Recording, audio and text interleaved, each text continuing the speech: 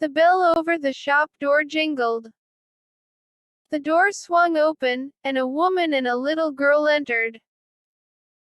Their eyes darted over the shelves and display cases of masks. William lowered his feather duster and turned to the front of his store. He had been gently dusting the shelf of delicate princess masks. They were precious, and he dusted them every day. All of his masks were precious to him. He cared for them as if they were his children. As the woman and girl approached, Hansel lifted his big head and sniffed the air. The old German shepherd didn't like to have his nap interrupted. But William was always happy to see customers. People he could share his beloved masks with. "Welcome," he said. His voice was still young and crisp, despite his 70 years. His mustache was white, as was his wavy hair, parted in the middle. But his eyes were sharp, and he had the energy of a much younger man.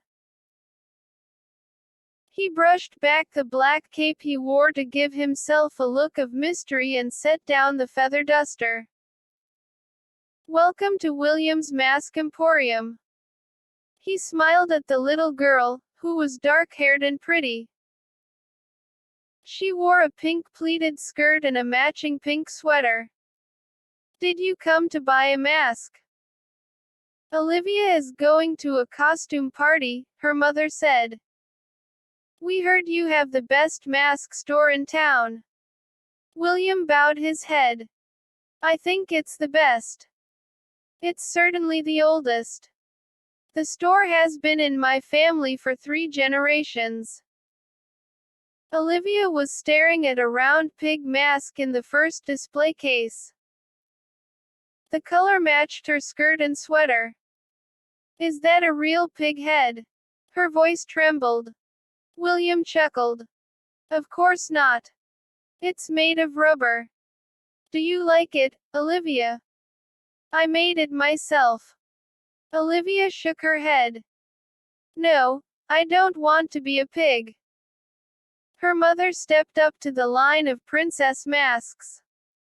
"These are pretty, Olivia. Come take a look." Olivia had to step around the dog, who was sprawled on his side, his legs stretching over the narrow aisle. "What's your dog's name?" "Hansel," William told her. "He's a good dog. But he isn't interested in masks, so he sleeps all day." William handed her a princess mask. "Try this one. It goes well with your dark hair." He turned to her mother. "The masks in this case are all handmade.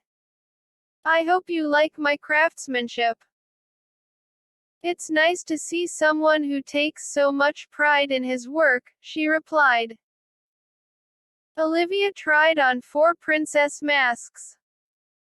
Then they bought the first one that William had handed her. William wrapped it carefully in brown paper. "Enjoy the party," he called after them. The bell jangled as they left. William locked the cash register. He dimmed the lights. "Come on, Hansel. Stand up. It's time to go home." Hansel lifted his head but didn't move. William wrapped his hands around the dog's middle and hoisted him to his feet. "It's a short walk home, dog. You can go back to sleep as soon as we get there." He led the big dog outside and locked the shop door. The late afternoon was dark, with low storm clouds overhead. Sheets of fog greeted him as he started to walk. William shivered and pulled the black cape tighter around his slender frame. He took long strides. Hansel had to trot to keep up with him. "Such a thick fog," he said to the dog. "I can barely see where I am going." You are lucky to have 4 legs. Makes it easier to walk. The fog billowed like a heavy curtain. The street was silent. They had walked only a few blocks when the dog suddenly stopped. A low growl escaped Hansel's throat. William saw the fur on his back stand straight up. He lowered a hand to Hansel's head. What is it, boy? What is frightening you? The dog uttered another growl, fiercer than the first. William heard the click of footsteps behind him. He turned but could see only a pulsing wall of white fog. The dog growled. The footsteps stopped. Who's there? William called. Who is it? No answer. One hand on the dog's head, William listened hard. But all he could hear was the whistle of the wind as it swirled the waves of fog. No wonder, Hansel. But the dog remained tense. William started to walk again. And once more, he heard the clicking footsteps close behind him. Hansel growled again. William spun around again. Is anyone there? I can't see you in this fog. Silence.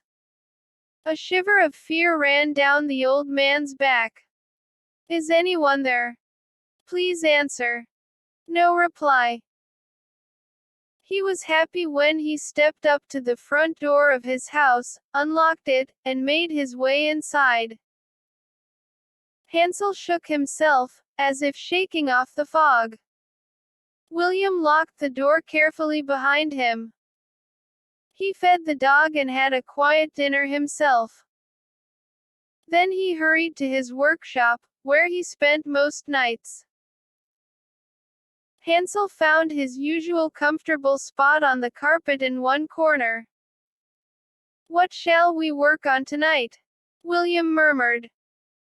You know, Hansel, I have some new brown fur. I'll make some cute monkey masks to sell in the shop. William had several plain white masks he had shaped as monkey heads. Tonight he would apply glue over the fronts and attach the fur. He hummed to himself as he started to work his glue brush over the first mask. Hansel snored quietly in the corner. They were both interrupted by several loud thuds. The dog jerked his head up, instantly alert. It took William a few seconds to realize someone was pounding on the front door. Pounding hard. He set down the glue brush and wiped his hands on a towel.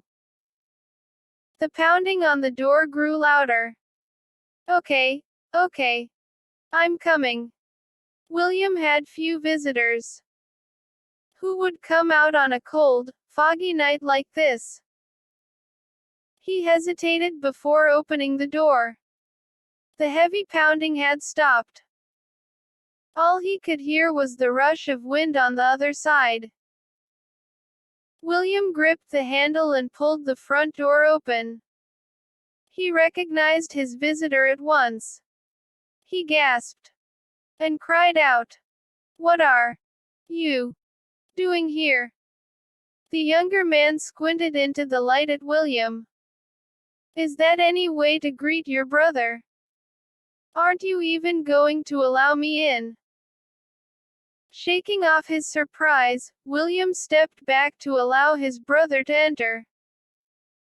Randolph, I haven't seen you in years. I had to follow you in the fog, William. I didn't even know where my own brother lives. William frowned. Last time, our parting was not friendly. I'm sure you remember. The past is the past, Randolph replied, glancing around the front room. He was taller than William. His hair was still black, as was his mustache. He wore a heavy gray overcoat and carried a black leather bag that looked like a doctor's case. They both turned as Hansel stepped into the room, growling. The dog had his head lowered, as if preparing to attack. I can't believe that creature is still alive. Randolph raised the case in front of him like a shield. Can you make him stop that ugly snarling? Hansel is a good judge of character, William said quietly. He eyed his brother. Why has he come here? I told you, William, let the past be the past, Randolph snapped. We are brothers, after all. The world has changed since we last met. Perhaps I have changed my ways, too. Perhaps, William replied. He signaled Hansel to relax. The dog stopped growling but kept his big brown eyes steady on the visitor. Randolph set the black case down on the small table where William ate his dinners. He shrugged off the heavy overcoat and draped it over the back of a chair. William saw that his brother's suit was shabby and worn. One pocket was torn and the shirt cuffs were badly frayed. He needs money. He has come to ask me for money. Randolph, what brings you here? William's brother rubbed his hands together, warming them. He shivered his shoulders. Cold out there. Yes. Did you come to bring me a weather report? Randolph snickered. You have a sharp tongue, brother. In fact, I came here to help you. I came to help make you famous. Perhaps rich and famous. William rolled his eyes. That's a laugh. You came to help me? Question mark. That would be the first time, wouldn't it? Times change, Randolph muttered. He moved to the case. He struggled with the latch. William, you will change your tune when you see what I have brought for you. William stepped up beside his brother, eyes on the case. He had no reason to trust Randolph. Randolph was a criminal, plain and simple.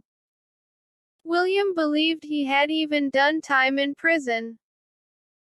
Randolph reached deep into the case and pulled out a green and blue object. He unfolded it. A mask. Holding it in both hands, he raised the mask in front of him. William heard a yelp. He turned in time to see the frightened look on Hansel's face. For the second time that night, the dog's fur rose stiff on his back. And uttering pitiful whines, the big dog wheeled around and ran from the room. Randolph laughed. Your beast is afraid of masks. William stared at the mask in his brother's hands. The face was twisted and ugly, covered in bulging warts. A fat blue tongue hung from the mouth. The tongue was also covered in warts. The ears appeared to be dripping with yellow pus. It's very ugly, William said. I want to run away from it, too. Randolph ignored that comment. He reached into the leather case and pulled out another mask. Another ugly, twisted, wart-pocked face. Then a third one. This was green and shaped like an insect's head. It had 2 rows of spiky, pointed teeth and big pointed ears. A demon's face. Put them away, William said. Masks should be beautiful. Delicate. I cannot stand to see such ugliness. You don't understand, Randolph insisted. These will make you famous. Your shop will be known around the world. William shuddered. He turned his eyes away from the ugly green mask. You brought these here to sell to me? His brother nodded. I will give you a good price. I'm a little short of cash. You know how it is. A little needy right now. You can pay me less than these are worth. But I don't want them, William said. They are too ugly. They will scare the children. I make masks for children, Randolph. I can't have these in my shop. Idiot, Randolph snapped. He tossed the green mask onto the pile of masks on the table. Don't you see? I haven't brought you ordinary masks. Have you no eyes? These aren't masks. Not masks. Then what are they? William demanded. They are faces. Human faces. William uttered a loud gasp. He took a step back from the table. What are you saying?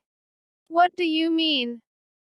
These faces used to talk and smile, Randolph said. Look, brother. Look at them. He turned the case upside down and several tumbled to the table. William counted at least a dozen of them. But William couldn't find words. He realized his heart was beating hard in his chest. These are the faces no one wanted, Randolph said, spitting the words in William's face. Too ugly. Too sick. Too twisted. No one wanted them. No one wanted to see them. They are the unwanted. The unwanted faces of the world. William stared hard at the pile of faces. Could his brother be telling the truth? Take them away, Randolph. I find this very upsetting. No. Randolph grabbed William's sleeve. Go ahead. Touch them. Touch just one. Pick one up. No. Please.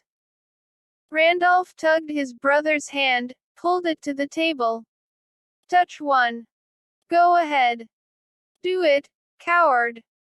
William swallowed hard. He felt his dinner rise to his throat. He suddenly felt very sick. Do it. Touch it.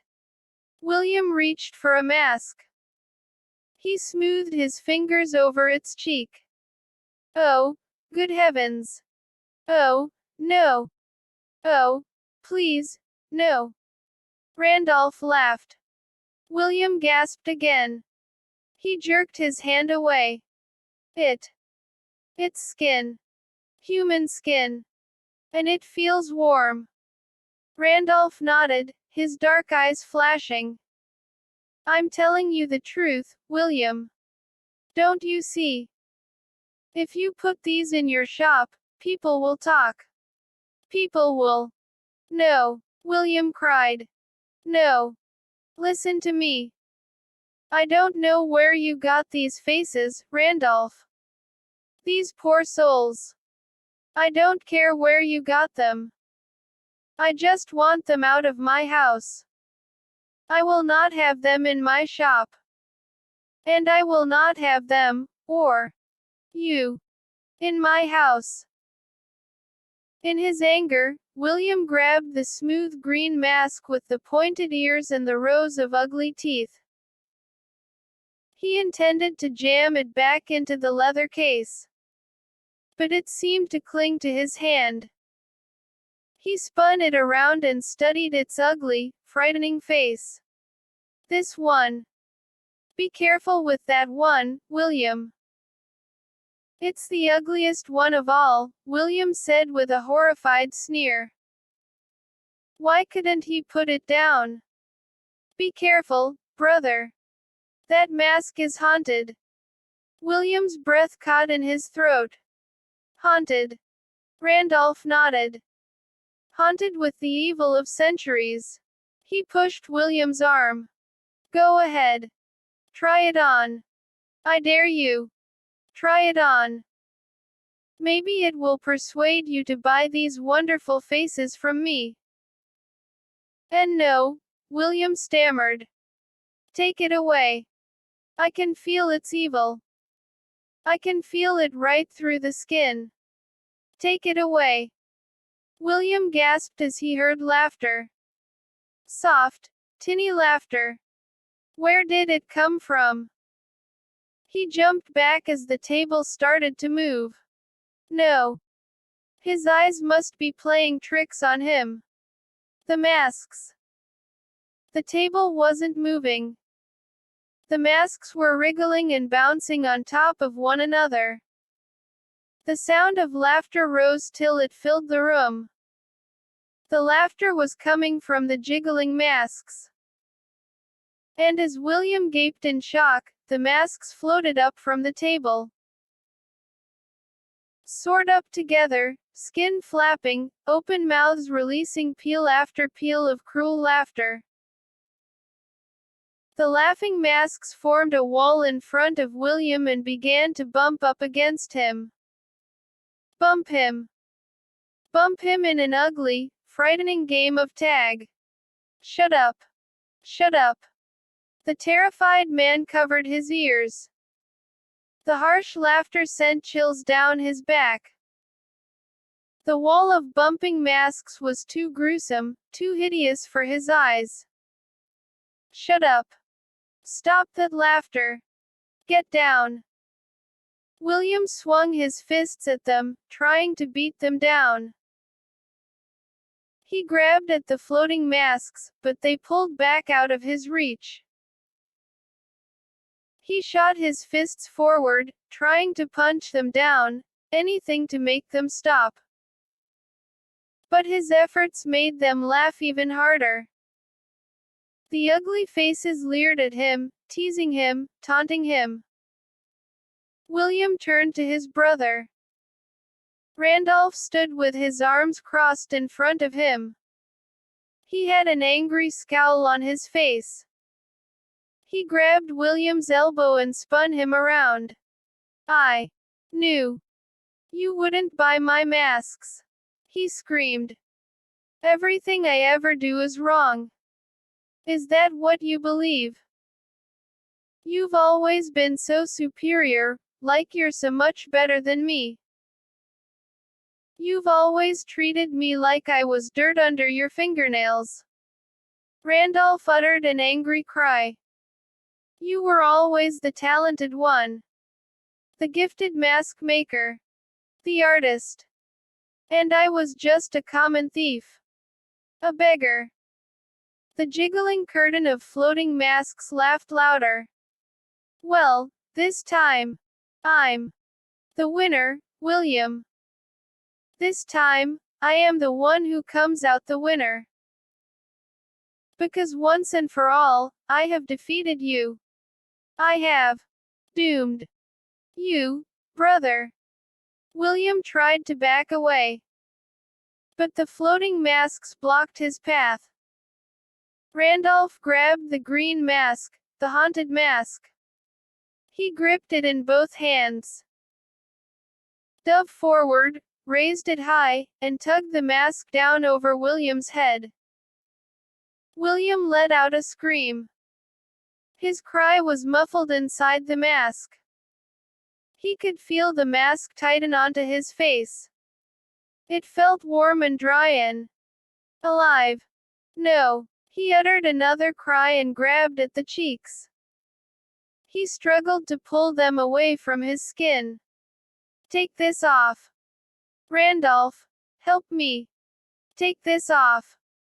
William grappled with the mask. Why did it seem to be tightening so rapidly? Pressing itself to his skin. He struggled to see through the open eyeholes. But his vision was clouded, as if a heavy fog had invaded the room. He lowered his hands to the bottom of the mask and tried to slip his fingers underneath. Tried to pry it up, away from his throat. But no. His hands slapped frantically at the mask, exploring, searching for the bottom, for where the mask ended and his skin began. It's attaching itself to me.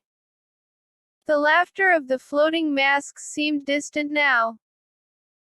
Even his own cries sounded as if they were coming from far away. He felt a red, raging anger build in his chest. Is the anger coming from me? Or from the mask?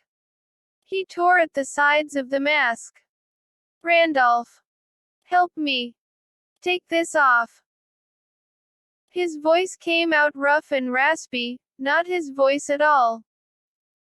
He squinted through the eye holes. Randolph! You win! Take this mask off me! The masks giggled and bounced in front of him, a floating wall. They circled him slowly, mouths hanging open. He couldn't see his brother. Couldn't see him anywhere. And then as he stared in growing horror, he watched the masks turn away from him.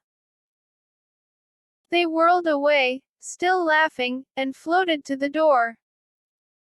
The open front door. In seconds, the masks were gone. Vanished into the night. He could still hear their laughter from outside. Randolph!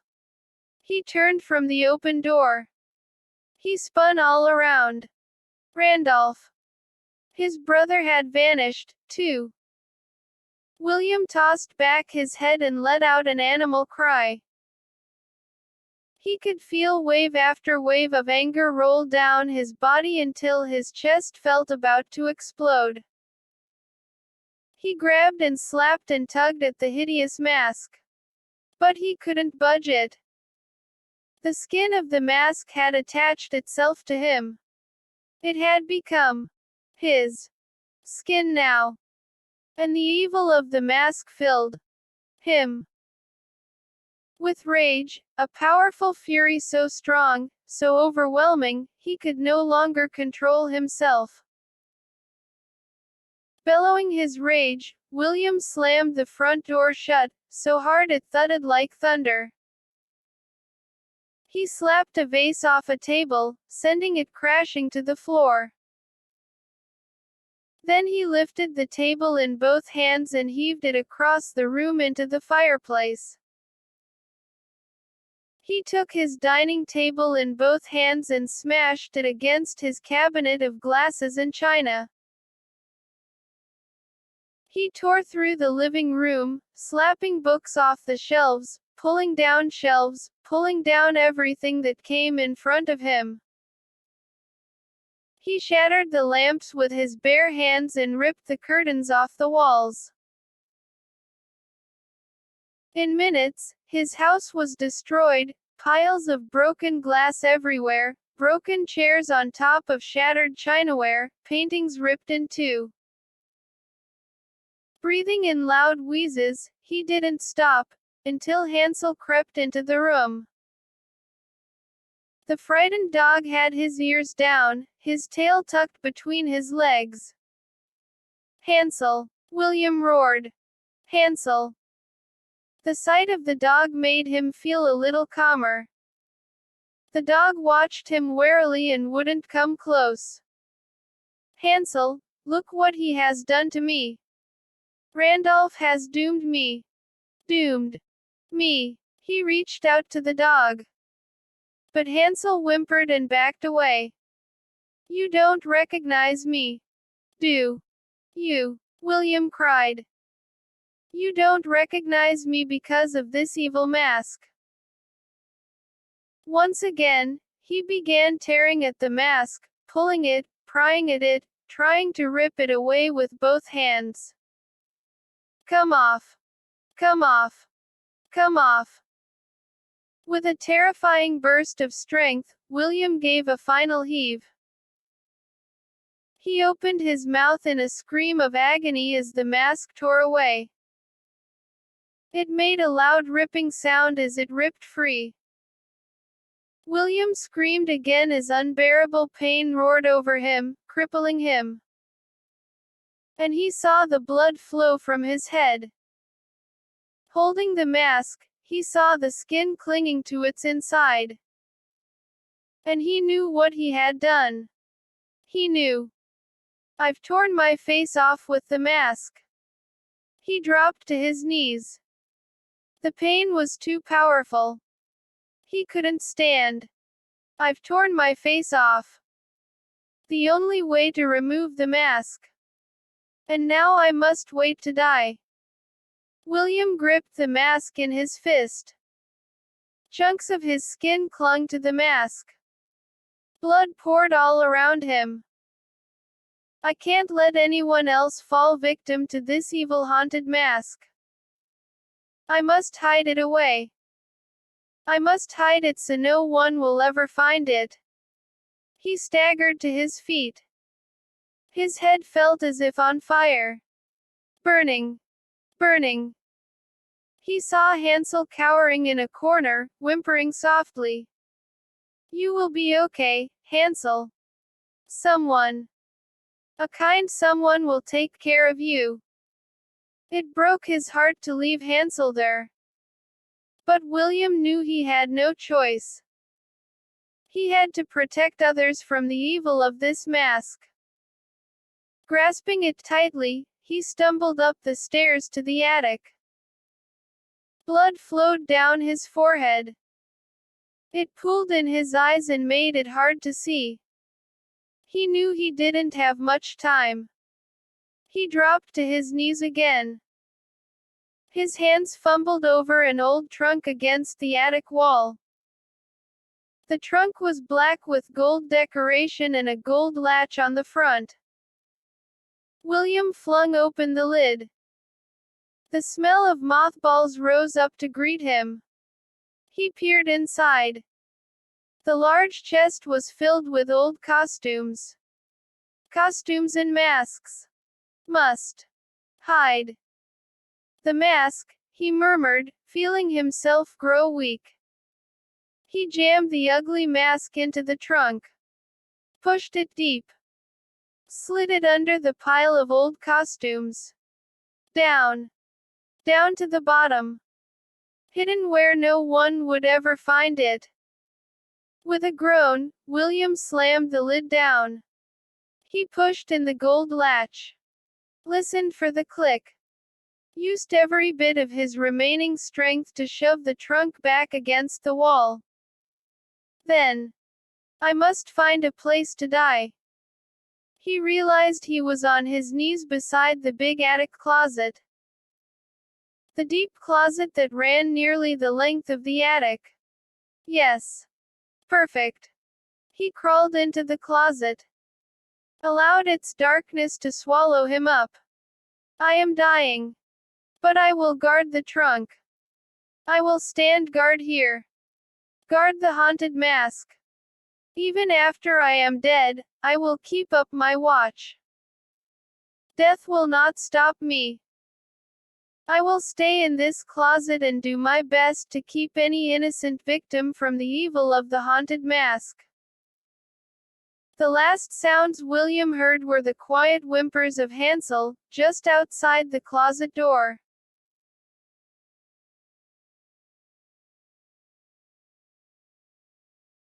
Part 2.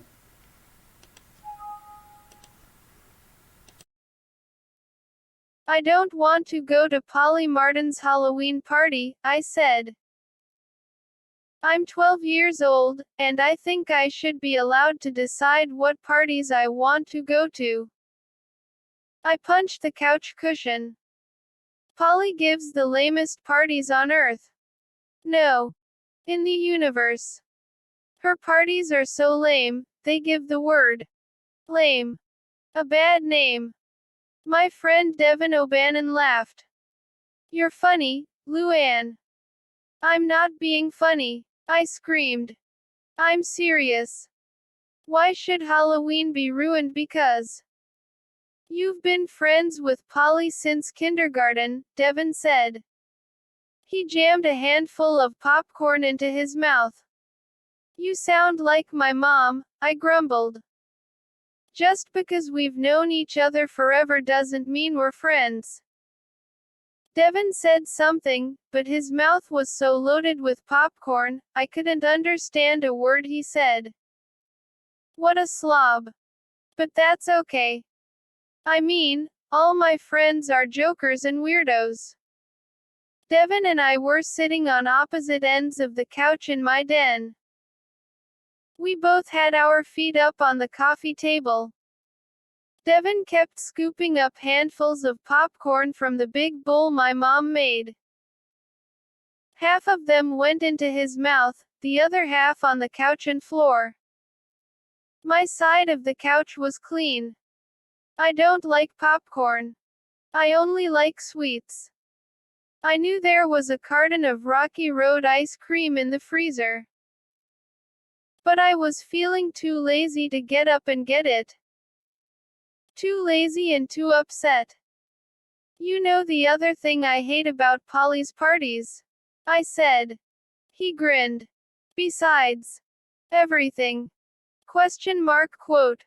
She makes you pay, I said. $5 a person. Why do we have to pay money to be bored?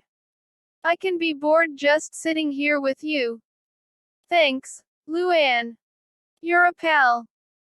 You can tell by the way I tease Devin that I like him a lot. $5, I muttered. Well, you know Polly. She's never seen a dollar bill she didn't like. Guess Polly's idea of a great party game, I said with a moan. Spin the bottle. No. Shut up. That's too exciting. Her idea of a good game is rubbing a balloon on your forehead until the static electricity makes it stick. Then seeing who can keep the balloon on their face the longest. Devin laughed again. Got any balloons? We could practice. I gave him a hard shove. Why do you keep laughing? It isn't funny. He spit out an unpopped kernel. Then he stuck it on my nose. I slapped his hand away. Why are you so immature? I learned it from you. Could you be any less funny? I could try. I grabbed a handful of popcorn from the bowl and dropped it in his red, curly hair. He shook his head hard, sending popcorn flying all over the den. As I said, I like Devin a lot. He's fun. Not like Polly Martin. Polly is sweet and nice. Really. She's very smart and a total knockout with her big green eyes and dazzling smile. Like a toothpaste model or something. Her problem is that she's so serious. All the time. I mean, she smiles sometimes, but I've never seen her laugh. She doesn't get jokes. She never knows when you're teasing her. She's into green power, and saving the bald eagles, and she's a vegetarian. You get the picture. Not that there's anything wrong with all that. But I told you, my friends are all jokers and clowns and goof-offs. So it's hard to stay close friends with her. Why do you think being forced to go to Polly's Halloween party is so funny? I asked Devin. You have to go, too. No, I don't. Excuse me. Why don't you? His grin faded. He raised his eyes to the TV on the wall. We had it on with the sound off. The TV is always on in my house. Don't ask me why. There was some cooking contest on the screen, with teams of people scrambling to make cupcakes as fast as they could. Luann, you might think you're the unluckiest person in the universe, Devin said. But I am. I would kill to go to Polly's Halloween party. You're joking, right? I wish. He let out a sad sigh. My Halloween is going to be a lot lamer than yours. I stared at him, waiting for him to continue. He brushed more popcorn from his hair. Do you know how to spell tragic? Question mark quote. Of course I do. I didn't have to take first grade 3 times like you. I only took it twice, he said. My life is tragic, Luann. My Halloween will be tragic. It's the perfect word. Devin and I talk about perfect words sometimes. He knows I want to be a writer when I'm older. I'm really good at thinking up stories. Everyone says I have an awesome imagination. My mom says my imagination is too awesome. She doesn't mean that in a nice way. She wishes I was more serious, like my little brother, Mitch. Don't keep me in suspense, creep, I said. Just tell me what's so tragic. My dad bought a pumpkin farm, he said. Your dad isn't a farmer. He works at an insurance company. Oh. Sorry. I mean, he worked at an insurance company. I know he's been looking for work. But pumpkins. Devin rolled his brown eyes. Tell me about it. Actually, he just leased it. It's one of those pick your own pumpkin places. You know. You walk in the field and pull your own pumpkins off the vine. Big thrill, right? We did that when I was 5, I said. I thought those long, twisty vines were creepy. Mitch was 2 and he started to cry. So we had to leave. I'm going to cry, too, Devin said. But Dad thinks he's going to make a fortune selling pumpkins. It's only 1 week till Halloween. How many pumpkins can he sell? I shook my head. Oh, wow. Wait, Devin said. Here comes the tragic part. He got permission to take me out of school all week so I can help out on the farm. Oh, no, I moaned. Oh, yes. So where am I going to be spending Halloween? In a pumpkin patch. No way. No way. Polly's party will be a total thrill. By comparison, Devin said, shaking his head. His hand scraped the bottom of the popcorn bowl. Hey, what happened to all the popcorn? Very funny. Most of it's stuck to your teeth. I was joking around, but I felt bad for him. He's not a farm kind of guy. He actually spent his first 7 years in New York City. Then his dad got transferred here to Dayton, Ohio. But Devin is a city dude. You're just going to rot with the pumpkins, I said sadly. He sighed. Thanks for trying to cheer me up. That made us both laugh. I checked the clock on the cable box. Then I jumped to my feet. See you when you get back, I said. Good luck. I gave him a hard, phony handshake. He stood up. Luann, where are you going? He asked as I pushed him toward the front door. I have to go scare my little brother now.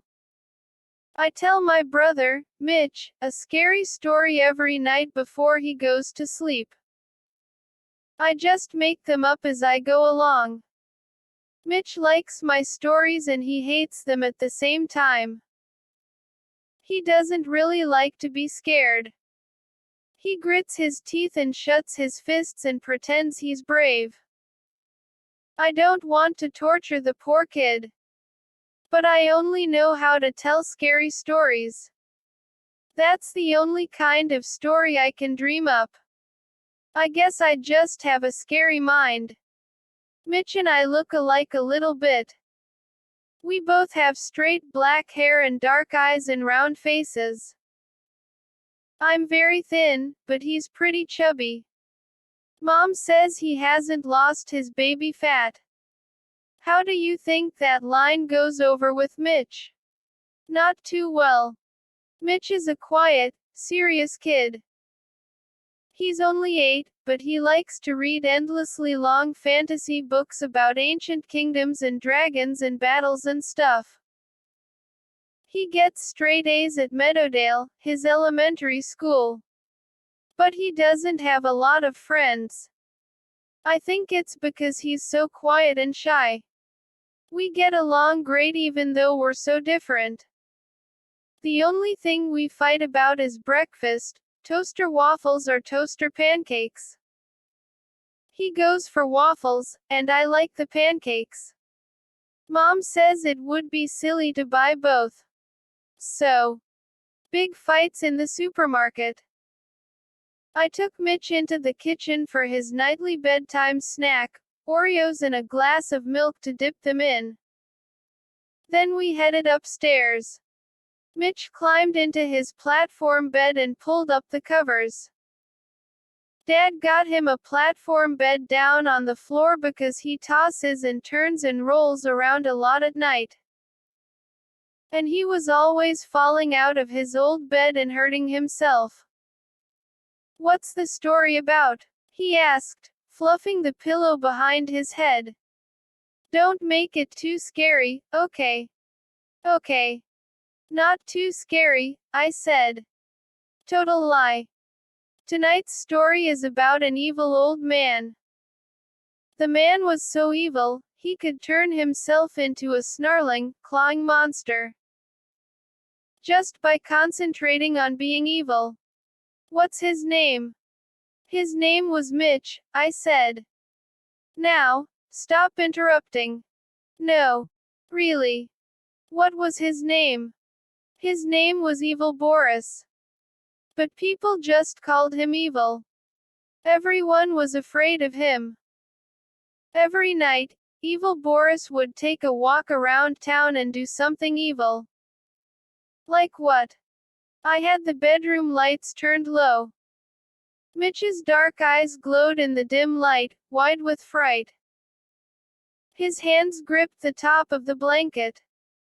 I told the story in a whisper, just to make it scarier. Evil Boris liked to step on cats. Some nights he picked up big metal trash cans and poured garbage onto people's cars. He crushed birds in his bare hands. He liked to smash windows on houses just to hear the crackling glass sound. And guess what else? What else? Mitch asked in a tiny voice. Once a week, he ate someone. He ate people, Mitch asked. He only ate kids, about your age, I said. I almost laughed. I love making up these stories. And it makes me happy when I can think of creepy ideas like that. He liked to taste them first. Maybe he'd start by chewing on an arm. Sometimes he started with a leg. But the strange thing is, Evil Boris always saved the head for last. Mitch made a gulping sound. Can you picture it? I whispered. Can you picture Evil Boris turning himself into a fanged monster and pulling apart someone your age? Chewing. Chewing. Chewing and swallowing. Stop, Luann, Mitch begged. I don't want to picture it. You said you wouldn't make it too scary. But I didn't tell you the scary part, I whispered. Don't you want to hear the scary part? No, Mitch shouted. No, I don't. The scary part is, Evil Boris lives in your closet, Mitch. He lives in the back of your clothes closet. No. Oh. I think I went too far. Mitch was starting to lose it. I could see the bed covers trembling. And I saw the dark glow of his wide, frightened eyes. Mitch, I said softly. I patted his shoulder. It's just a story. It isn't true. I smoothed a hand through his thick, dark hair. I made the whole thing up. Don't be afraid. Too scary, he murmured. His eyes were on the clothes closet across the bedroom. Go ahead. Check out the closet, I said. I tugged him up. Go look in the closet. You'll see. It's empty. There's no one in there. He pulled back. I don't want to. It's just a story, I said. Quick. Go look in the closet. Prove it to yourself. Then you can go to sleep. He climbed slowly to his feet. His eyes were locked on the closet door. He crossed the room to the closet. Go ahead. Open it, I urged. You'll see. No one there. Mitch grabbed the door handle. He pulled open the door, and a hideous old man with long curled fangs and a dangling eyeball came roaring out at him. Mitch opened his mouth in a shriek of horror. I clapped my hands to my face. My story, I cried. It came true! Exclamation mark quote. Mitch fell on his back, screaming. The disgusting old man stopped. He raised both fists above his head and roared like a raging lion. I burst out laughing. My friend Brad Delaney pulled off the old man mask. It took a while to tug the rubber mask off his face. He started to laugh, too. He flashed me a thumbs up. It didn't take Mitch long to figure out what was up. I told you he's real smart. You two planned this whole thing, right? I nodded. Brad sneaked and hid in the closet while you were having your milk and cookies. Did I scare you? Brad asked Mitch, grinning. Mitch leapt to his feet. With an angry roar, he flung himself at me and started pounding me with both fists. You jerk. You jerk. Okay, I said, squirming away, trying to protect myself. Stop. It was a joke, okay. A stupid joke, Mitch said, breathing hard. A stupid joke from a stupid girl. I guess he liked it, Brad said. Brad has a dry sense of humor. He loves to play jokes like this on people. And he never feels bad if he scares them. Actually, I've never seen Brad feel bad. He's always mellow. Like he's just floating on air. Know what I mean? Brad has a lot of friends. Parents like him, too. I guess it's because he's just the happiest, easiest kid to know. You're not funny. You're stupid, Mitch cried. I hate your stories. They're too dumb. Like you. I clamped my hands in his shoulders and pushed him away so he couldn't punch me anymore. Sorry, I said. I just wanted to get you ready for Halloween. It was a joke, Mitch. Quote. You're a joke, he screamed. You're a stupid joke.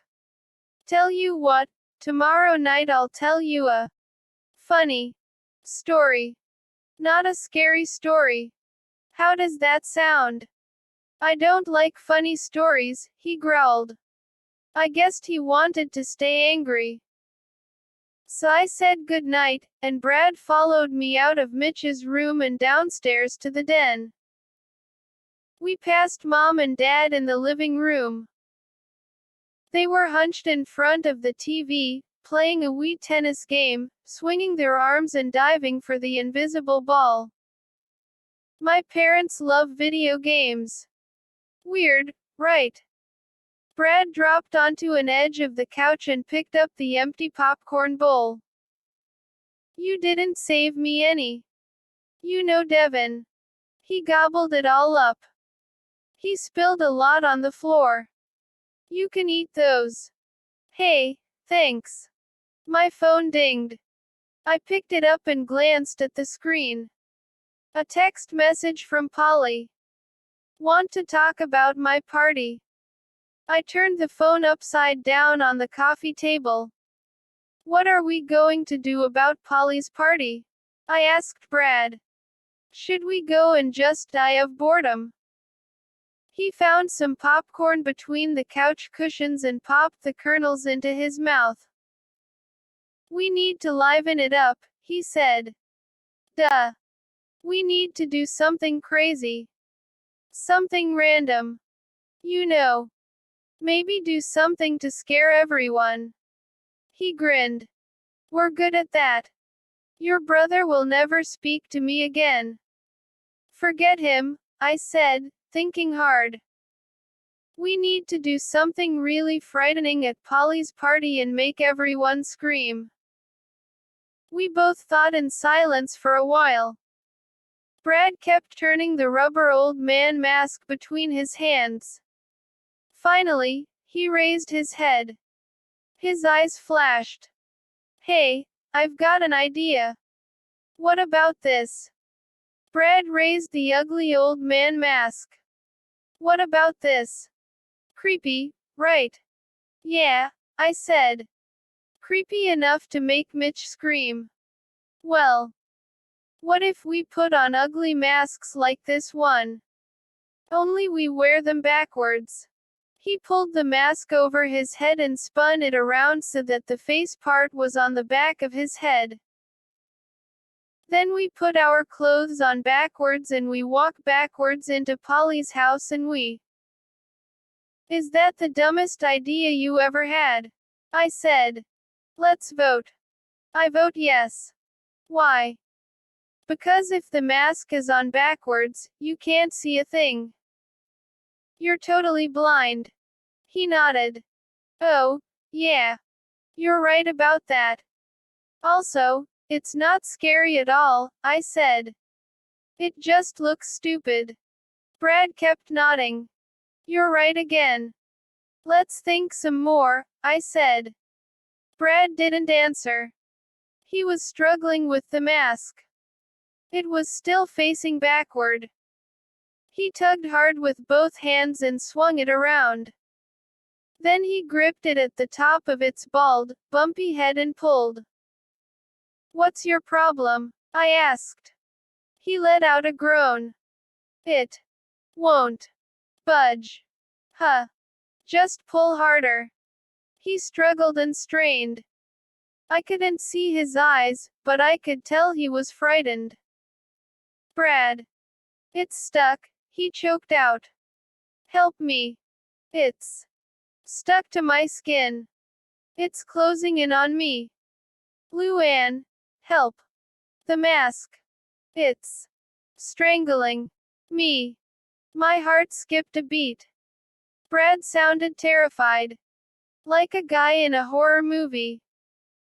He jumped to his feet, tugging and grasping and pulling at the mask with both hands. Help. Oh. Help. With a cry, I jumped up beside him and grabbed the top of the mask. I tugged with all my strength. Ellipsis. And the mask slid off Brad's face easily. I stood there, gaping at it, holding the crumpled mask in both hands high above my head. Brad burst out laughing. He laughed till his face turned red. Your family sure scares easily, he said. You're a scaredy cat like your brother. Shut up, I said. I swung the mask and slapped his face with it. That made him laugh even harder. Maybe I'll try that joke at Polly's party. You didn't scare me at all, I said. Total lie. That was just dumb. Who would believe it? I said. Go home, Brad. I'll come up with something fun for the party. He folded the mask in his hand. We can scare Polly. I know we can, he said. I'll keep thinking. I walked him to the front door. I grabbed the handle and slid the door open. And we both opened our mouths in screams of horror. I gaped at the enormous, ugly gorilla in the doorway. It had to be 8 feet tall. Shaggy brown fur. Eyes glowing red, and its big belly heaving up and down noisily. It opened its mouth in a ferocious roar. And I ducked away as its massive arms shot out to grab me. It took only 2 or 3 seconds to realize it was someone in a gorilla costume. But those 2 or 3 seconds were pretty frightening. Laughing, Brad grabbed the gorilla's head and lifted it off its body. And there stood our friend Marcus Wright, sweat pouring down his face. Hey, it's 100 degrees in this thing. Did I scare you? Not at all, I said. In this phony costume. The costume is awesome, Brad said, running his fingers through the arm fur. Is that real fur? I think it was made from a real gorilla, Marcus said. You're joking, I said. He nodded. Yes. I'm joking. He wiped sweat off his forehead with the back of a gorilla paw. Did you really walk all the way over here in that? Brad asked him. Marcus lumbered into the house. He tossed the gorilla head onto the den couch. A few cars honked at me.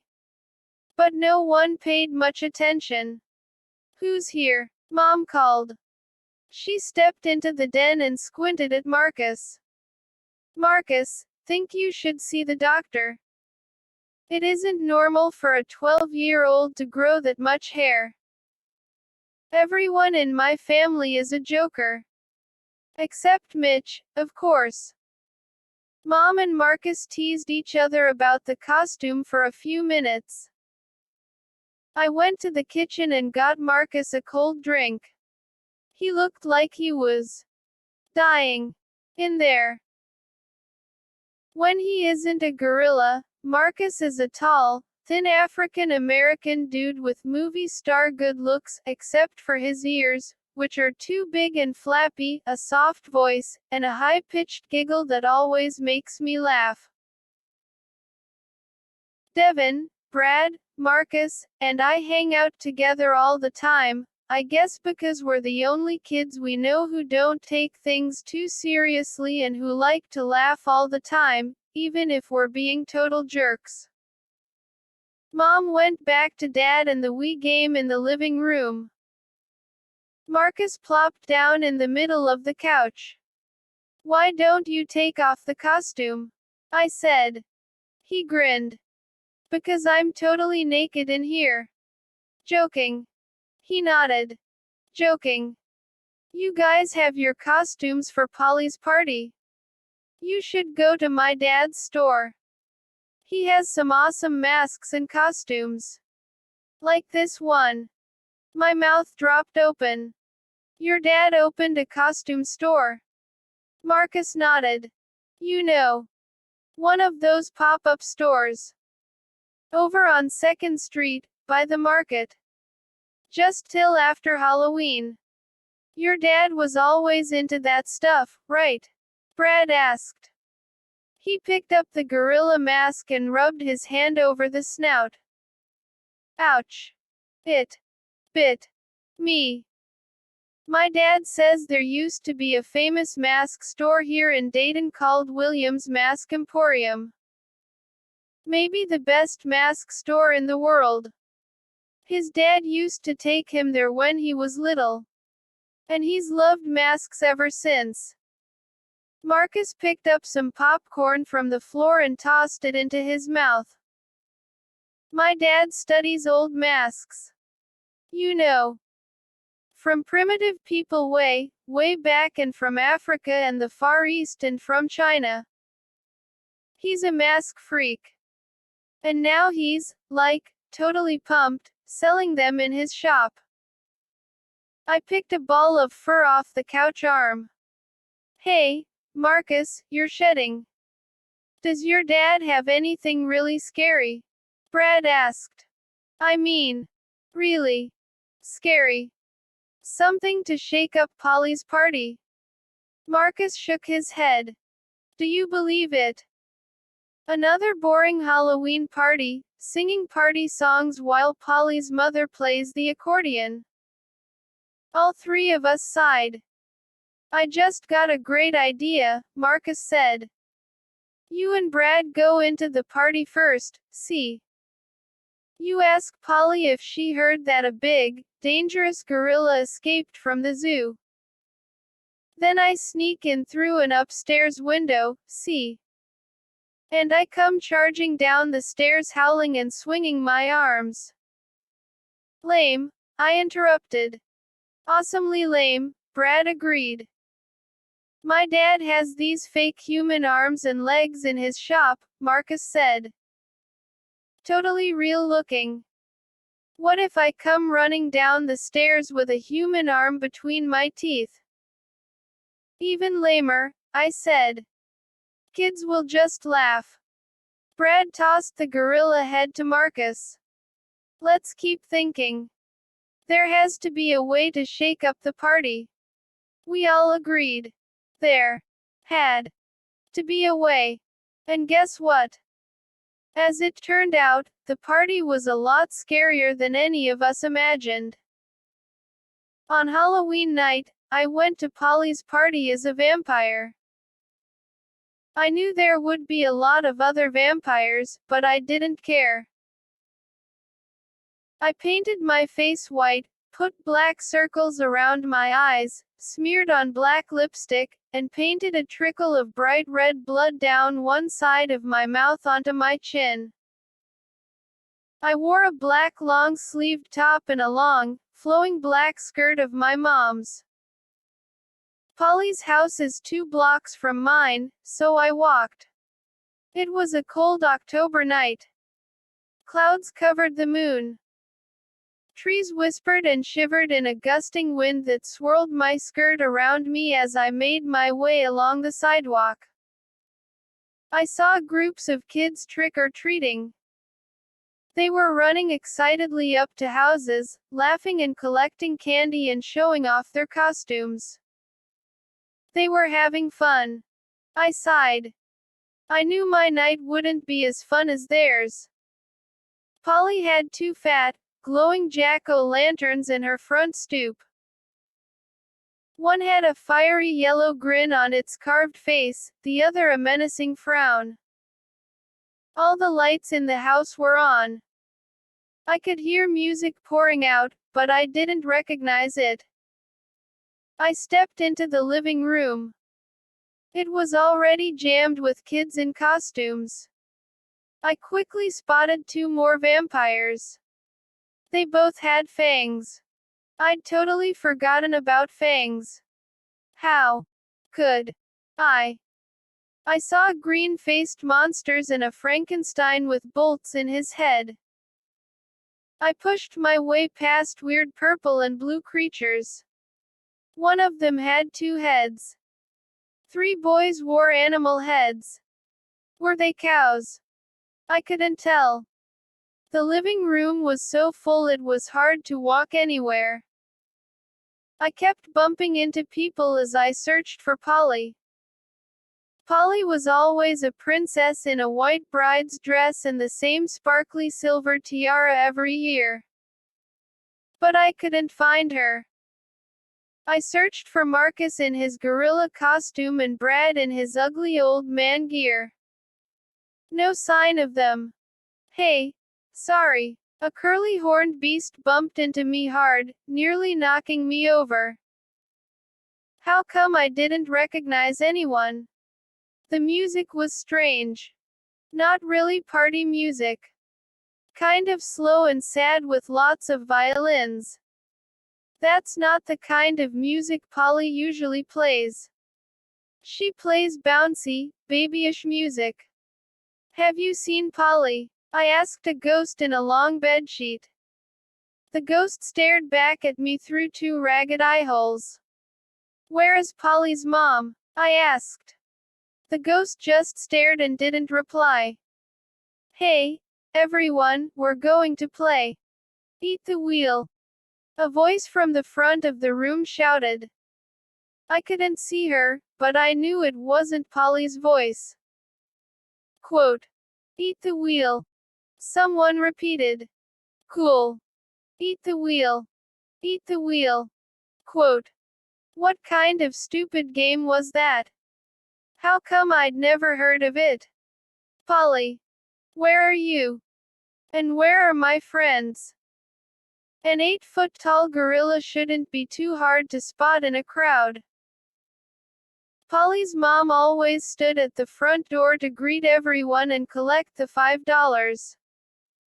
I turned back to the door. Some kids in yellow-green insect costumes were entering. But no sign of Mrs. Martin. And no sign of her accordion, which she always leaned at the side of the fireplace. Where was she? Quote. Eat the wheel. Question mark quote. A boy beside me said. Where do we get our tri-wiggles? Who has the tri-wiggles? I suddenly felt dizzy. I didn't understand what he was saying. And I'd never heard of that game. Had Polly found some kind of new game for everyone to play? That wasn't at all like her. Have you seen Polly? I asked another girl vampire. She opened her mouth and made her fangs poke out. Polly, I repeated. I can't find Polly. The other vampire said something in a voice too soft to hear. Two boys in pirate costumes started to argue. As they raised their voices, I realized I didn't understand their language. I take Spanish in school, but it wasn't Spanish. It was a weird language with a lot of clicking and whistling. A group of kids suddenly started to sing. They were also singing in a language I'd never heard. Kids laughed as if it was the funniest song ever. I shut my eyes. I tried to cover my ears with my hands. I suddenly didn't feel well at all. This was totally upsetting. No Polly. No friends. No one I recognized. All talking about some weird game and talking and singing in a strange, funny-sounding language. Am I at the wrong party? I knew that was impossible. I knew Polly's house almost as well as my own. So what was happening? The room suddenly grew silent. The singing and talking stopped. The music stopped. I opened my eyes in time to see the kids move into a circle. Without saying a word, they formed a wide circle around me. They were all staring at me through their masks, glaring menacingly. I didn't have a chance to move. They tightened the circle around me and started to circle me, moving slowly at first, then faster. The circle of weird, costumed kids, all strangers, whirled around me. And as I gaped, frozen in horror, they began to chant.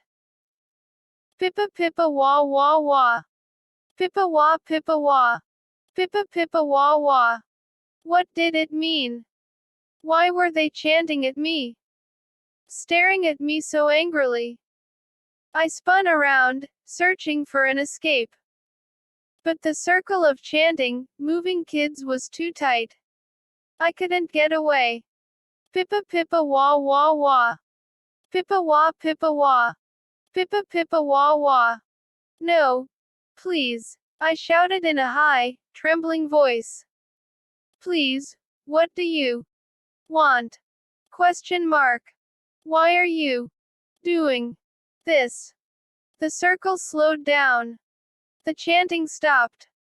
I stared in horror, my hands over my ears. And then I uttered a hoarse cry as they all grabbed the sides of their heads. They grabbed their heads and lifted them off their bodies. Oh, no, I moaned. No. They pulled their heads off their shoulders, held them high, I stared at the empty shoulders. At the room full of headless kids. Stared in shock at the costumed kids, all holding their heads high above their bodies. And then suddenly, the heads all began to scream. No. Stop. Stop. I pleaded. But I couldn't hear myself over their shrill, terrifying siren screams. I felt a tug at my arm. Huh. I flinched in fright. Who was grabbing at me? I gazed down, and saw my brother, Mitch. He was pulling my arm and crying. Tears ran down his red face. Help me, Luann, he cried. Help me. He had to shout over the screaming heads. Help me. Please, Luann, help me. Help me, Luann, Mitch said in a tiny voice. Help me. I can't get the toothpaste open. Huh. I blinked. My eyelids were heavy and dry. From sleep. Mitch poked the toothpaste tube in my face. I gazed around. My bedroom. Gray light washing in from the window. My clothes from yesterday tossed in the middle of the floor. Sorry, Mitch. I took the tube from him and twisted the top off. I had a nightmare. A very scary nightmare. He grinned. Was it about a creepy old man who lives in the closet? No. It was different. About a weird Halloween party. Ha ha. You deserve nightmares. You give me nightmares all the time. He squeezed a dab of toothpaste on his finger and rubbed it on my nose. I grabbed for him, but he dodged away and tore out of the room. I sat up slowly, rubbing off the toothpaste. I thought about the nightmare. Well, I asked for it, I murmured. I asked for a scary party at Polly's place. But that was too scary. Luckily, dreams don't come true. Party time. Polly's mom greeted me at the front door. She wore the tall, pointy black witch's hat she wears every year. Her long fingernails had black polish, and her mouth was lipsticked black. Hi, Luann, aren't you adorable? She gushed. Let me take a look at you, sweetie pie. She took my arms and spread them out so she could study my costume. Let me guess. Are you a witchy poo, too? She talks to everyone like they're all 5 years old. No, I'm a vampire. She raised a hand to the side of her face. So many vampires this year. You don't drink real blood, do you? She laughed. That was a great joke for her. Only for dessert, I said. Then I laughed, just in case she believed me. She's actually a very nice person, and she's a good mom.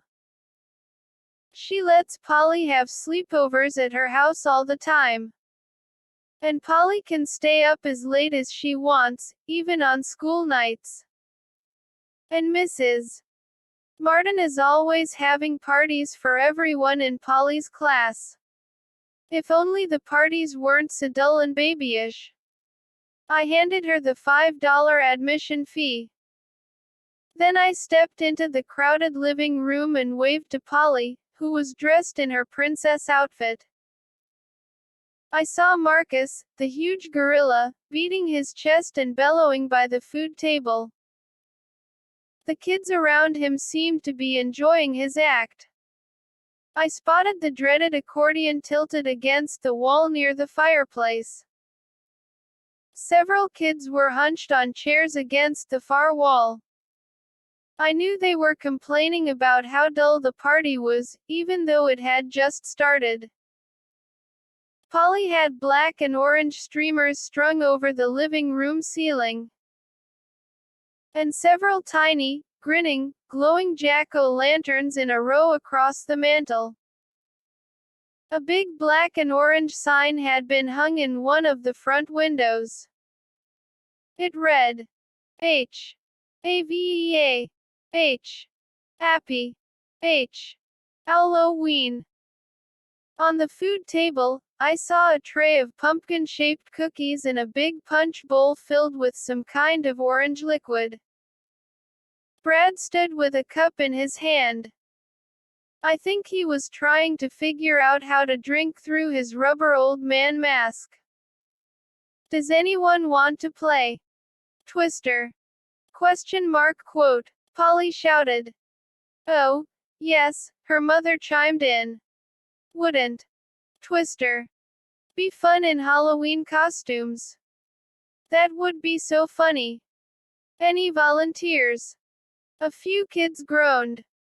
I think we all remembered trying to play Twister in our costumes last year. It was a disaster. A lot of costumes got ripped and pulled off. And there were at least 2 fights. I have a better idea, Polly shouted. Listen to Polly, people. Her mother cried. Polly has a fun idea. See all those orange and black balloons in the corner? Polly said, pointing. Let's everyone take a balloon. Here. I'll show you what to do. She picked up an orange balloon and started to rub it on her forehead. See. You rub the balloon several times till it sticks to your mask. We'll all do it at the count of 3, and we'll see who can keep their balloon on the longest. And we'll have a wonderful prize for the winner. Her mother added. A big bag of candy corn. I don't believe it, I groaned. She's actually making everyone play this dumb game. I grabbed Brad and pulled him across the room to Marcus. I can't take this, I said. I just can't. Luann, don't you want to win the candy corn? Marcus joked. Shut up. I gave him a push. Come on, guys. Let's get out of here. Out of here. Where? Brad asked. Away, I said. I pushed them both. Come on. Follow me. Let's go upstairs. Maybe it's more interesting up there. I didn't care where we were going. I just knew we had to get away from the balloon game and the babyish party. The 2 boys followed me up the stairs. At the end of the hall, I saw another set of stairs. Let's go. We ran down the hall and climbed the steep, wooden steps. The attic, I murmured. I fumbled on the wall till I found a light switch. I clicked it, and a yellow ceiling light flickered on. I blinked, waiting for my eyes to adjust to the dim light. It was a long, low room, filled with cartons and old furniture and stacks of newspapers and magazines. I saw a closet against one wall. The single window at the end of the room rattled from the wind outside. Creepy, Marcus said, pulling off his gorilla mask. It's just an attic, I said. Hot up here, Brad complained. Hot and kind of damp. He tugged off his old man mask and wiped sweat off his face. At least there aren't any balloons, I said. My voice sounded tiny in the long, stuffy room. I had to squint. The ceiling light didn't send down much light. I walked over to a bunch of old paintings leaning against the wall. The floorboards creaked with every footstep. The paintings were covered in dust. I could barely see what was painted on them. Scenes from other countries, I guessed. Brad searched through a stack of old Life magazines. Yuck. These magazines stink. And look. They've got little yellow worms crawling all over them. Sick. Ouch. Marcus bumped his ankle trying to walk past an old bed frame. It's more boring up here than the party, he said. Maybe we should go back. Wait, I said. Check this out. I gazed down at an old chest, black with gold decorations. It looked like a pirate chest. I bumped it with my leg, and the big clasp on the front snapped open. Maybe it's filled with rubies and sapphires and diamonds, I said. Pirate booty. The boys stepped up beside me. The three of us hoisted up the heavy, spotted lid. Ah, a sour, musty smell floated up from the chest.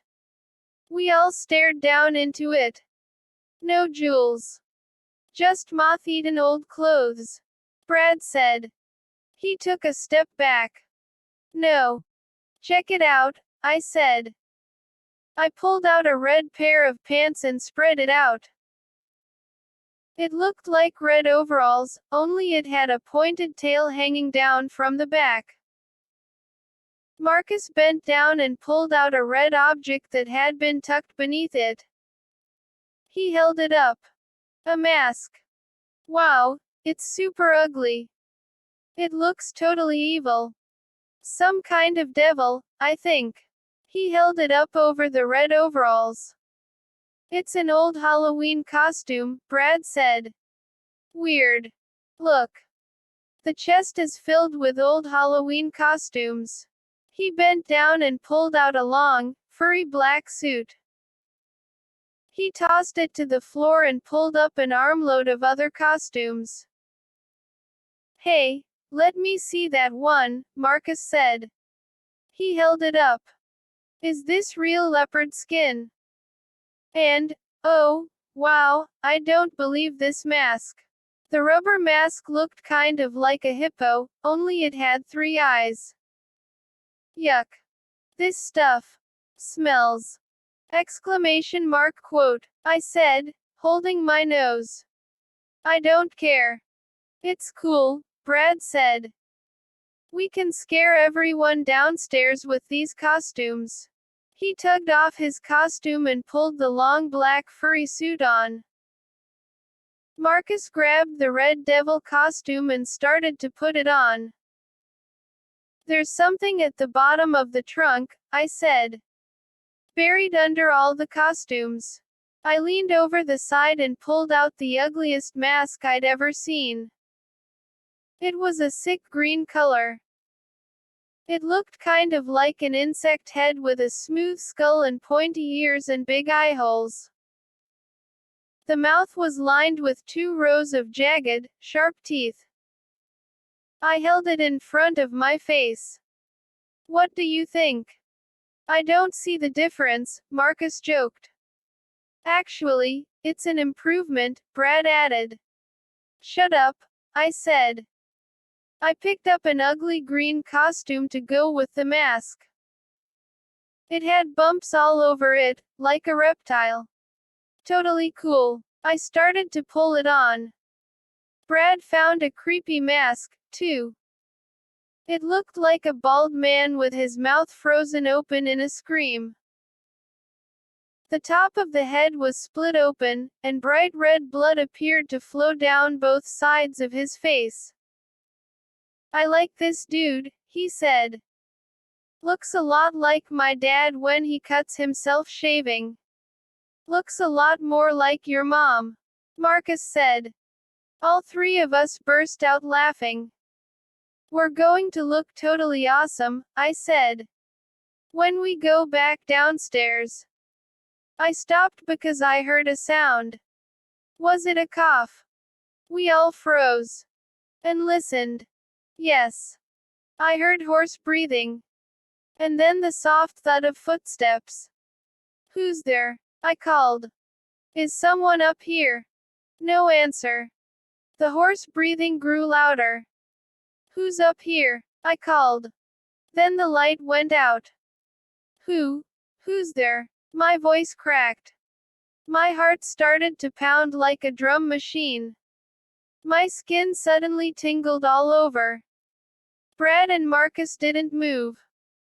The floorboards squeaked under the soft pad of footsteps. The hoarse breathing was so nearby. Rapid, excited breathing. You're not scaring us. I choked out. A total lie. I took a few steps forward. Maybe I could make it to the stairs before our silent visitor attacked. I let out a cry as I stumbled over something on the floor. Something soft. Something alive. No. I fell and hit my knee hard on the wooden floorboards. Pain shot through my body. There's a creature up here, I managed to whisper. I can't see it. It's so dark, Marcus whispered back. What happened to the light? The creature was breathing noisily now. Whatever it was, it knew it had us trapped. I forced myself to my feet. My knee throbbed. I stumbled forward. Bumped into something hard. And a white light flashed on. A floor lamp. I'd bumped into a floor lamp. And turned it on. I spun around, ready to face the creature. And burst out laughing. It was Buzzy. Polly's big, friendly black lab. Marcus and Brad let out long sighs of relief. Then they dropped down beside me on the floor. And the three of us petted Buzzy and told him what a good dog he was. I glanced up at the ceiling light. The old bulb must have gone out. The light switch was too high for Buzzy to bump. Buzzy panted and drooled and seemed to enjoy all the attention. But then the dog froze. His ears stood straight up. He arched his back. I could actually see the fur on his back stand up. Buzzy jumped to his feet. His brown eyes stared at something across the room. His entire body went stiff. Look at him, Marcus whispered. He's like that hunting dog my family used to have. It's like he's spotted his prey. Prey. What kind of prey is in this attic? I said. I felt my skin tingle with fear again. The big dog was staring at the closet against the wall. He took a few timid steps toward it. His ears went down. He lowered his head, and started to whimper. What's wrong, Buzzy? I asked. What's frightening you? I tried to pet his back, but he shook me off. I saw his body tremble. He kept his head down, staring at the closet, and whimpered like a child. There's something in the closet, Brad said. Something scaring him. Well, what could it be? I said. I took a deep breath, worked up my courage. Then I crossed the attic to the closet, gripped the door handle, and pulled it open. The attic rang with our screams as a hideous old man came roaring out of the closet. He was half skeleton, half human. Most of the skin was missing on his face, and I could see the yellowed bone of his skull. His eyes were sunk deep in their sockets. His nose was missing. Just a hole on the front of his face. His mouth was an open, empty gash. He wore a ratty black cape and baggy, torn black trousers. He was barefoot. One foot had skin. The other was just bones. He came screaming out at us, bony hands reaching in front of him. No time to escape. He grabbed me by the shoulders and tightened his grip until I gasped. Quote. The mask. His voice was a hoarse crackle from somewhere deep in his throat. Quote. It's haunted. Ellipsis quote. Let me go, I shrieked. I pulled back, and slipped easily from his bony fingers. I stumbled backward into Brad and Marcus. Quote. Haunted. The mask. The hideous man groaned. His sunken eyes studied each of us. His cracked lips kept moving, working over his toothless gums. Leave us alone, I screamed. Go away. Please. Exclamation mark quote. I could still feel the iron-hard grip of his bony fingers on my shoulders. He nodded solemnly. I could see cracks in the top of his head. Quote. Listen to an old ghost. Listen to a lonely old ghost. The mask. No, I screamed. I grabbed the handle and slammed the closet door shut. The three of us pressed our shoulders to the door, hoping to keep him inside.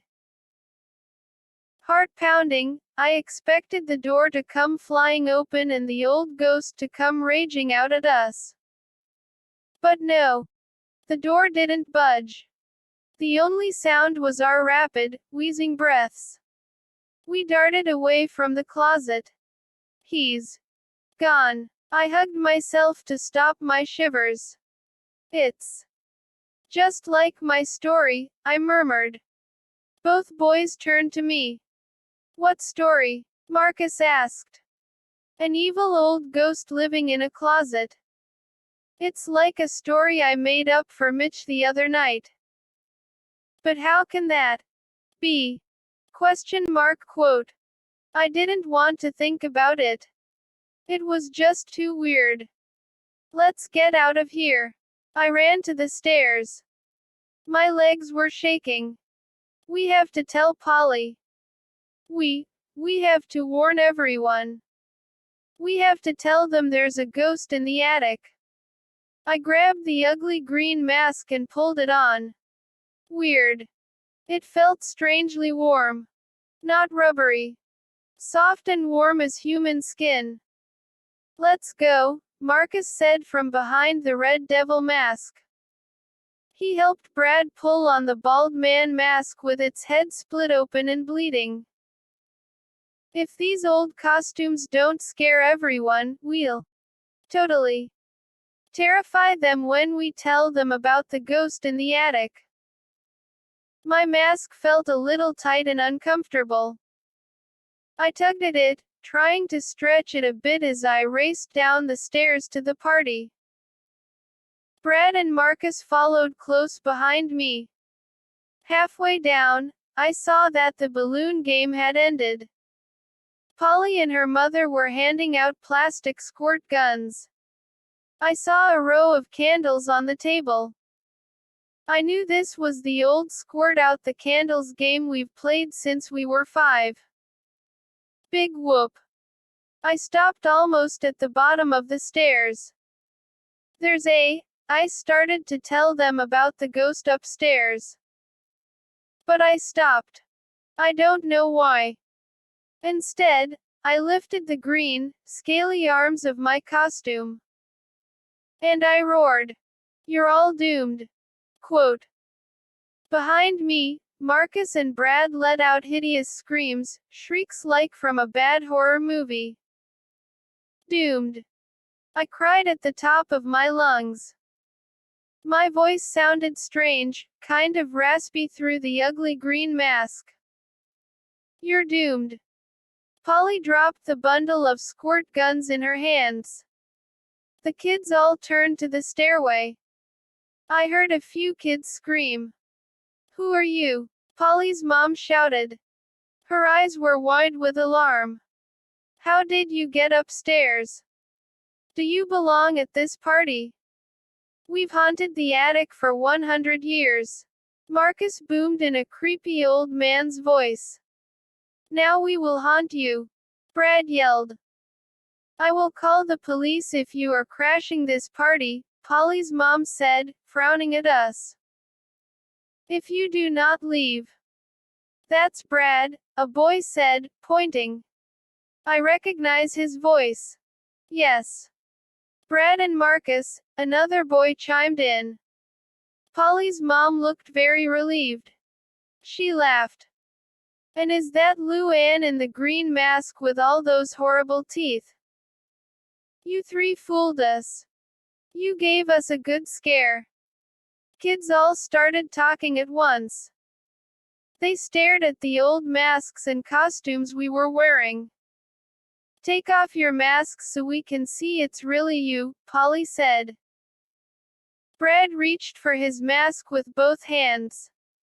He started to pull it off, gripping the split halves of the head. Hey! He uttered a startled cry. The room grew quiet. Brad tugged again. I can't get it off, he groaned. On the step above him, Marcus was pulling hard on the red devil mask. Whoa! Mine won't come off, either. I turned and watched both boys struggle and strain and tug. It's stuck to my skin. Brad cried. Help me. It's totally stuck to me. Please. Help. Marcus wailed. I'm trapped in this thing. It won't let go. It won't let go of me. My breath caught in my throat. This can't be happening.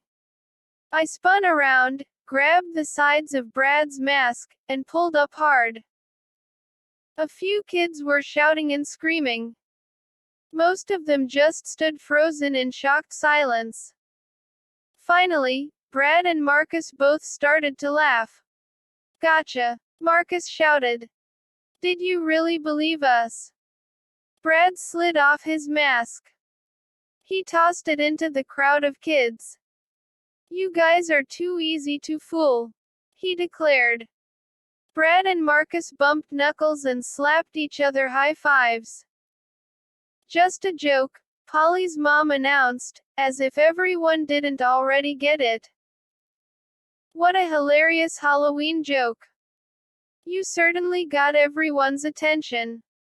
Marcus and Brad were smiling at me. Success! Marcus exclaimed. We shook up this party. We have to tell you all about the real ghost, Brad said. Yeah, sure, someone groaned. Like we're going to believe you now. The voices faded into the background. I suddenly felt a little scared. I could feel my mask moving. Kind of changing. A heavy feeling of dread formed in the pit of my stomach. I didn't want to believe it, but the mask was growing warmer and warmer. And I could feel it shrinking, tightening to my face. Brad and Marcus had pulled a joke about how their masks wouldn't come off. But this was no joke. This was really happening to me. I reached my hands up to my neck and searched for the bottom of the mask. I knew I couldn't tug it off from the top. I had to grab the bottom and slide it up. Pull the mask off from the bottom. But, wait. No. Oh, please, no. My hands fumbled at my neck. I slid them up, then down, then back up. Where was the bottom of the mask? I couldn't find the place where the mask ended and my skin began. The mask has melted itself to my skin. My hands were shaking like crazy now. My panic was making my whole body shake. I felt the mask tighten some more. It was alive. Yes. The old mask was alive. I felt it moving, warming up, stretching itself, melting to my skin. Help me! The scream burst from my throat. I pulled and strained frantically at the mask. But it was no longer a mask. It was attached to me. It was part of me. Help me. I really need help. The mask, it's melted to my face. Brad and Marcus burst out laughing. Other kids started to laugh. Everyone stared at me, smiling, laughing, joking. No. Really. I wailed. I really need help. This old mask. It's alive. More laughter. Oh, please, Luann, Polly's mom said, chuckling and shaking her head. The boys already pulled that joke. Take off the mask and come join everyone. I can't, I screamed. My voice sounded tinny, hoarse inside the mask. It wasn't my voice at all. Somehow, even my voice had become ugly, monstrous. I can't take it off. I wailed again. Please, I'm not joking. Somebody help me. I gripped it with both hands and pulled with all my might. Kids laughed. Marcus and Brad were laughing, too. And suddenly, my fear gave way to something else. Suddenly, I was no longer terrified. Now I was angry. Now a burning, furious anger swept over me. I felt about to blow up. Yes. Explode. Explode in screaming anger. What am I going to do? I've never felt anything like this in my life. I balled my hands into tight fists. I clenched my jaw. I felt every muscle in my body tense, so hard I could barely breathe. As my anger boiled, I made one last attempt to pull off the mask. I tore at it. Scraped it with my nails. Ripped my fingers at the eye holes. But there were no eye holes. There was no mask. It was my face now. The hideous, sharp-toothed, green scaly face was my face. I couldn't hold myself in any longer. I felt it erupt inside me. My body churned, as if I were vomiting. My anger. An animal roar burst from deep down. A terrifying, menacing bellow of horror. So loud and furious, it even frightened me. But I couldn't stop the anger. I lost myself. Lost Luann. Lost myself in the boiling sea of anger. Sank into it. Sank deep into the red, blinding red of my hate and fury. I raised my eyes to the costumed kids in Polly's living room. They were still laughing. The idiots. The stupid jerks. They thought I was putting on some kind of show. I'll show them it isn't pretend. I attacked. I leapt over the banister and landed on a boy in a mummy costume. We both toppled to the floor. I wrapped my hands around his throat and squeezed until he squeaked. Then I jumped to my feet. I lowered my shoulder and ran into a couple of girls. They fell backward and slammed into a wall. I tossed back my head and let out another furious roar. Kids weren't laughing anymore. Now they were screaming. Now they were backing away in fright. Ha! I leapt up and ripped streamers off the ceiling. I knocked over a table and sent a lamp crashing to the floor. Stop. Stop. Luann. Stop. I heard Mrs. Martin screaming.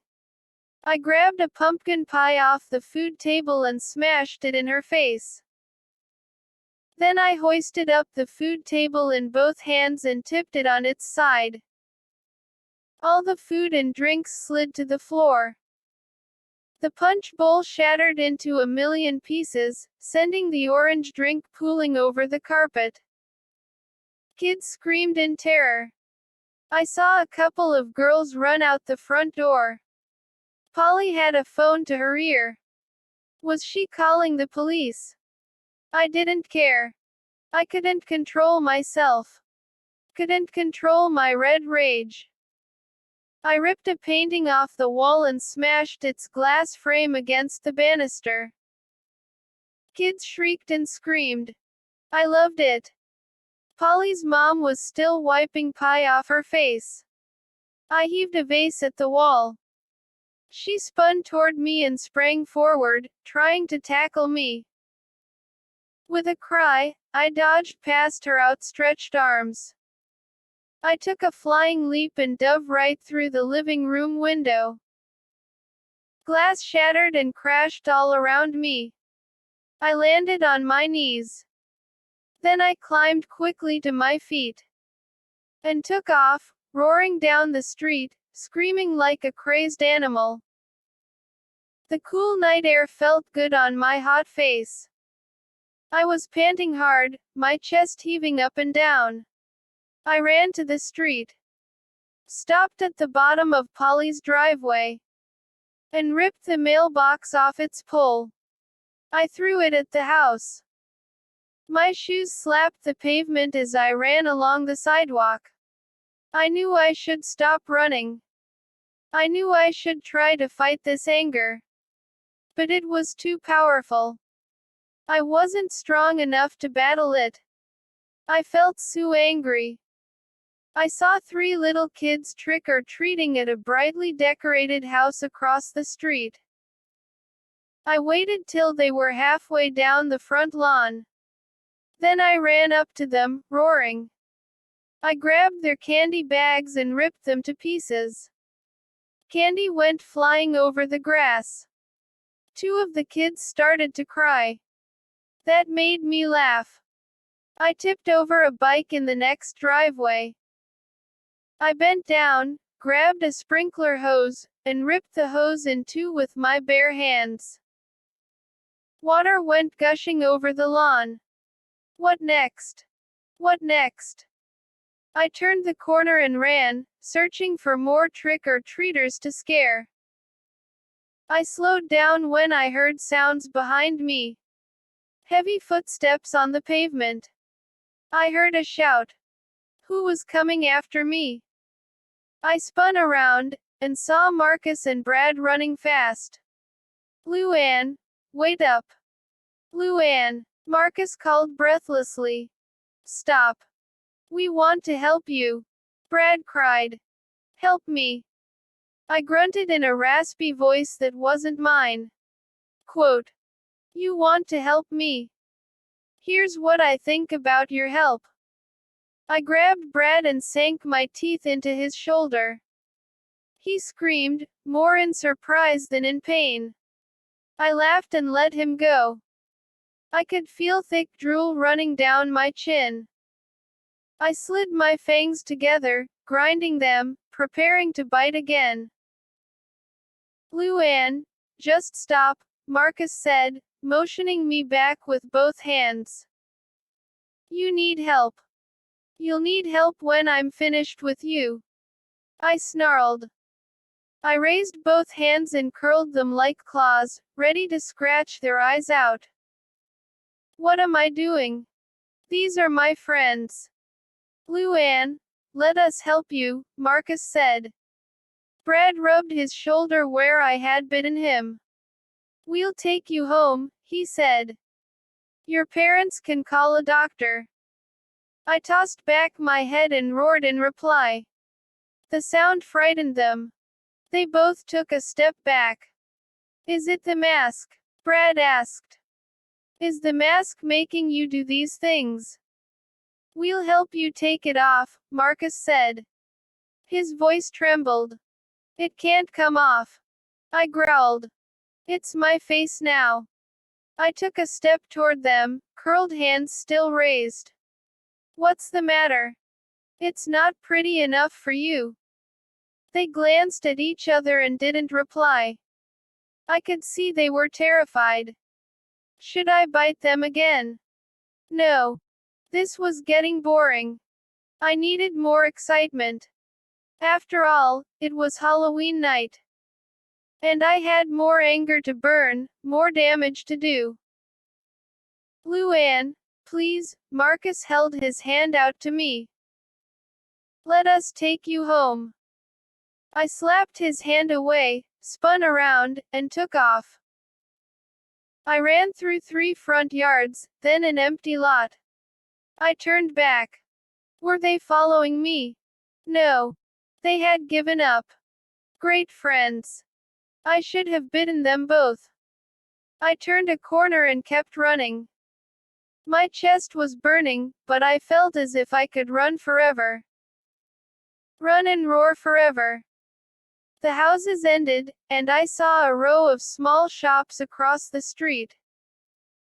They were all dark except for the store at the end. As I crossed the street, I read the neon sign over the door. M. Asks. An M. Or. The front window was brightly lit with rows of ugly masks on display. A sign read, M. Mexican. D. Eye of the. D.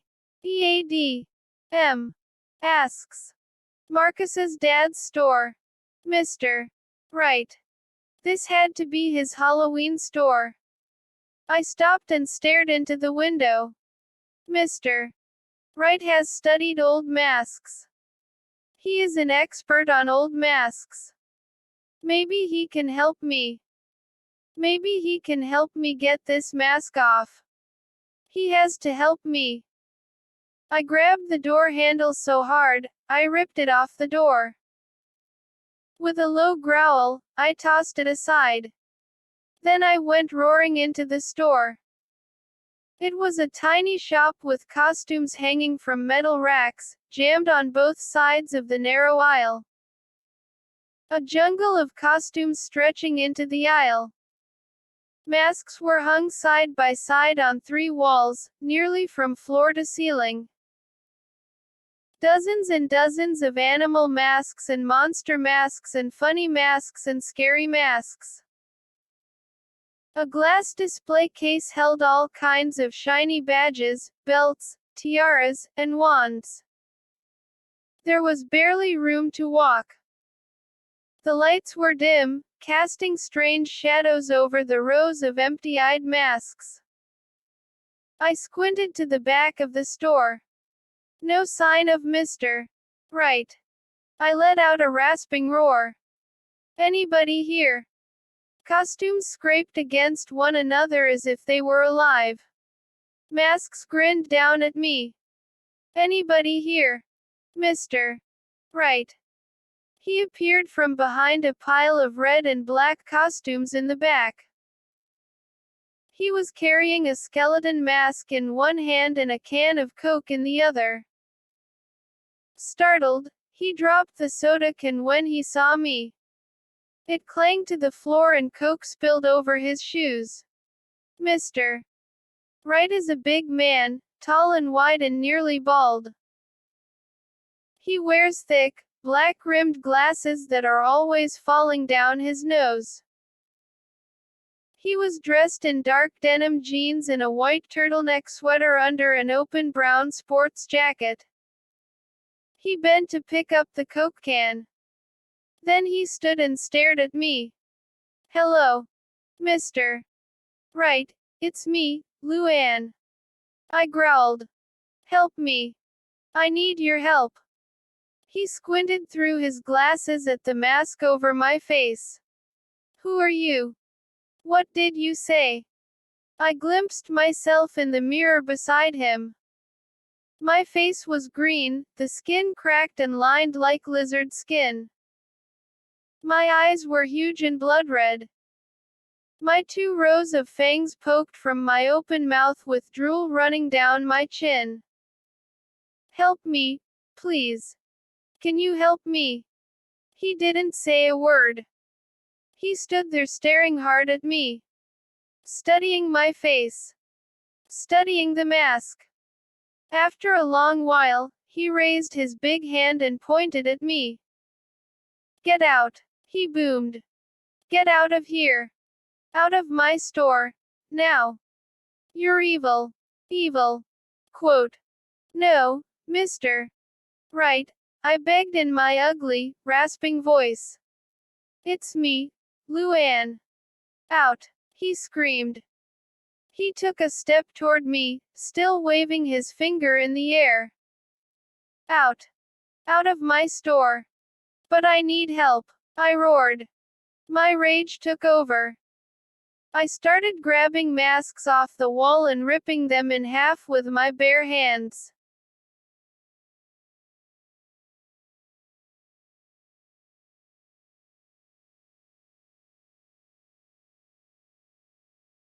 I knocked over 2 racks of costumes. I smashed my fist through the glass display case. Mr. Wright came charging at me. He had his big arms spread wide to grab me. Out. Out of here. I had no choice. I leapt over the costumes I had spilled into the aisle. And I took off running. Back onto the street. Mr. Wright filled the doorway to the shop. He shook his fist at me. Go away. Go away. I don't want your evil near me. It's me, I screamed. Luann. Please, listen to me. Your son Marcus is my good friend. You know me. I am Luann. Really. Can't you help me get this mask off? I couldn't see his face. He was a big shadow with the store light shining behind him. Maybe you used to be Luann, he shouted. But now you are the haunted mask. And I know all about the evil you bring. No. It's still me, I insisted. I'm still Luann. Please, help me. How? How do I take this mask off? Do you really want me to tell you how to remove the haunted mask, or is this some kind of trick? No. It's not a trick, I said. Please tell me. A gob of drool ran down my chin and spattered the pavement at my feet. What do you know about this mask? How do I take it off? I grunted. Tell me how to take it off. I tugged at the sides of my face, tugged the soft, warm, scaly green skin. He stood there for a long moment, arms crossed, blocking the doorway. The haunted mask cannot be taken off, he said. Can't be taken off. I stared at him for a moment. Then I raised both fists above my head and let out a furious wail. He backed into his shop. I've read a lot about the haunted mask. It was given to a shop owner named William. The day he got it, he and the mask disappeared and were never seen again. According to legend, the mask cannot be taken off, unless, I croaked. Only an act of unbelievable kindness can remove it, he said. That's all I know. Now go away. Go and take your evil with you. He slammed the door to the shop. Kindness. You want kindness, I cried. I'll show you kindness. I picked up a big stone from the street and heaved it at his shop door. It made a loud thunk, then bounced off. Then I ran down the row of darkened shops, breaking windows, laughing like a crazed hyena. Laughing and shattering glass. Running full speed down the empty street. I was a prisoner of the haunted mask, a prisoner of its evil. But under all the anger and rage, I was still Luann. Still frightened, terrified Luann. What's going to happen to me? I wondered. How evil am I going to get? I couldn't stop. I smashed the window of the last store on the block and kept running. A burglar alarm clanged in one of the stores. And somewhere in the distance, I heard a siren approaching. I darted across the street and ran into the darkness of a small, heavily wooded park. Running beneath the trees, I struggled to think. Struggled to think like Luann. An act of kindness. I have to fight the power of the mask and do an act of kindness. The only way to free myself. The mask fought back.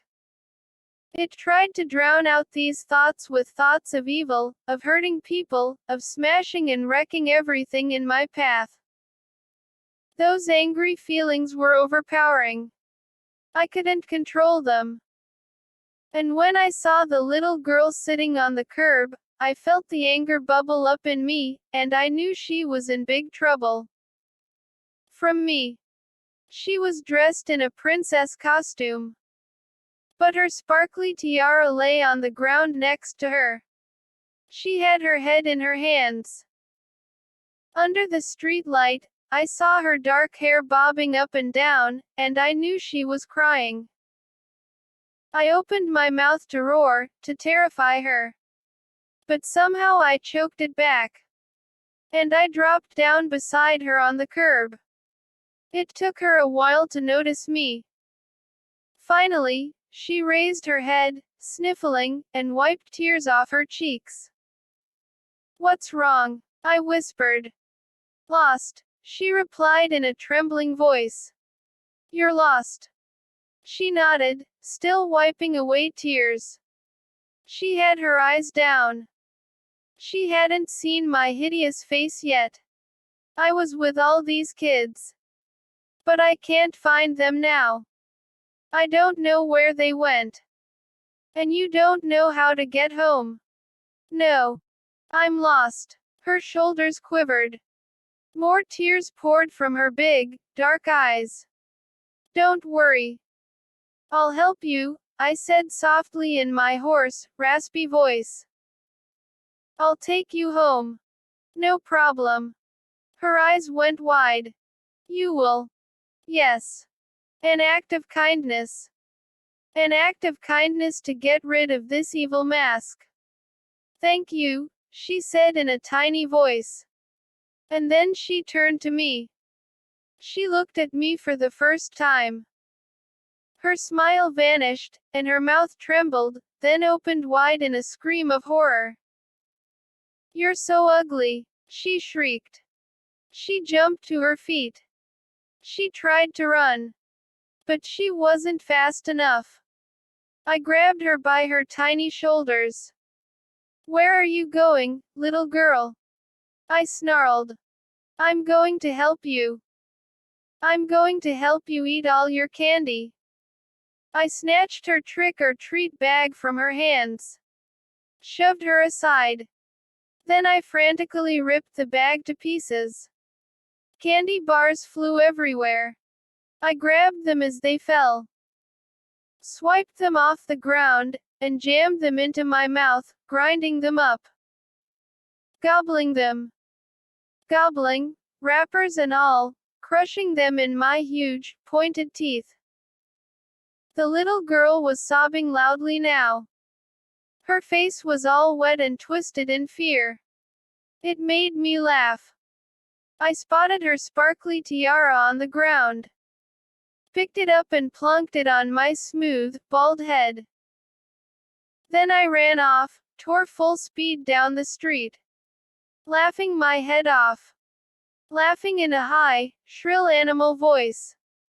Letting the cold air rush at my burning face. My burning, ugly face. I ran hard and fast. Ran like a wild creature, past the tall, silent trees and the dark houses. Ran till I couldn't hear her unhappy cries anymore.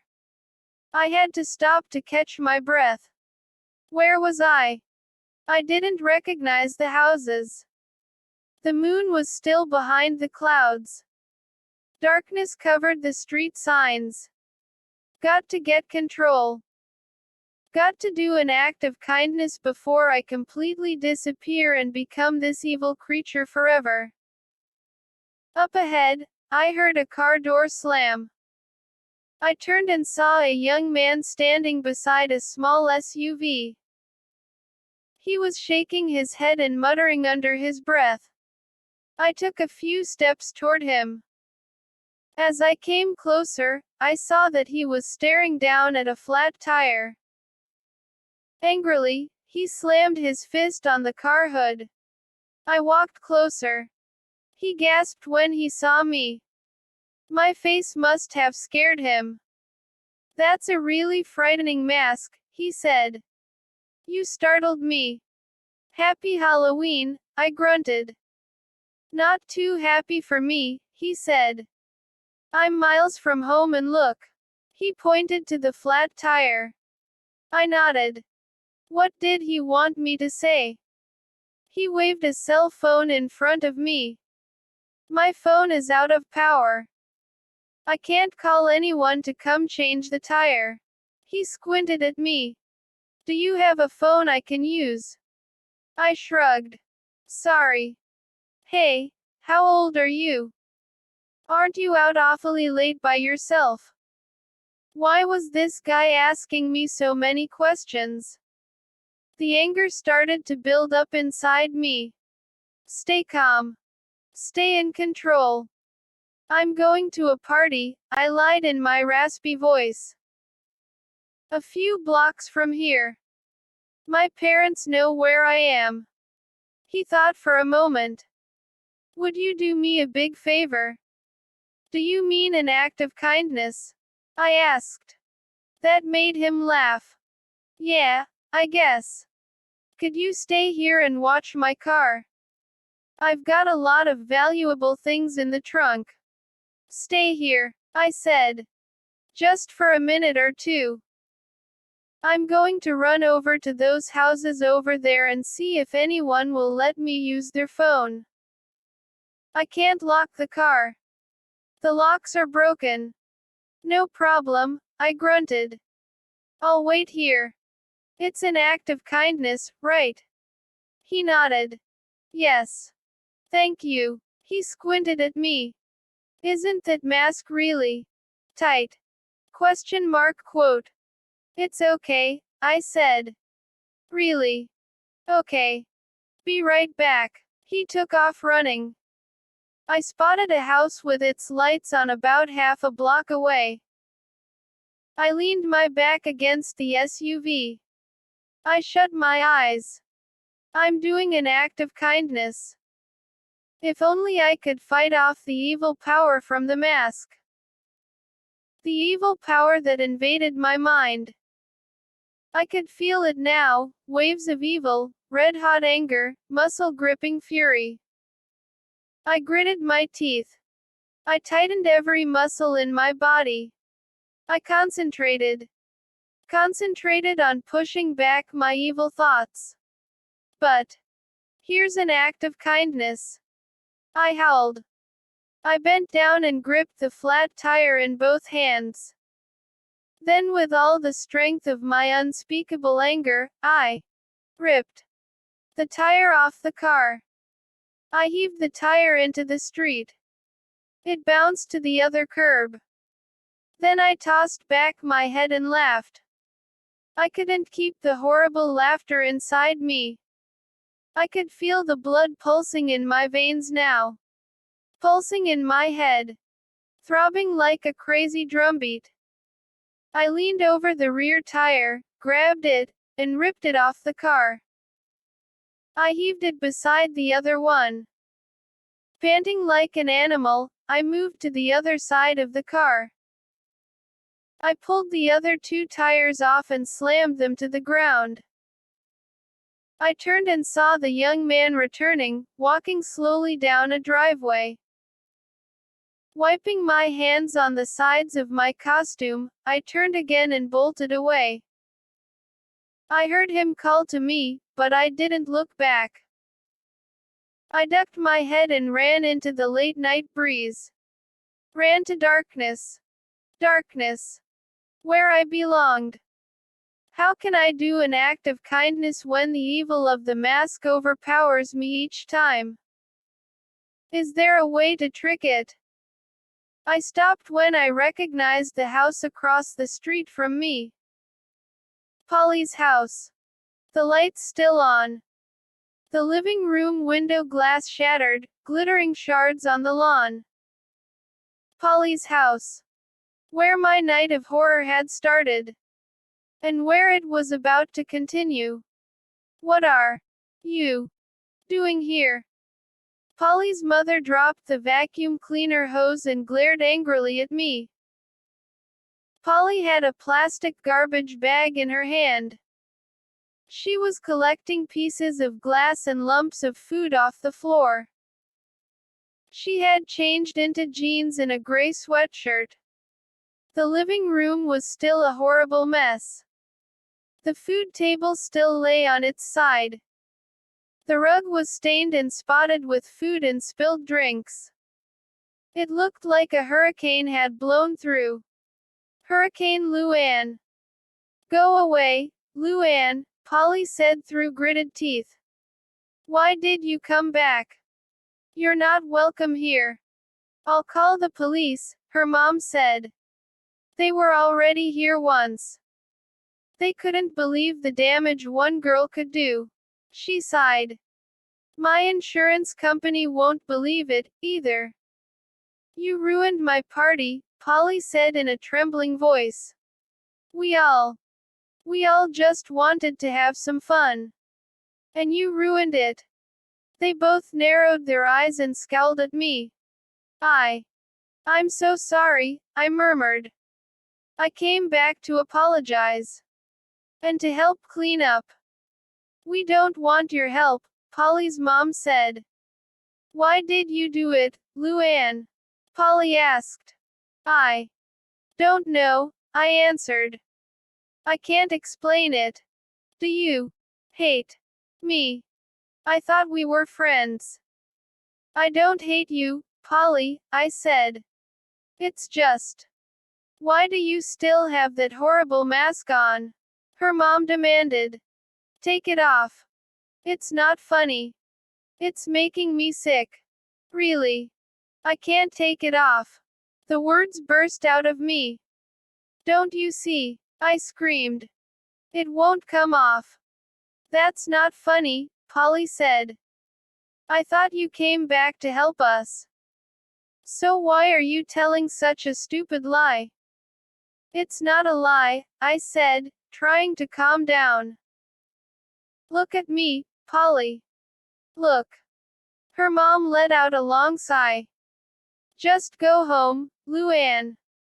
You've done enough damage for one night. She turned to the living room window. Gusts of cold wind blew in through the open hole. I can't get anyone out here this late to cover up the window. It's freezing in here. Look what you've done. Just look what you've done. I can help, I said. She was right. I'd done a horrible thing. But she wasn't trying to understand. She didn't want to believe me about the mask. She said I was a liar. A liar. A liar. A liar. I can help, I said. Watch. I picked up a long-handled broom. And I swung the handle into a table lamp. The lamp cracked and toppled off the table, shattering on the floor. Then I swept the broom over the mantel, knocking all the little pumpkins to the floor. I walked over them and stomped hard on them, smashing their pumpkin goo into the carpet. Then with my incredible evil strength, I pushed the tip of the broom handle into the back of the couch. It split the leather and slid right through the couch, and poked out of the other side. See how I can help? I screamed. Polly and her mom were running around in frantic circles, shouting and wailing in a total panic. Go home, Luann. Go home. Go home. You're sick. Exclamation mark quote. Polly shrieked, her face bright red, her eyes bulging in horror and disbelief. Her mom grabbed the phone. I knew she was calling the police. All I wanted to do was apologize and help them clean up the mess I'd made. But I couldn't control myself. The haunted mask was telling me what to do, forcing me to do its evil. I tipped over the coffee table.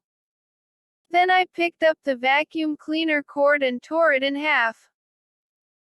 Polly came charging at me and tried to tackle me. I spun away and darted to the stairs. Breathing hard, I ran all the way up to the attic. The lamp was still on. The black and gold chest sat open near the wall. Costumes were strewn over the floor. The closet door was closed. The closet. Once again, I pictured the ghost inside the closet. The terrifying ghost that had grabbed me and tried to pull me inside. Suddenly, I had a crazy idea. I took a few steps toward the closet door, thinking hard. That hideous old ghost. I never had a chance to warn Polly about him. Maybe I could scare the ghost away. Maybe I could use the evil of the haunted mask to chase the ghost from the closet. That would be an act of kindness for Polly and her mother, right? That would be an act of unbelievable kindness. The kind Marcus's dad was talking about. My hand trembled as I reached for the closet door. But before I could pull it open, I heard a sound. I turned and saw Polly at the top of the steps. She gazed around the long room until she found me. "Luann, hear those sirens?" she said. "Those are the police. Coming for you." Yes. I could hear them. Very faint. Far away. But getting closer. I didn't have much time. I squeezed the handle to the closet door. Polly came running toward me. "What are you doing?" "Luann, get away from there. The police will be here in minutes. You can't hide in that closet." "I don't want to hide," I murmured. "I'm going to do you a big favor. There's a ghost." I tugged the closet door open. Polly burst up beside me. "Get away. Get out of here." "Wait," I said. I didn't get to finish my sentence. A bony hand shot out of the darkness of the closet and wrapped its skeletal fingers around Polly's shoulder. "Huh!" A startled cry escaped her throat as a second hand grabbed onto her. The old ghost appeared in the closet doorway with his cracked skull, patchy skin, and sunken eyes. "So lonely," he groaned. I saw him tighten his grip on Polly. Tighten it until she screamed. "Help me. Oh, help. He's got me. He's pulling me. Help me. He's pulling me into the closet." And as I stared, frozen in horror, the disgusting old ghost gave a hard tug.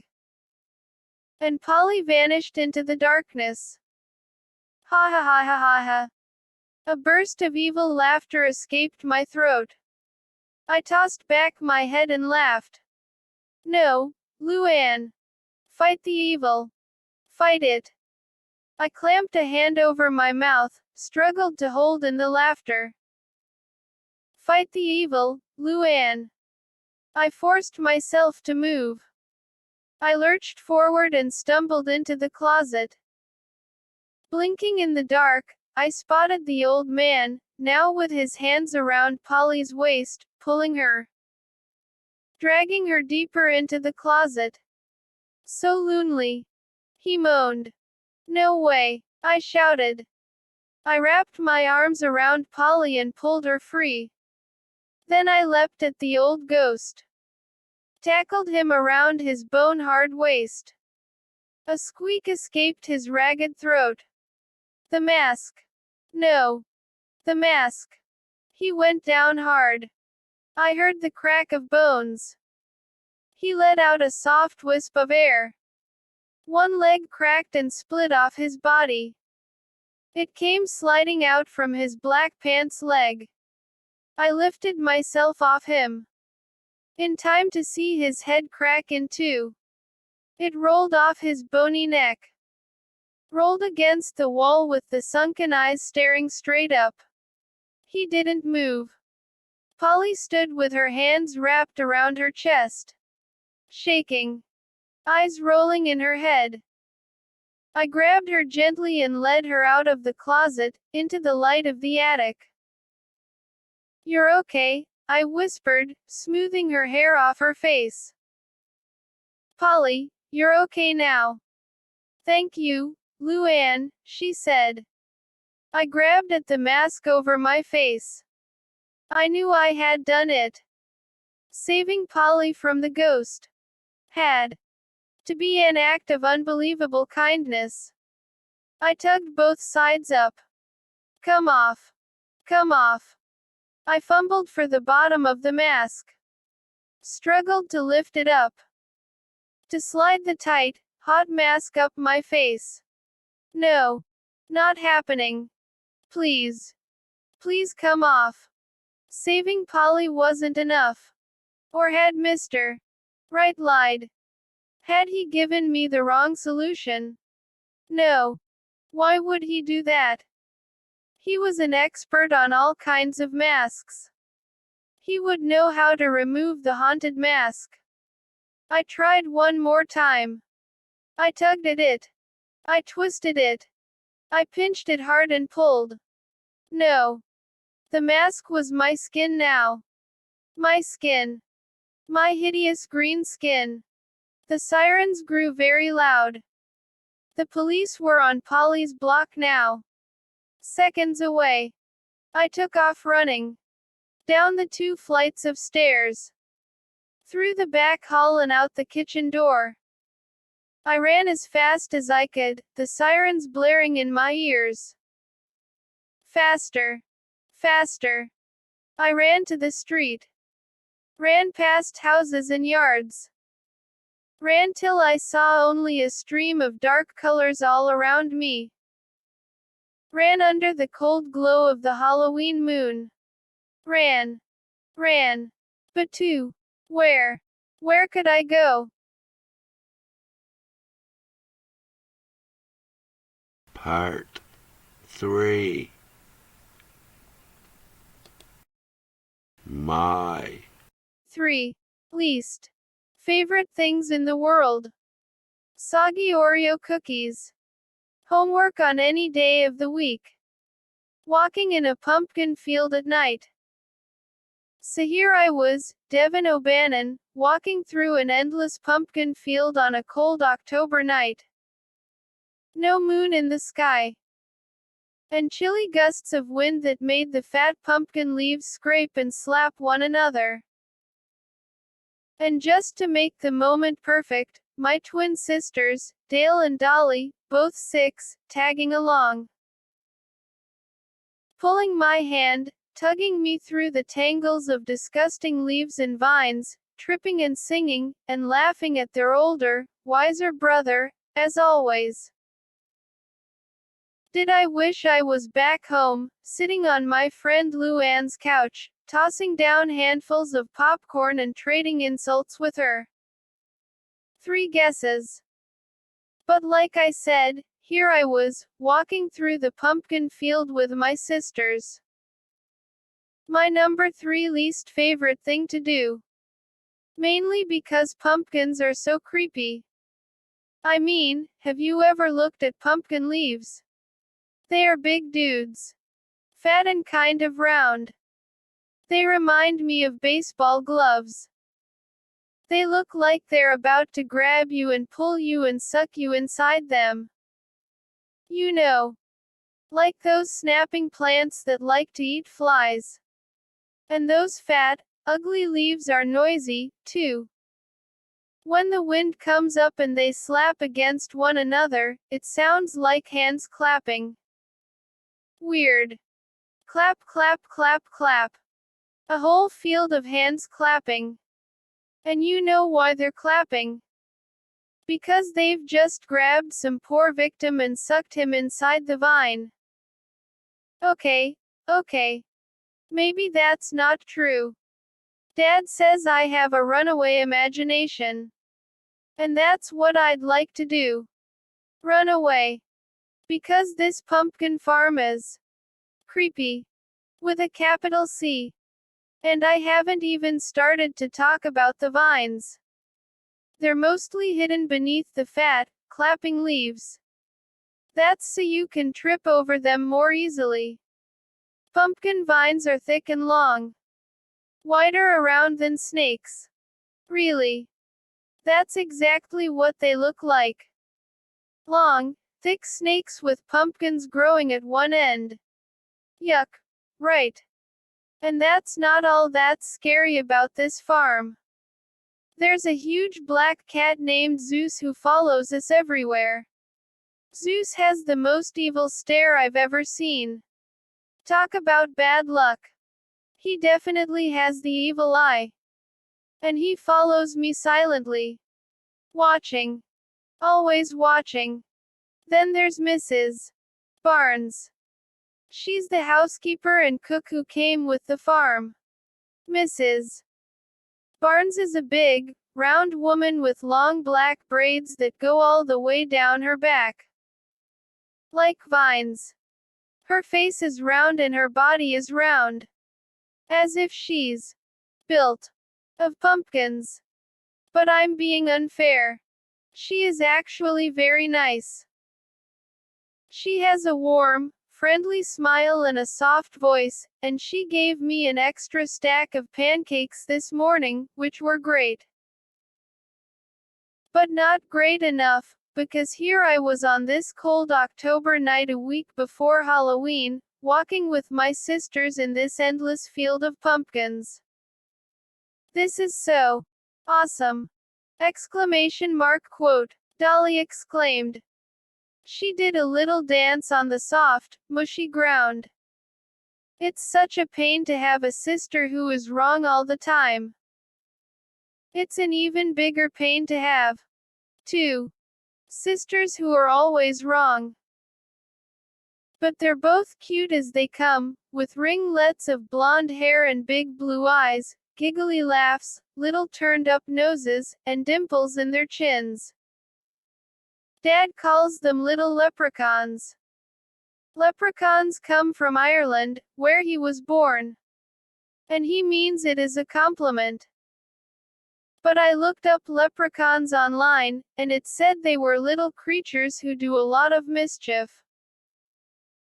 Dolly and Dale started dancing around a big pumpkin, singing some dumb Halloween song. Dale grabbed me and tried to pull me into their circle to do the dance with them. Like that was really going to happen. Let's be honest. I was totally creeped out in this field. I mean, it was very dark and there could be hundreds of real snakes slithering along the snaky vines. And all kinds of other creatures.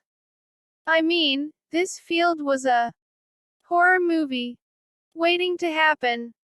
But I had to act brave for the girls. I'm the older brother and that's my job, right? I tugged free of them and took a few steps back. The fat leaves brushed the legs of my jeans. That sent chills up my spine. And in the darkness, I suddenly saw two glowing green eyes. Cat eyes. Zeus had followed us again.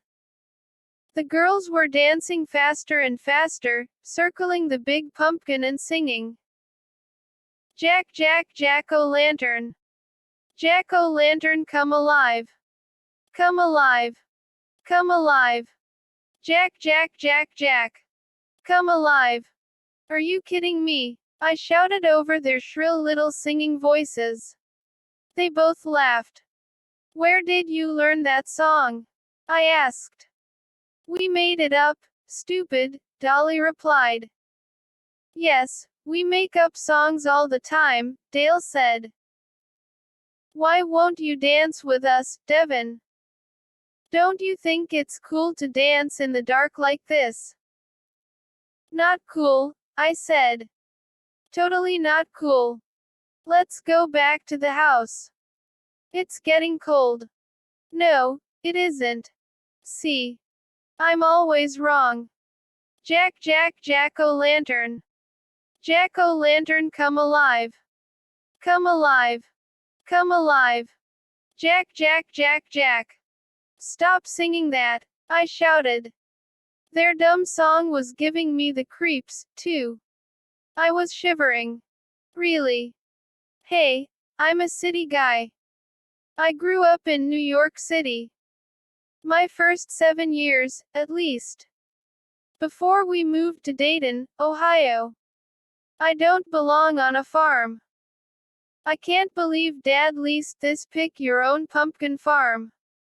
But he lost his job last year. And he's been scrambling around, trying to find ways to make money ever since.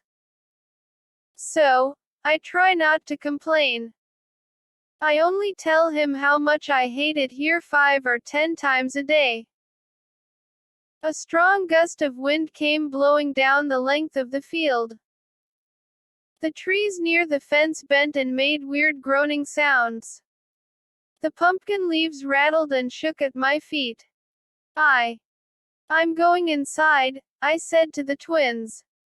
Are you coming? I didn't wait for their answer. I turned and started to jog toward the house, jumping over the long, fat vines. Whooooooaa. I tripped over a vine. Nothing to grab onto. Nothing to stop myself from falling. I saw the glowing cat eyes watching me as I went down. I landed with a thud. My head hit something hard. A pumpkin. A rock. My knees throbbed. Pain shot up and down my body. Everything went black. Blacker than the night sky. I fought it. I forced my eyes to open. Pain danced around my head, circling me. I could feel the blood pulsing at my temples. Oh, a low moan escaped my throat. I shook my head hard, trying to shake away the pain. Are you okay? Devin, are you hurt? My twin sisters leaned over me, staring down with wide eyes. No. Not okay, I said. I held my hands out and let them pull me to a sitting position. What's wrong? Dolly asked. Didn't you see what happened? I cried. They both shook their heads. You tripped, Dale said. No, I said. Didn't you see that vine move? That vine right there. I pointed to it. It moved. It tripped me. Really? I saw it move. The girls just laughed. They thought I was joking, but I wasn't. Squinting into the darkness, I could swear I saw the vines crawling over the ground, twisting, tangling over one another as they stretched and slithered. I stood up and rubbed my head. I could feel a bump on my forehead from where I hit. No blood. But I knew I'd have an ugly bruise. The cool wind felt good on my hot face. Except for the clapping of the leaves, the pumpkin field was silent. No night birds. The crickets of summer were all gone. Come on. Into the house, I said. Enough thrills and chills for one night. That's when a long creature rose up in front of me and attacked my face. Snake. Snake. Dolly shrieked. I screamed. The girls burst out laughing. Dale waved the vine in my face. She had it gripped in both hands. I should have known she was moving the vine. But I was freaked from my fall. You two are about as funny as moldy pumpkin guts, I said. That made them laugh even harder. Okay. Fine. Let them enjoy their joke. I didn't feel like laughing. I was pretty miserable. I mean, I had to spend a whole week on this farm. A whole week of caring for the pumpkins, and hauling them to people's cars, and helping guide the visitors, and working the cash register, and just general farm work. A whole week away from school and my friends. As soon as we came inside, I phoned Luann to see how she was doing back in our neighborhood.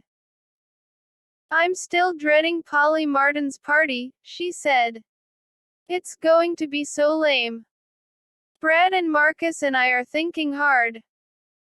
But we can't come up with any good ideas to help make the party exciting. I know what you can do, I said, rubbing the bump on my forehead. You can come here. There's plenty of extra rooms. And you can do all of my jobs. Fun, right? She didn't laugh. You know I can't come there, Devin. No way my parents would let me miss school so I can go pick pumpkins in your farm. But, Luann, I said, this farm is less than an hour from your house. Maybe you could. Forget it, Devin. No way. Not happening. She shouted something to her mom. I heard them talking for a minute. Then she came back to the phone. Are you hating it there? Quote. Hating isn't the right word, I said. I think maybe despising is the perfect word. Luann and I are always looking for perfect words. Well, when you start to feel bad, just think about how lucky you are to be missing Polly's party. I started to answer, but something caught my eye. A reflection in my bedroom window. Something bright and fiery. I stared hard at the reflection in the window. It took me a few seconds to realize it was a large jack-o'-lantern. The reflection of a flaming, grinning jack-o'-lantern. Floating inside my room. I let out a shocked cry. I spun around. Nothing in my room. No jack-o'-lantern. No floating pumpkin.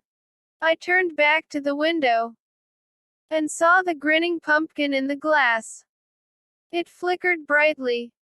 A reflection from my room. I spun around again. No jack-o'-lantern in the room.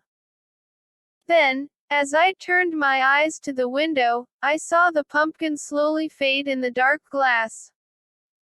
It faded to nothing. Disappeared as I stared, my heart pounding. Whoa!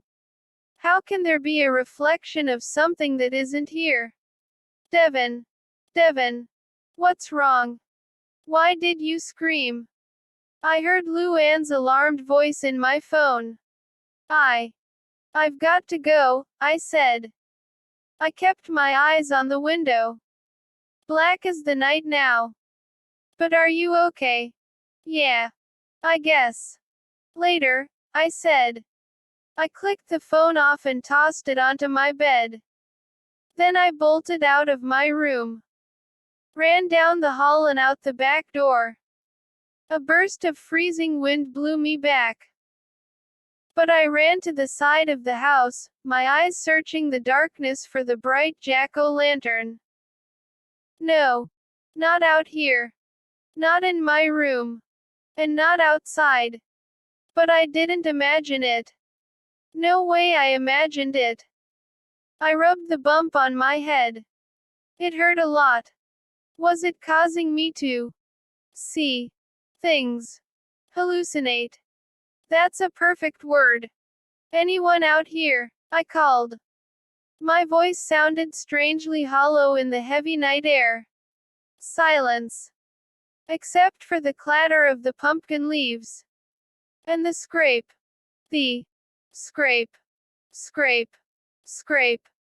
Of the long vines as they crawled over the soft dirt. No. Wait. Why were the vines making that sound? That wasn't normal, was it? Wrapping my arms around myself to keep warm, I took a few steps away from the back of the house. I stepped out of the light from my bedroom window and moved toward the pumpkin field. It took a while for my eyes to adjust to the blackness. It was so dark, I couldn't see where the sky ended and the ground began. But as I moved closer, I could hear the slither of the vines clearly. Yes. I could hear them stretching. Stretching. The vines were moving. Dozens of them. Crawling toward the house, dragging the pumpkins with them. I realized I wasn't breathing. I'd been holding my breath. I let it out in a long whoosh. My breath steamed in front of me. And as the steam floated away, my eyes focused on some pumpkins on the ground. Large, round pumpkins right in front of me. I gasped when I saw them moving. Their sides moved in, then out. Tiny movements. But I could see them. In, then out. They were breathing. The pumpkins were breathing. No. A low moan escaped my throat. My whole body shook with fright. I turned and ran. My shoes slid on the loose dirt as I bolted back into the house. I burst down the hall and into my parents' room. I know. I was supposed to knock. But I was too frightened to remember anything. I just lowered my shoulder and pushed the door open. They were sound asleep under the covers in their bed. Mom. Dad. I ran to the bed and shook them awake. Huh. What? Mom blinked her eyes in confusion. Devin. What's wrong? Dad's voice was clogged with sleep. It's the vines, I choked out. I was panting so hard I could barely speak. They're growing. They're moving. I saw them. You've got to believe me. The vines are crawling like snakes. Crawling to the house. And the pumpkins, I saw them. Breathing. Exclamation mark quote. Yes, I know, Dad said, raising his head from the pillow. I meant to tell you about that. Huh. I stared at Dad, my heart pounding. Devin, Dad said, we also hired 24 monkeys to sit on the pumpkins and keep them from hopping away. Mom and Dad both burst out laughing. I stood there with my mouth hanging open. I waited for them to stop. Does this mean you don't believe me? That made them start laughing again. No, we don't believe you, Mom said. She reached out and grabbed my hand. Her hand was very warm. Mine was frozen. We don't believe the vines were crawling or the pumpkins were breathing, Mom said. We know you don't want to be here, kiddo. But making up scary stories won't help you get home. I didn't make it up. She squeezed my hand. Go back to bed, Devin. You were having one of your bad dreams. She tucked her hand back under the covers. I turned and started to the bedroom door. Sorry I woke you up. I was pretty sure it wasn't a bad dream. It's true I have a lot of nightmares. And yes, they are very real. And I remember them all after I wake up. And sometimes I get confused and think they really happened. But not for long. And this time I knew it couldn't be a nightmare. Because I wasn't asleep.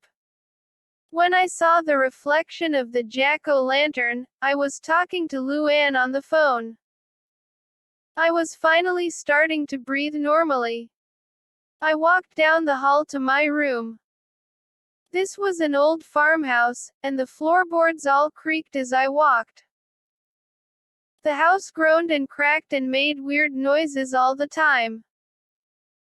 And the old radiators hissed and rattled when the heat came up. Like a haunted house. I scolded myself for thinking like that. Come on, Devin. You're only going to be living here for a week. What could happen in a week? I heard my sisters giggling in their room. It was nearly midnight and they were still awake. They were so excited about living on this farm and in this creaky old house, they could barely sit still. And they stayed up till all hours making up pumpkin games and songs. Why couldn't I enjoy it like them? Pumpkins don't breathe. And vines don't slither like snakes. Why did I have to imagine these things? Just relax, Devon. Oh, I uttered a cry as a large figure stepped into the dim hall. It took me a few seconds to recognize Mrs. Barnes. She stepped toward me with a smile on her round face. Her long braids fell down the back of her heavy gray nightgown. Trouble sleeping, Devon? Her silvery eyes studied me.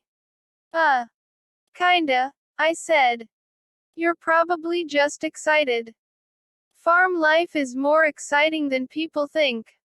Exciting, I said. She nodded. All the creatures in the outdoors and things growing everywhere. It's a world apart from city life. You got that right, I muttered. I have just the thing for you, she said, motioning with one finger for me to follow her. A nice hot cup of pumpkin tea. Huh. Pumpkin tea. My stomach did a quick flip-flop. Just the thing to relax you, dearie. Her silvery eyes didn't blink. I knew she was trying to be nice. But she was starting to freak me out. No thanks, I said. I'm fine. Her face fell. She looked disappointed. I said good night, stepped into my room, and closed the door behind me. Pumpkin tea. A few seconds later, I climbed into bed and pulled the covers up. The bedroom window rattled, and I felt a cold wind blowing over the room. I shut my eyes and tried not to think about the farm. Instead, I thought about Polly Martin's Halloween party, and Luann and my friends scheming to make it more exciting. I opened my eyes and gazed into the darkness. It took a while, but I finally started to feel sleepy. Yes. I was about to fall asleep. My eyelids felt heavy. Heavy. The last thing I saw was an orange glow on the bedroom window glass.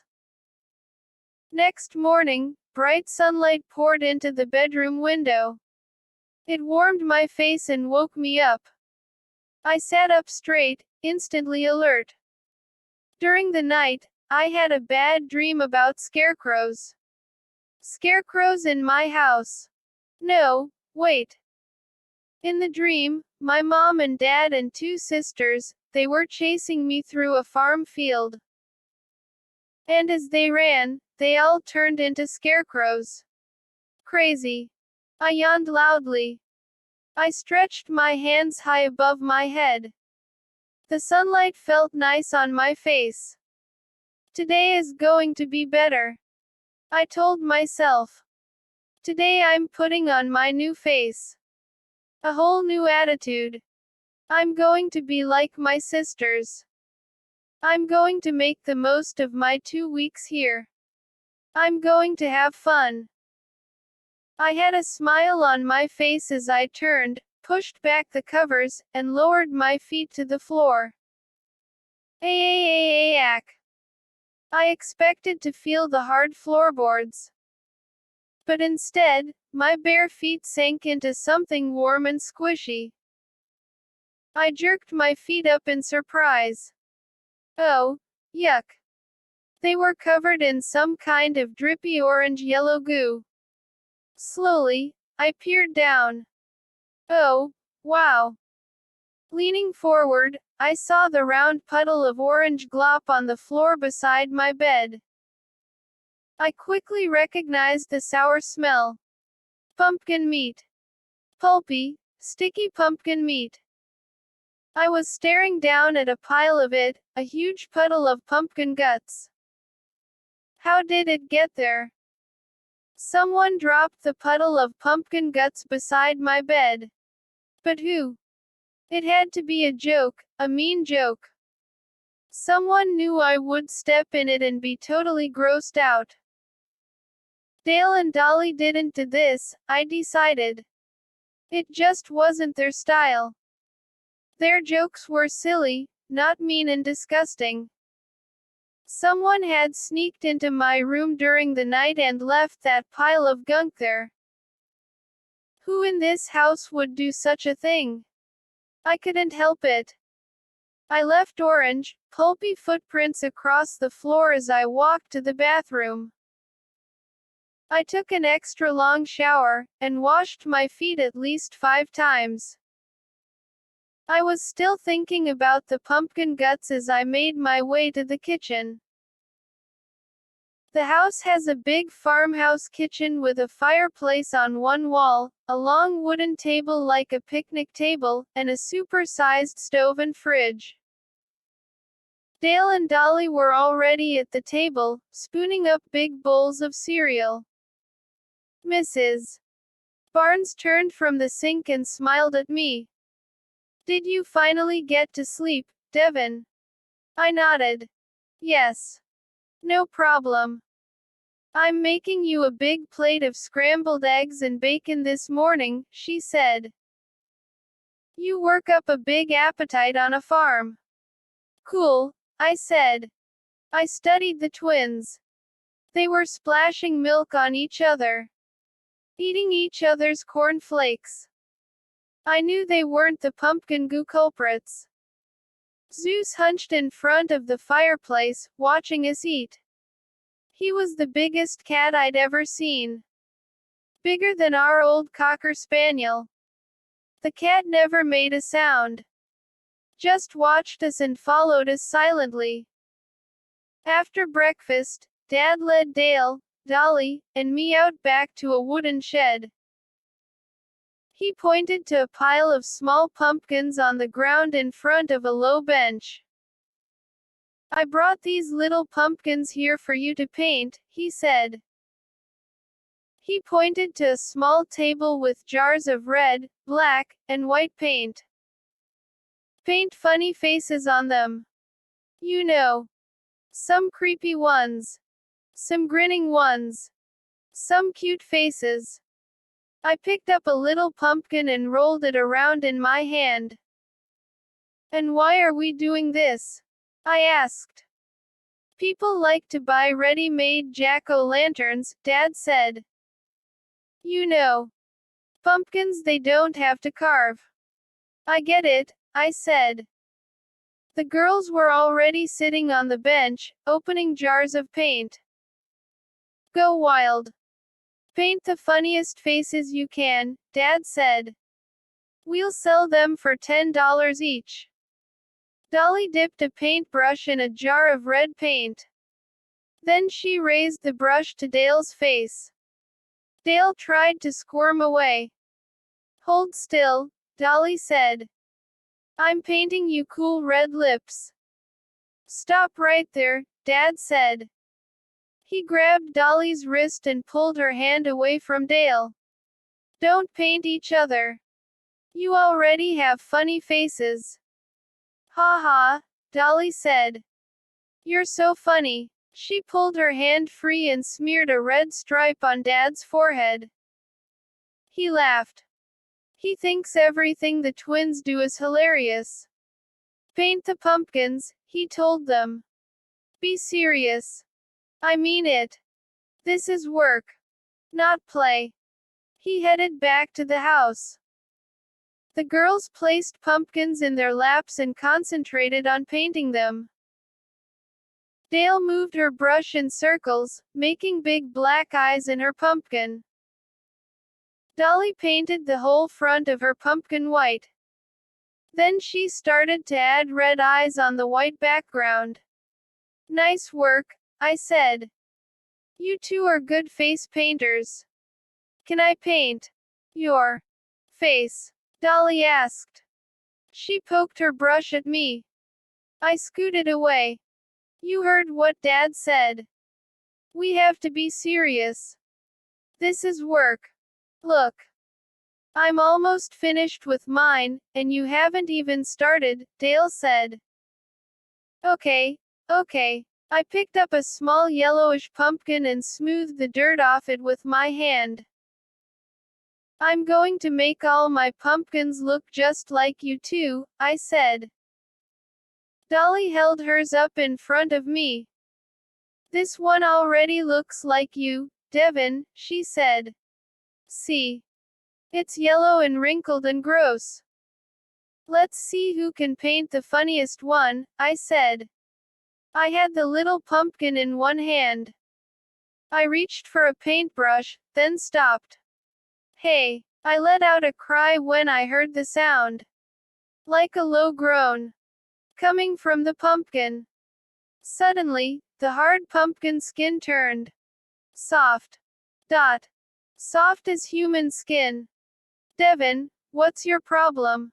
The twins were staring at me. It's the pumpkin, I stammered.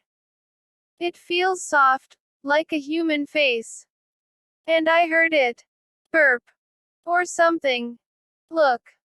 It's alive. The girls just stared at me. I heard it again. A soft groan. With a startled gasp, I jumped to my feet. I dropped the pumpkin. I bumped the table.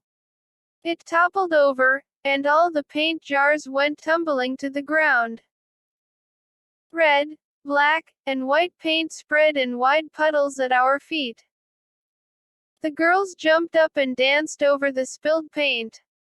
You ruined everything, Dale shouted angrily. We were having fun, Dolly said. You spoiled it. What's going on here? Dad appeared, jogging across the backyard toward us. What happened to the paint? Of course, he had his eyes on me. I'm sorry, Dad, I said. But the pumpkin. I picked up a pumpkin and its skin got soft and it made weird noises and it felt like a human face, not like a pumpkin. The words all burst out in a whoosh. I didn't take a breath. Which pumpkin? Dad asked. I pointed. The pumpkin sat on the ground at the edge of the puddle of red paint. Dad bent down and picked up the pumpkin. He tapped it with a finger. He squeezed it. It's hard, Devin. It feels like a pumpkin. But, Dad. He squeezed it again. Not making any sounds, is it? No, I said, shaking my head. I'm really sorry. But, Devin, come here, Dad said softly. He put a hand around the back of my neck and guided me gently around to the other side of the shed. Devin, let's have a talk. You mean our usual man-to-man talk where you tell me I'm acting like a jerk? Yes, he said. That talk. I'm totally sorry about the paint, I said. But the pumpkin really did feel weird. And, Devin, I know you didn't want to do this farm thing. I know you're unhappy about it. But your bad attitude is going to spoil it for everyone else. I need you to pitch in and help out. The girls need you to look after them and guide them. Not scare them and ruin their projects. I know, but do you think you can just shape up? It's only for such a short time. Sure, Dad, I said. No problem. I'm going to try a lot harder. I promise. I raised my right hand like I was swearing an oath. I was being sincere. I really did feel bad. I didn't want to be the one to mess up all the time. If I see something weird, I'm going to ignore it. I'm going to be a happy camper for the rest of the time here. I followed Dad back around to the side of the shed. Mrs. Barnes had helped the girls set the table back up with fresh paint jars. The three of us started to paint faces on the little pumpkins again.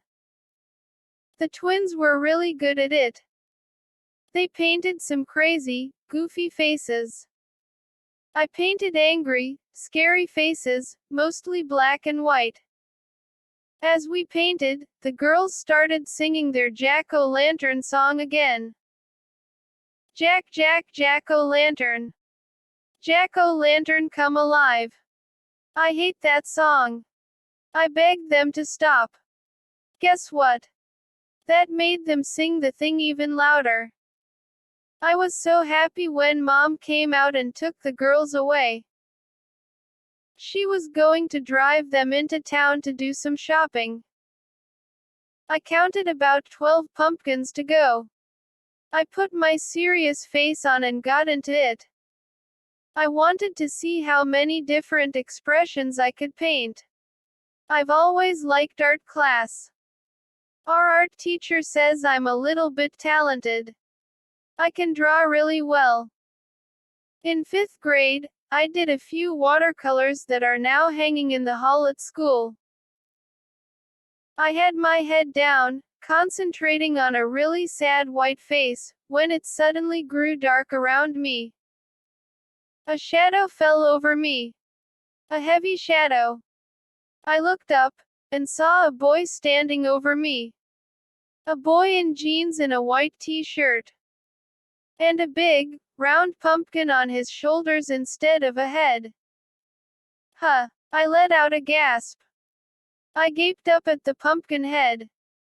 How was it attached to the boy's shoulders? I suddenly knew I was in a horror movie. Invasion of the Pumpkin Heads. But then the pumpkin began to slide down. I realized the boy was holding it in both hands. Holding it in front of his face. Phew. I really am starting to go crazy on this farm. He was pale and very skinny. His jeans sort of hung on him. He had straight brown hair that fell over his forehead. Dark eyes, a serious expression, even though he was giving me a lopsided smile. I set down the pumpkin I was painting and jumped up. Hi, I said. You startled me. Sorry. He had a soft voice, whispery, like he had a sore throat. He pointed to the big pumpkin he'd been carrying. This pumpkin. It's too perfect. So I picked it. I'm going to give it to my mom. I blinked.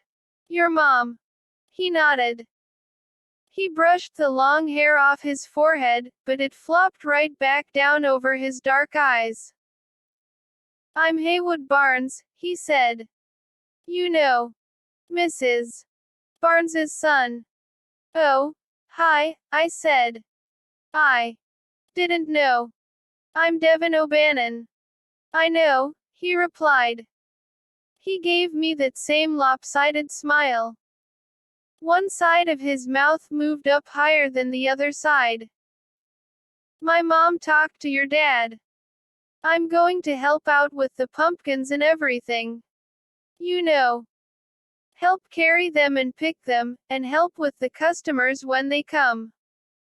Nice, I said. Hey, I'm stoked to have some help. I don't really know anything about this farm stuff. He dropped down beside me on the bench. We chatted for a while. I told him a little about my family and why we were here on the pumpkin farm this Halloween.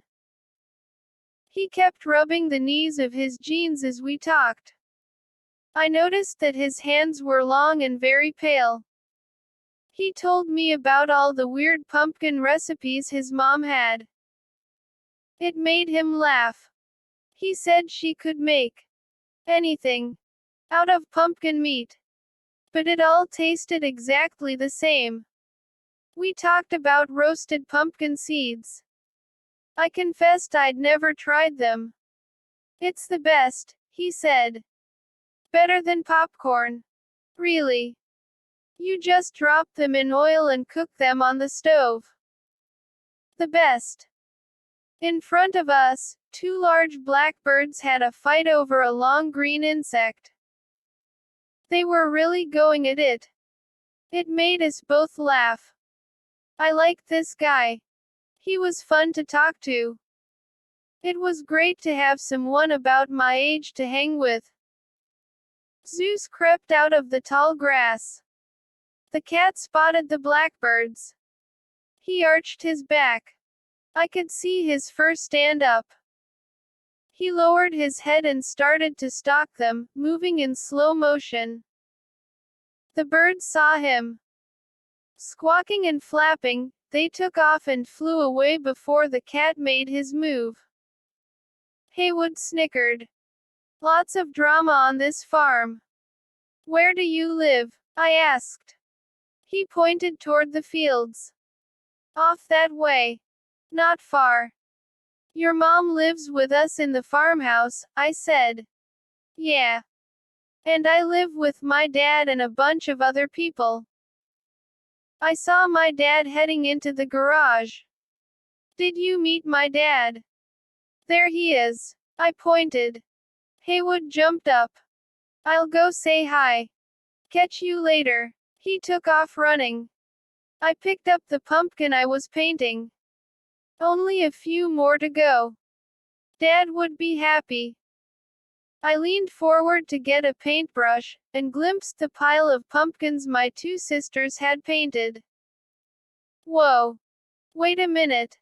No way. Quote. I stared at the faces painted on the pumpkins. Ugly monster faces. Some had evil red eyes. Green gobs of drool dripping from jagged-toothed mouths. Some had painted cracks down the middle of their faces. Fangs. One eye gouged out. Demon horns poking up from the top. One pumpkin appeared to have orange vomit pouring from its nostrils and open mouth. My sisters didn't paint these ugly faces. I jumped to my feet. I fumbled through the pumpkins, picking up each one, studying every face. All of them hideous. All of them disgusting. Totally gross. I swore I would ignore anything weird that happened. But this was too weird. And this time I had proof. I gathered them up. I stuffed as many of the ugly pumpkins as I could in my arms. Holding them against my chest, I went running to the garage. Dad! Dad! I screamed breathlessly. Dad! Look at these. I told you something weird was happening on this farm. Dad! I've got proof! Exclamation mark quote. Dad! I've got proof. Come look at this. Something is very wrong here. Dad. He was bent over a workbench, examining a pair of hedge clippers. I didn't see Haywood. I guessed he had gone home. Dad turned as I came screaming into the garage. Devin. What's up this time? I've got proof, I cried. I told you something is weird here. Look at these pumpkins, Dad. Look at them. I tried to hand them over to him. But they fell out of my arms and tumbled to the garage floor. Oh. Sorry. Shaking his head, Dad dropped down on his knees and began gathering them up. See, I cried. Look at them. What about them? He demanded. Dale and Dolly didn't paint those, I said. He raised pumpkin after pumpkin and studied the painted faces. Why not? He asked. Huh. I squatted down beside him. He turned two pumpkins toward me. Cute smiley faces. He set those down and picked up two more. Cross-eyed faces with goofy red tongues hanging out of grinning mouths. But, I sputtered. These are cute, Dad said. Your sisters did a good job. He narrowed his eyes at me. What were you yelling about? Well, Dad shook his head and frowned. Devin, you promised me. You promised me you would try harder. And now you come running in here screaming about these cute little pumpkins. But, Dad, they weren't cute. They. Dad tossed a smiley face pumpkin into my hands. I'm warning you, boy, he said. He only calls me boy when he is angry. One more crazy stunt, and you'll be grounded for a month after we get home. And no cell phone privileges for a month. I mean it. No phone. Dad, that's like cutting off my oxygen. Exclamation mark quote. I thought that would make him laugh, but it didn't. He climbed to his feet, picked up the hedge clippers, and stomped out of the garage. I didn't move. I was still squatting down next to the cute little pumpkins. My brain was doing flip-flops. If I could only figure out why all this weird stuff was happening to me. I knew I had to be careful. Dad would be watching my every move now, waiting for me to mess up. He's not a very strict parent. And he's not mean at all. But once you get on his bad side, look out. I suddenly had the feeling I wasn't alone. The back of my neck tingled. I felt someone was watching me. Haywood. No. I turned and saw the big black cat hunched in the garage doorway, staring at me, not moving a whisker. The cat just stared with those cold green eyes. Zeus, what's your problem? I called. The cat didn't move. I felt something bump against my knee. Then several soft thuds. I glanced down, and let out a shocked cry. The little pumpkins, they were bouncing up and down. Bouncing like tennis balls on the concrete floor. Thud thud thud thud. No way, I cried, jumping to my feet. The pumpkins all bounced together. Jumped in a circle around me. Their painted faces all grinned up at me. As I stared, the faces turned ugly. The eyes darkened to red. The painted mouths opened and closed, making an eerie bub bub bub sound. One pumpkin began to vomit loudly. Thick orange goo poured from its open mouth. And then, all the pumpkins were vomiting, puking up yellow-orange lumps. Sick, I screamed. This is totally sick. My words made them start to laugh. Cold laughter. They circled me, faster and faster, their ugly laughter ringing in my head. Trembling in fear, I covered my ears, burst through the circle, and ran for the house. The day before Halloween, a gray, foggy Saturday, we opened the farm early. We knew it would be our busiest day. Sure enough, cars and vans and SUVs began pulling into the parking lot. Families piled out, with lots of little kids, eager to explore the long, leafy fields and pick their own pumpkins. My job was to sit in the shed near the entrance and work the cash register.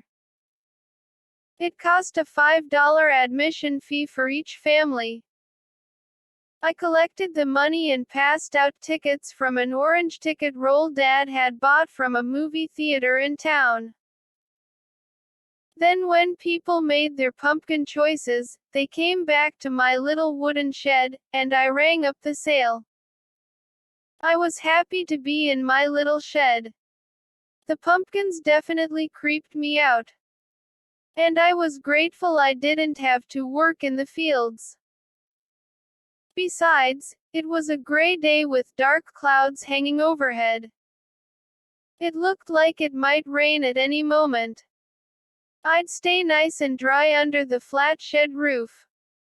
Mom had a little stand near the entrance shed. That's where we had the pumpkins with the painted faces. She also had jars of pumpkin butter for sale, made by Mrs. Barnes.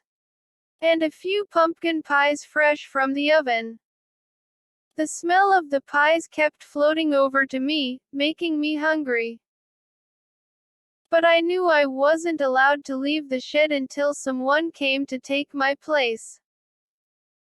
Dale and Dolly were the most excited people on the farm.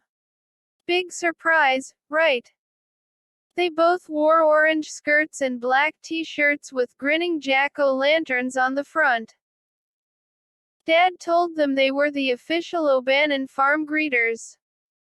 They stood side by side at the edge of the field and shouted, "Hi! How are you today?" to everyone who passed by them. They loved the job and didn't get tired of it. And everyone who saw them thought they were the cutest, most adorable things. A lot of people stopped to talk to them. "Are you really twins?" a little girl asked. That made my sisters laugh. I mean, what else would they be? Some people even stopped to have their picture taken with the girls. That made me groan. I knew that after all the fuss and attention, Dolly and Dale would be impossible to live with. They are going to think they are stars. Dad and Haywood worked the field. They guided people down the long vines, making a path through the thick, fat leaves. They helped people decide which pumpkins to pick. Sometimes they had to cut the pumpkins off the vines. Then they helped carry the pumpkins to my booth, where I rang them up on the cash register. Some families bought a lot of pumpkins. Some bought just one. They all seemed to love the idea of walking through the field and picking their own. By late afternoon, the cash register was bulging with money. And the cars kept pulling in. Maybe this was a good idea, I thought. Maybe Dad was smart, after all. If only the rain would hold off. The sky was nearly as dark as night. And I felt a few cold raindrops blow onto my face through the open front of the shed. A mom and dad with a tiny little boy stepped up in front of me. The dad set a big, weird-shaped pumpkin down on the counter. "One side is flat," he said. "Do I get a discount for that?" I gazed at the pumpkin. It looked perfectly fine to me. Dad said not to argue with the customers. "How about $1 off?" I said. That seemed to make him happy. The man pulled out his wallet and paid. Then the three of them headed to their car. Why did he pick a pumpkin with a flat side? I wondered. I mean, it was his choice. I didn't have long to think about it. I slid the man's money into the cash register and was about to close the drawer, when I heard a shrill shout. "Help! Help us!" I recognized Dolly's voice. "Someone! Help us! The pumpkins are alive! They're alive!" Dale cried, screaming in fright. "Help! The pumpkins are alive! Oh, wow! I knew it!" I muttered. I knew it. I slammed the cash register drawer shut, leapt over the counter, and ran to help my sisters. "Dolly! Dale!" I frantically screamed their names.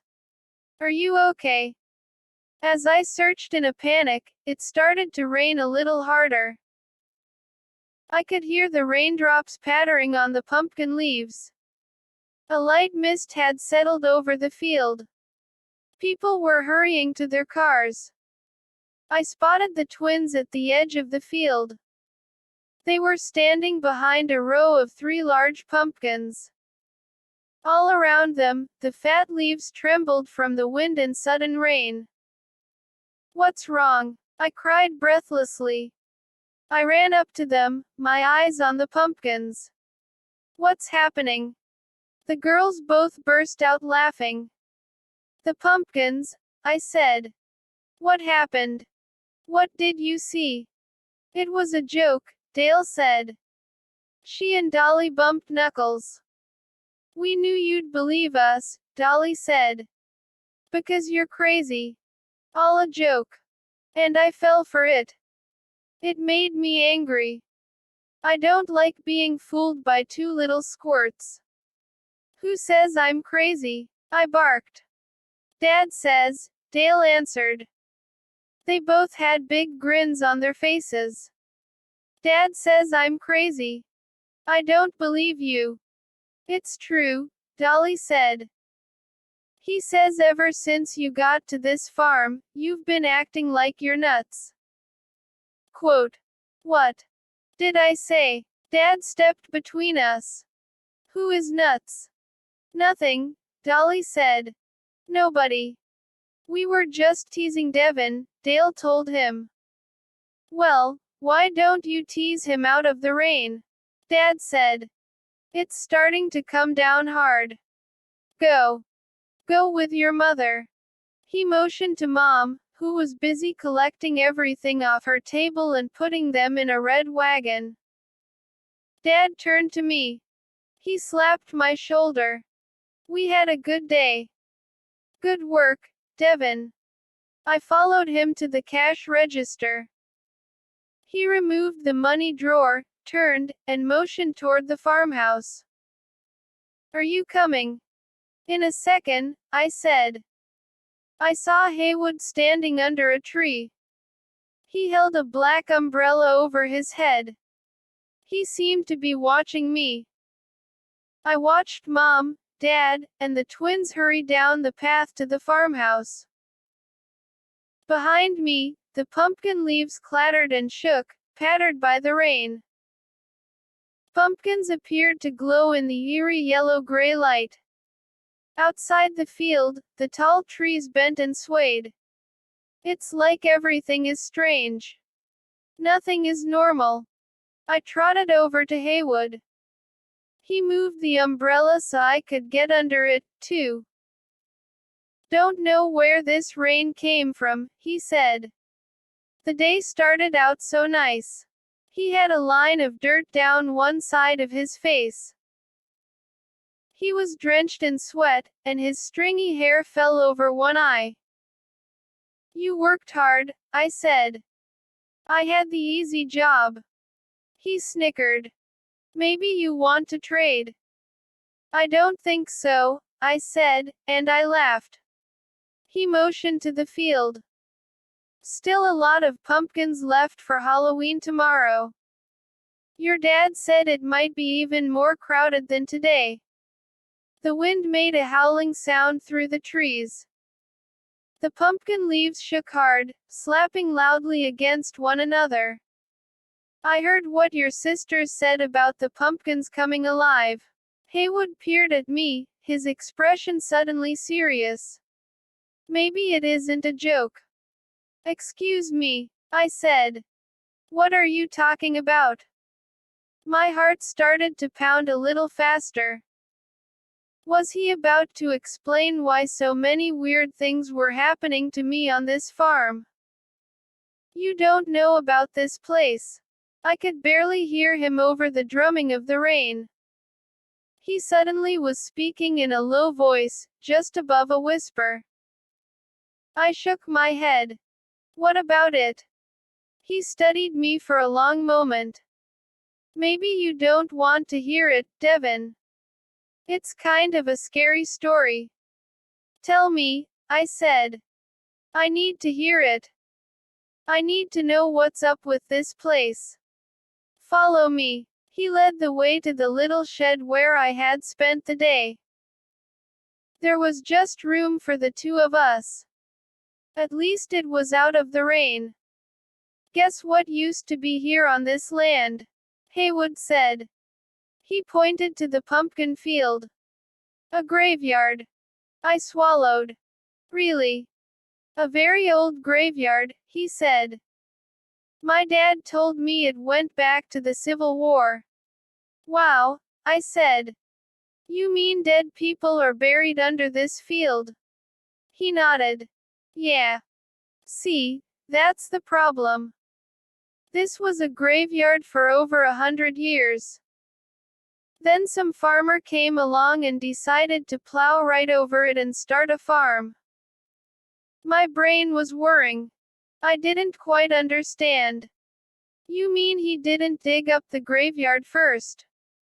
He didn't move the bodies? No, he didn't, Haywood said softly. We both stared out at the field for a while. The mist had settled low over the ground. It swirled and curled over the pumpkins. Like a floating ghost. He left the dead bodies in the ground, Haywood continued. And he planted his crops right on top of them. I swallowed again. My mouth suddenly felt very dry. So we are walking around over a lot of dead people. My voice came out tight and shrill. Haywood nodded. That's where the stories about this farm got started, he said.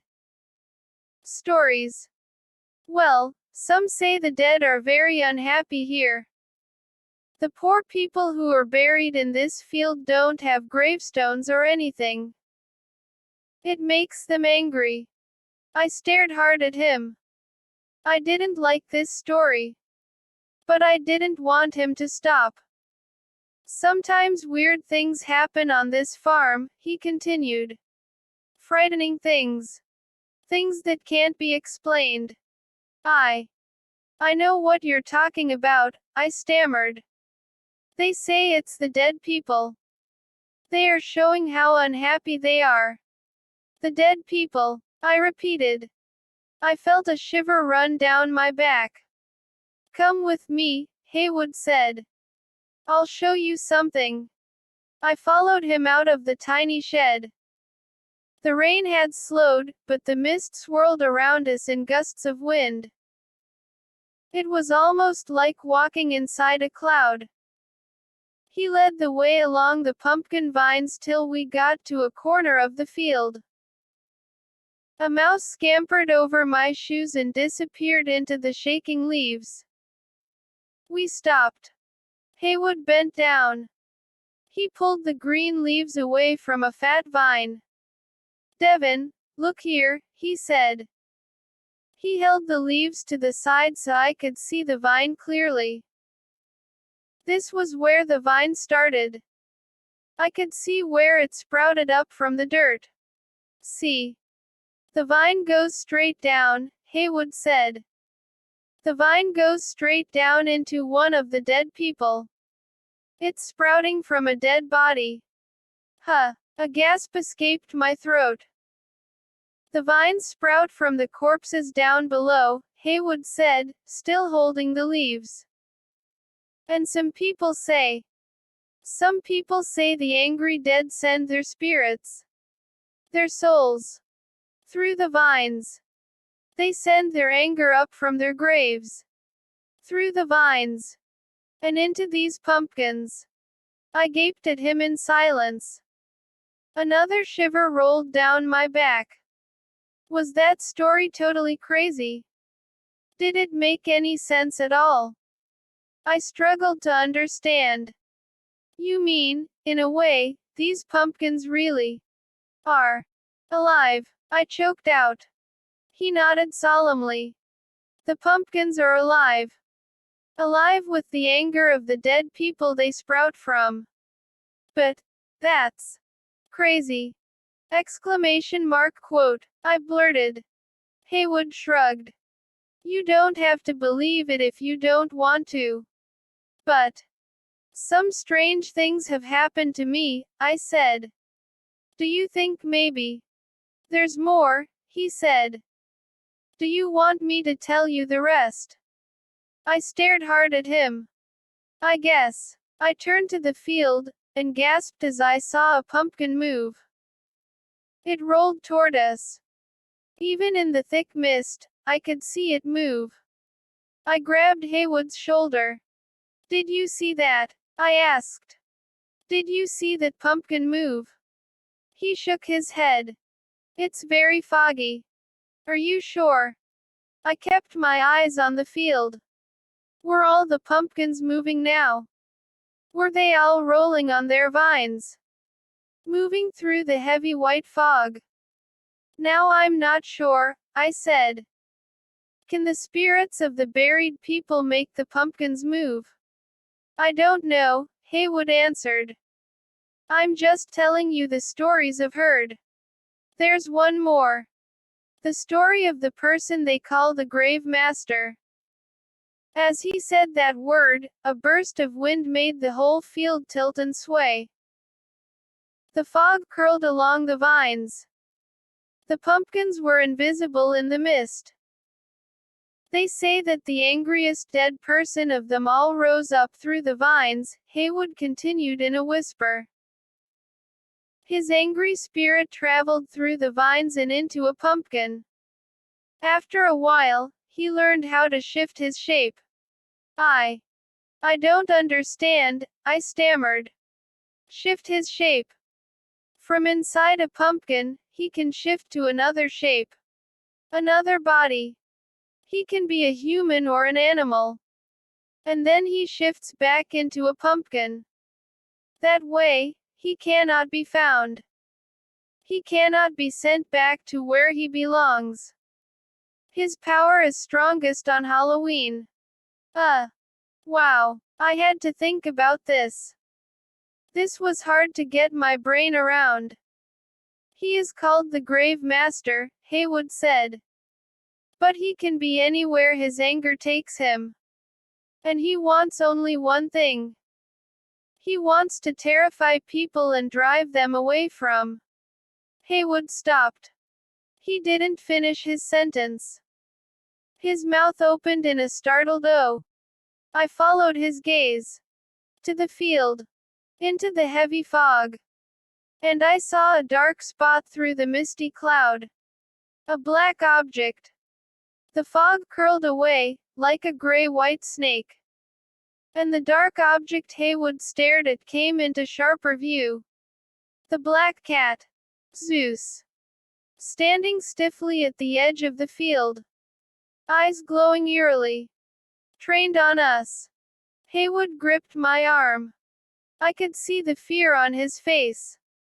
"That sea cat," he stuttered. "How long has he been standing there? Did he hear what we were saying?" The cat meowed, a sour cry, as if answering the question. To my surprise, Haywood let the umbrella fall to the ground and took off running, darting into the fog. A few seconds later, he was gone. Dad was excited at dinner. He kept pounding his fork and knife on the table and saying, "What a day! What an amazing day!" Mom squeezed his hand. "Take it easy, Alan. Your face is all red." "I can't take it easy. Did you see all those people? We took in over $1,000 today. Does that mean I can have a new American Girl doll?" Dale asked. "Me, too," Dolly chimed in. "With 2 sets of outfits." Mom and Dad laughed. "Stop being selfish," Mom scolded.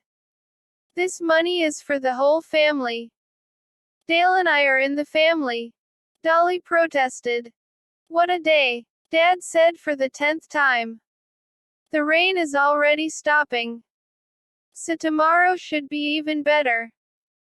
We'll sell every pumpkin, even the scrawny ones. Those vines will be bare."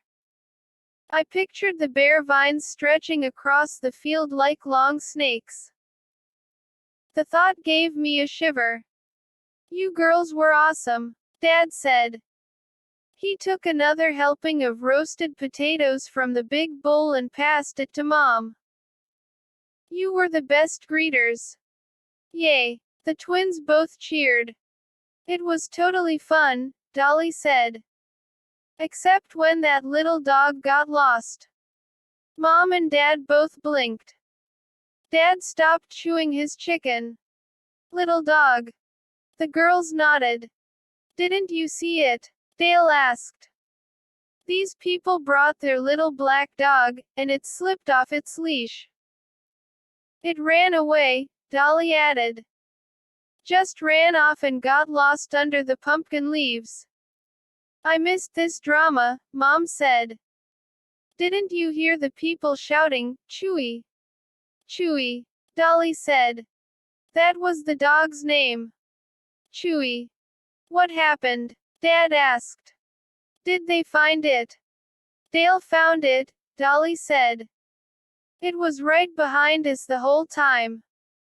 It found a piece of pumpkin rind or something, and it was chewing on it.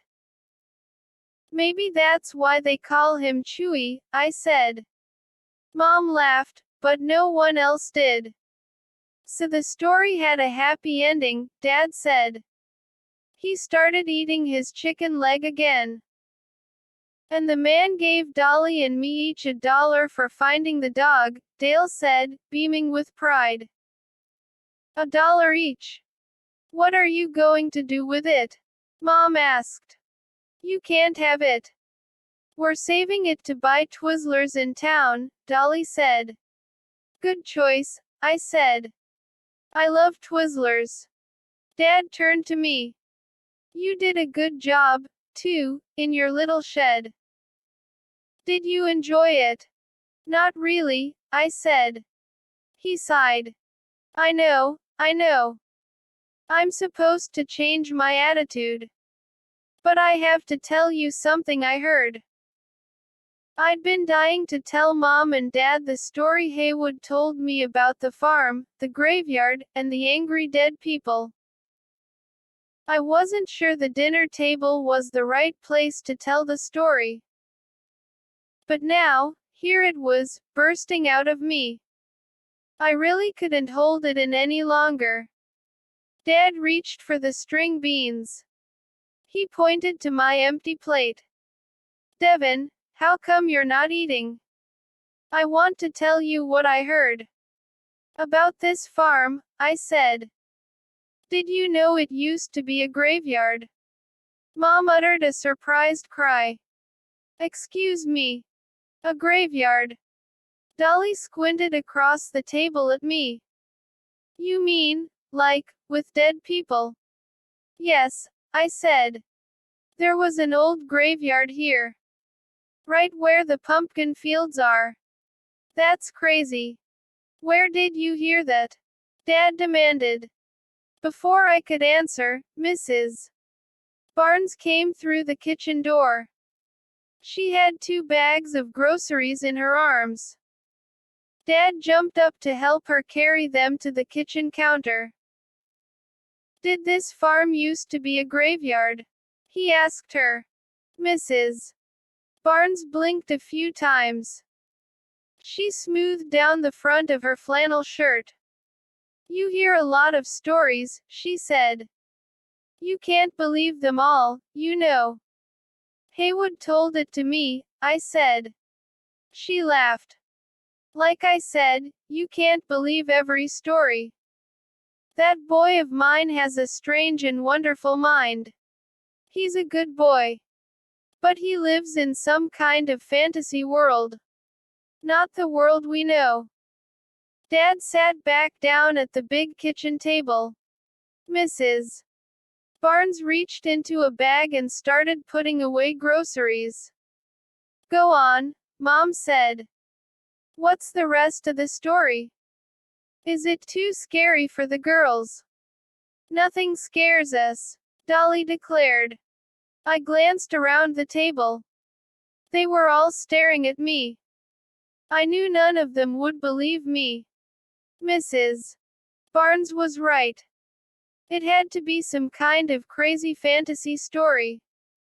Dead people don't send their anger up through pumpkin vines. Pumpkins aren't alive with the spirits of people who died 100 years ago. And no one can rise up from the dead and take the shape of ellipsis of a black cat. I lowered my eyes to the floor.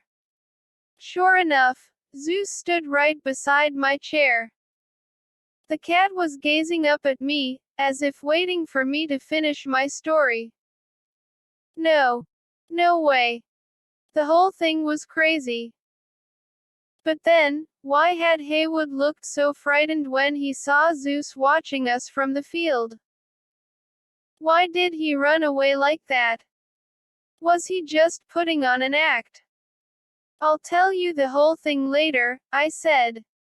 It's just a crazy story. I had no idea the story was about to get a lot crazier. After dinner, I watched a movie on TV with the girls. It was a comedy about a boy who switches bodies with his father. It was totally embarrassing, but the twins thought it was a riot. The farmhouse had no wireless or internet connection. So my laptop was useless. If my friends were trying to reach me online, too bad. You guys should get to bed, Mom said. Tomorrow is a big day. Halloween. The twins scurried off to their room. I wasn't feeling tired, but I went to my room and read for an hour or so. I was reading one of these dystopian novels. That's a book about when all the cities have been destroyed, and there are only a few survivors struggling to get by. This book was about these people who find out they're the last family on Earth. They're not too happy about it. Can you imagine if my family was the last family on Earth? Ha! Now, that would be a horror story. I didn't know how late it was. There was no clock in my room. Just a creaky, hard bed with a smelly quilt on it and a beat-up dresser and nothing else. But my eyelids felt as heavy as rocks. And I was yawning and yawning. So I figured it was time to go to sleep. I thought about tomorrow. I hoped Dad would let me work the cash register again. I felt safer in that little shed. I changed into my pajamas. They were Spider-Man pajamas. My dad's idea of a joke. He knows I'm not into superheroes. At least they were warm. I clicked off the ceiling light, climbed under the ratty quilt, and pulled it up to my chin. The pillow was soft, but I could feel the feathers inside it on the back of my head.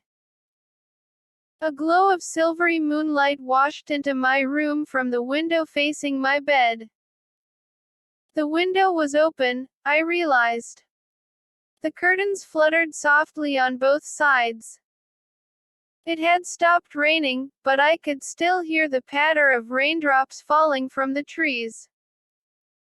The wind through the window felt warm, warmer than during the day.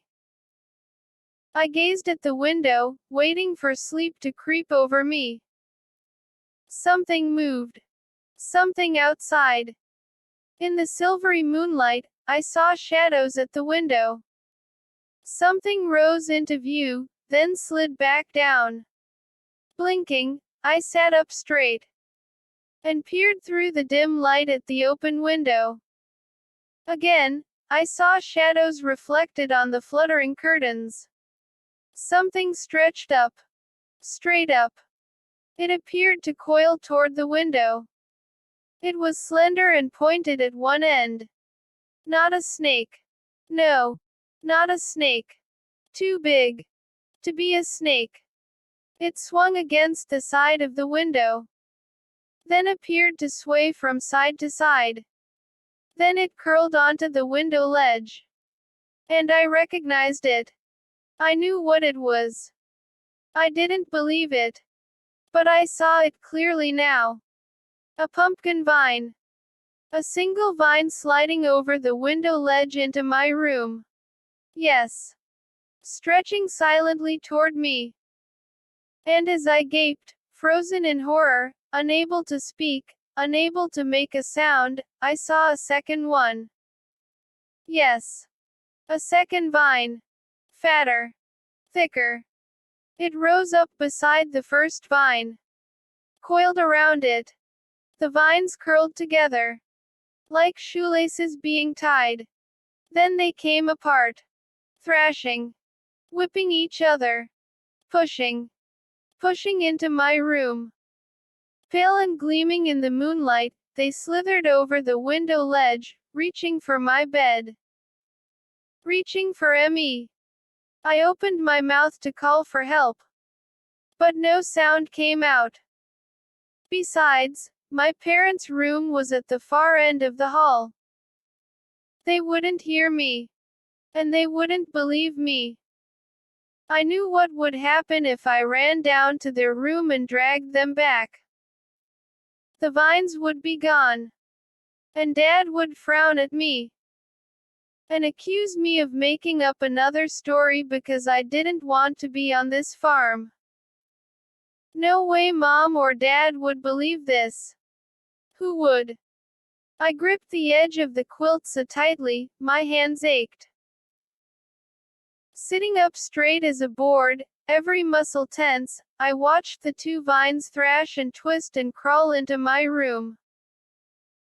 The curtains fluttered harder, as if trying to get away from the intruders.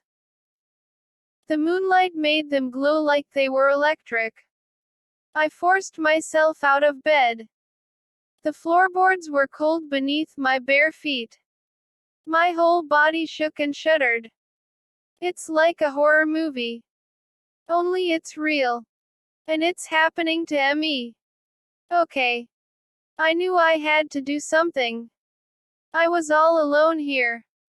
No one to help me. Devin O'Bannon versus the creeping vine creatures. Go, Devin. Go, Devin. I took a deep breath and held it. Then I dove forward. Dove to the window. I dodged around the two vines curling through the air. Dodged around them, my heart doing flip-flops in my chest. Still holding my breath, I lurched to the window. I raised both hands to the top of the frame, and I slammed it shut as hard as I could.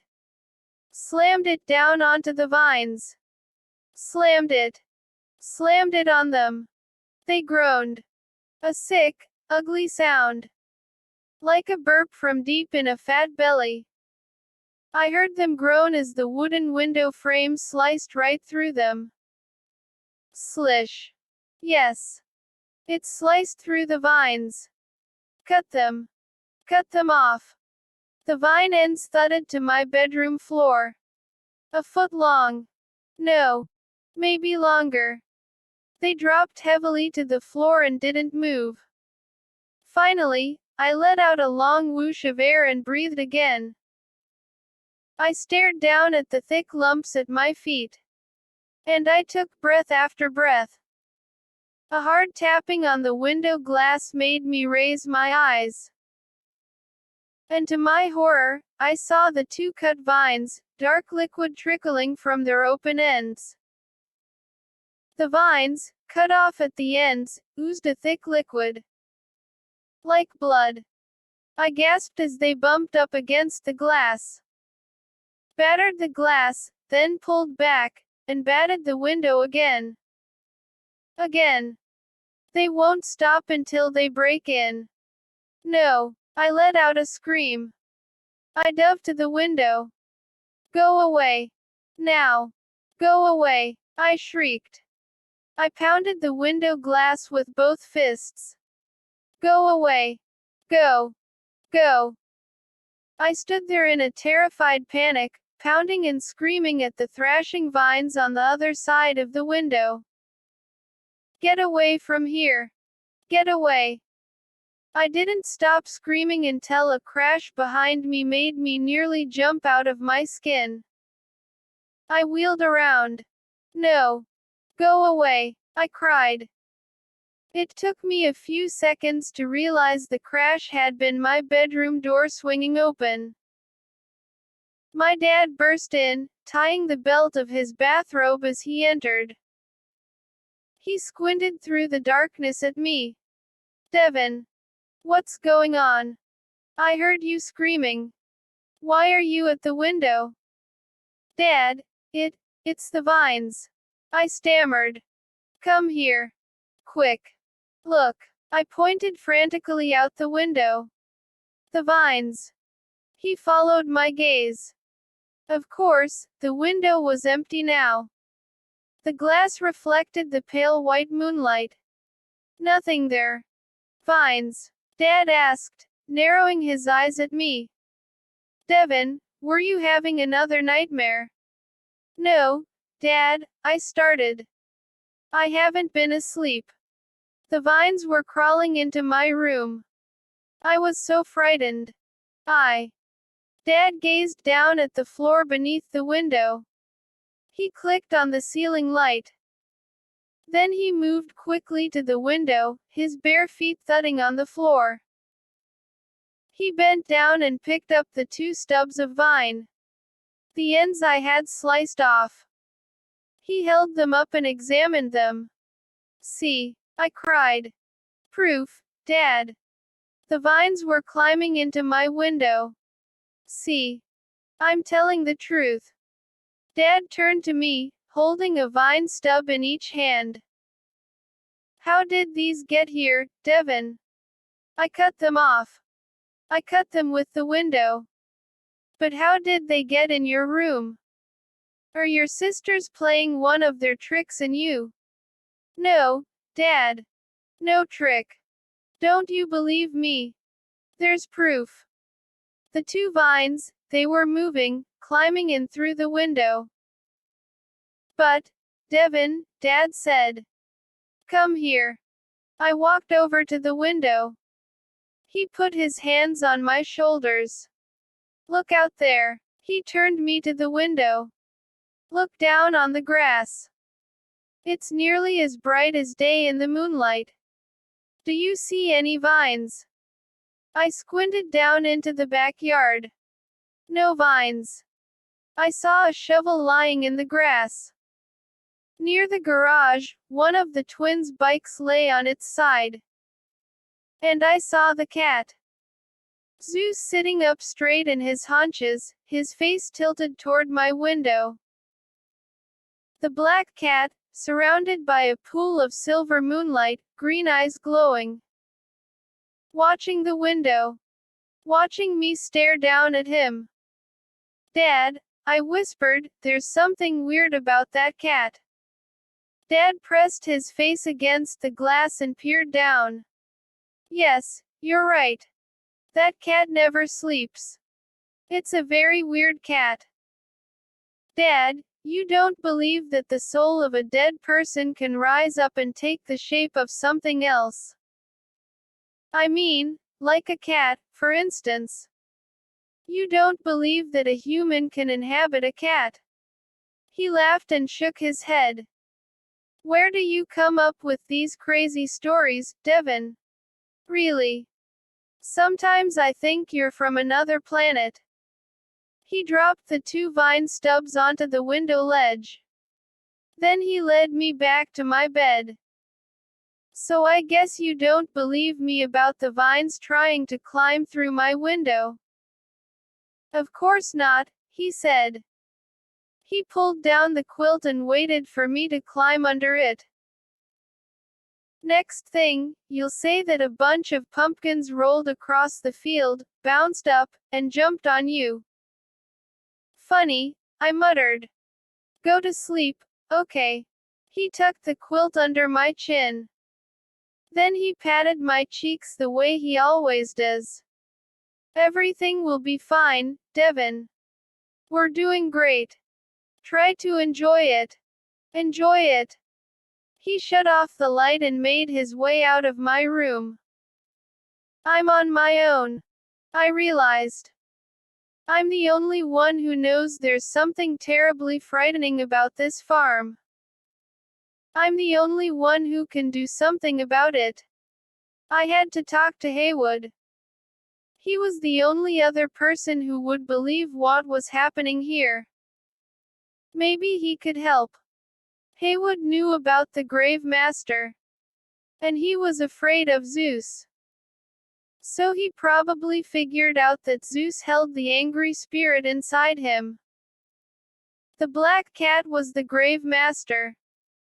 Zeus was behind all the terrifying things that were happening. The cat was always there, watching everything. He controlled the angry energy of the pumpkin field. He controlled the vines, the pumpkins, everything. And what did he want? To scare us away so the dead could sleep in peace. Did that mean he had something horrifying planned for tomorrow, Halloween? I heard a soft thump. Then another. I sat up. I gazed at the windowsill. Empty. I lowered my eyes to the floor. And uttered a soft cry. The two vine stubs. As I stared in disbelief, they were inching their way toward my bed. Inching their way, like big worms. Moving silently and steadily across the room toward me. No! An angry wail burst from my throat. I shoved the quilt aside and leapt to the floor. Without thinking, I ran up to the crawling vine stubs. And I began jumping up and down on them with my bare feet. Die! Die! Die! I shrieked at the top of my lungs. The vines squished and splattered under my feet. They felt hot and wet on my soles. Die! Die! Die! I screamed and stomped on them. Stomped on them until they were a pulpy mush that stuck to the soles of my feet. Gasping for breath, I gazed down at the green-yellow mess on my bedroom floor. I bent over, spread my hands over my knees, and struggled to catch my breath. I had defeated them for today. But what about tomorrow? Haywood, I've got to talk to you. I cornered him by the cash register shed. Mom was setting up her table of pumpkin pies. The twins were arguing about where they should stand to greet people when the farm opened. Dad was inspecting the field, making sure there were enough pumpkins for people to pick. It was a cloudy morning. The ground was crunchy and hard from a heavy frost the night before. I could see my breath steam in front of me. It's getting serious, I told Haywood. I really need help. He glanced around, his eyes following my dad. I can't talk right now. I'm doing the cash register today. I don't want to get in trouble. I begged my dad to let me work the cash register, I said. I really don't want to be in the field today. The vines. Devin, come give me a hand. Dad shouted. I saw him waving me over to him. I took a deep breath. I thought about those vines last night. How could I not think about them? Devin, get a move on. Dad shouted. Coming. I started to jog into the field. I jumped over a thick vine. My legs brushed fat leaves out of my way as I ran. Something caught my eye at the edge of the field. The black cat. Zeus watching, as always. Watching. And waiting. I felt a shiver run down my back. That cat was evil. Would I ever be able to prove it? Dad, are you sure I can't work in the shed today? I asked. I'm sure, he said. It's Haywood's turn. Help with those pumpkins, will you? Pull them out from under the leaves so people can see them. Okay, I muttered. It's Halloween, in case you forgot, Dad said. Our big day. I need you to be a big help today, Devin. No problem, I muttered, my eyes on the cat. Dad hurried to another row of pumpkins. I bent down and grabbed a pumpkin half hidden by thick leaves. The pumpkin felt cold, as if it had been left in the freezer overnight. I shivered again as a blast of cold air shook the leaves all around. And I heard a whisper. A soft whisper. Not the wind. Definitely not the wind. I stood up and listened. The fat green leaves trembled and shook. And whispered. Whispered my name. I wasn't imagining it. I heard my name so clearly. Whispered under the slapping and clapping of the leaves on the vines. Devin. Devin. Who's whispering? I cried. Who is here? Devin. Devin. Breathy voices all around me. Surrounding me. Whispered voices so clear, carried on the wind, rising over the clap of the leaves. Dad, do you hear that? I shouted. Do you hear the whispering? Dad. He was too far away. He didn't turn around. And I stood there, frozen in terror. Surrounded by the long, ugly vines and the slapping leaves and the cold, cold pumpkins. And listened. Devin. Devin. Cars pulled into the parking lot. Families piled out, eager to find their last-minute pumpkins. I had no choice. I had to ignore the whispers and help our customers. We had so many customers, I barely had time to breathe. I glimpsed Mom's table. She had sold all the little pumpkins with painted faces. And all the pumpkin pies were gone. She had only a few jars of pumpkin butter left. The twins were having a great time, talking to everyone who arrived, greeting them and making them laugh. Dad was guiding families along the vines, leading them to the best pumpkins that were left. Everyone was having a good time. Except me. No way I could relax. Every muscle in my body was tensed. I was waiting to see what would happen next. The whispers had stopped. Did that mean the angry vines and pumpkins were getting ready to spring their next horror?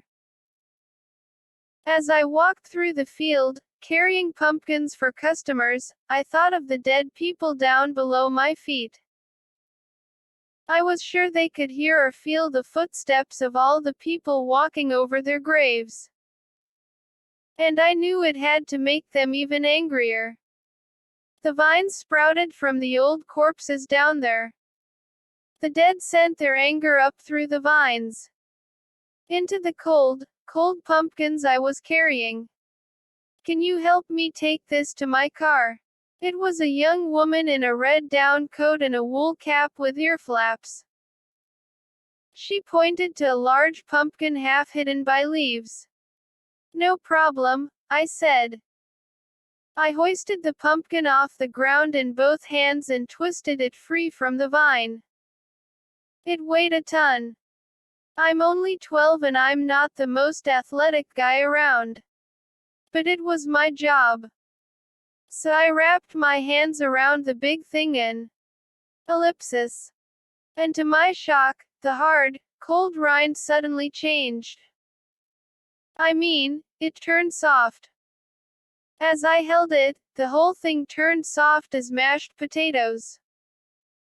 And my hands plunged right into the pumpkin. Yes.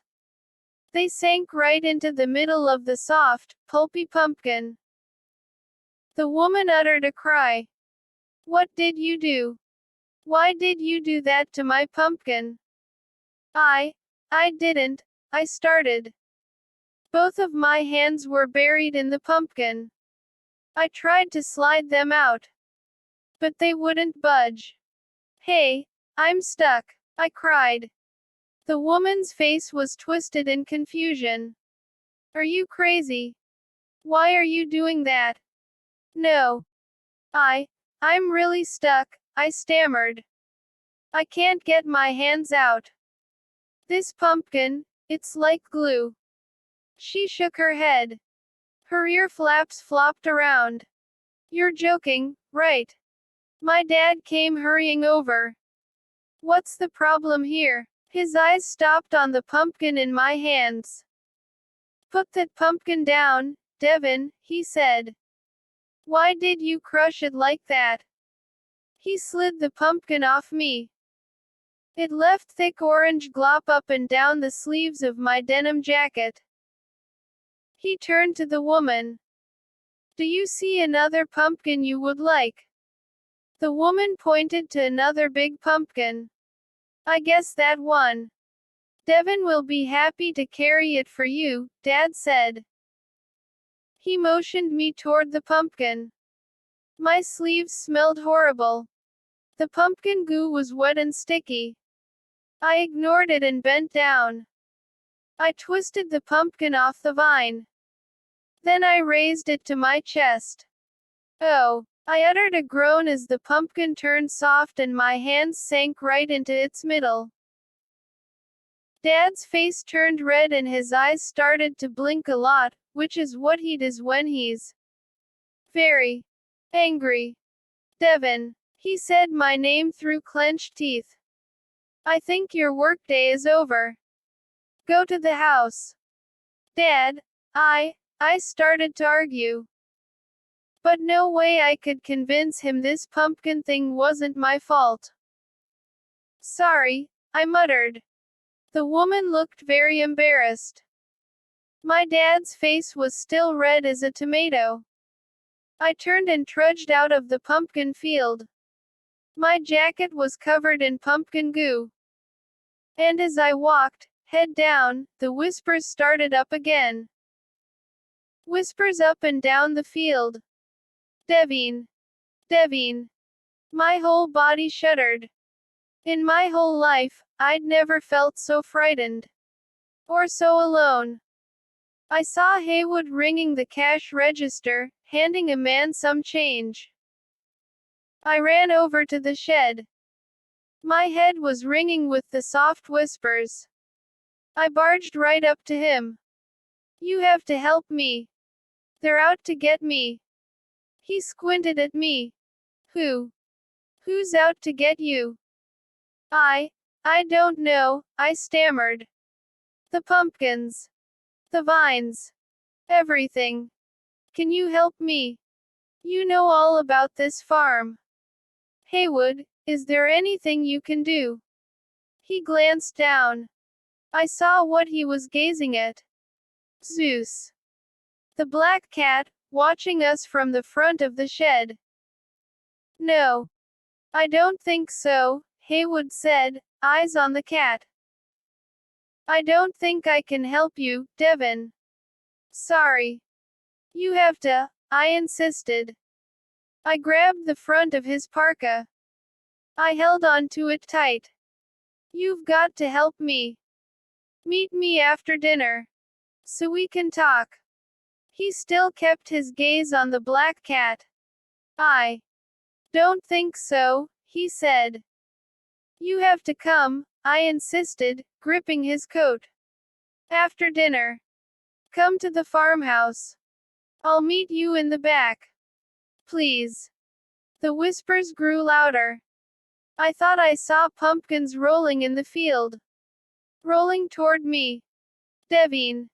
Devin. The whispers rang in my ears. I couldn't eat my dinner. Spaghetti and meatballs. The meatballs looked like little round pumpkins to me. And the spaghetti was the crawling, curling vines. When Mrs.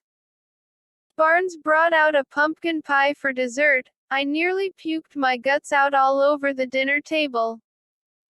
No one noticed. Everyone was too happy and excited to notice me. They were all talking at once and laughing and joking. Dad was in the best mood. His pumpkin farm idea had worked out for him. Big time. I was the only quiet person at the table. I was the only one there who knew of the horror right beyond our backyard. A few hours after dinner, I went outside to wait for Haywood. It was a cool, breezy night.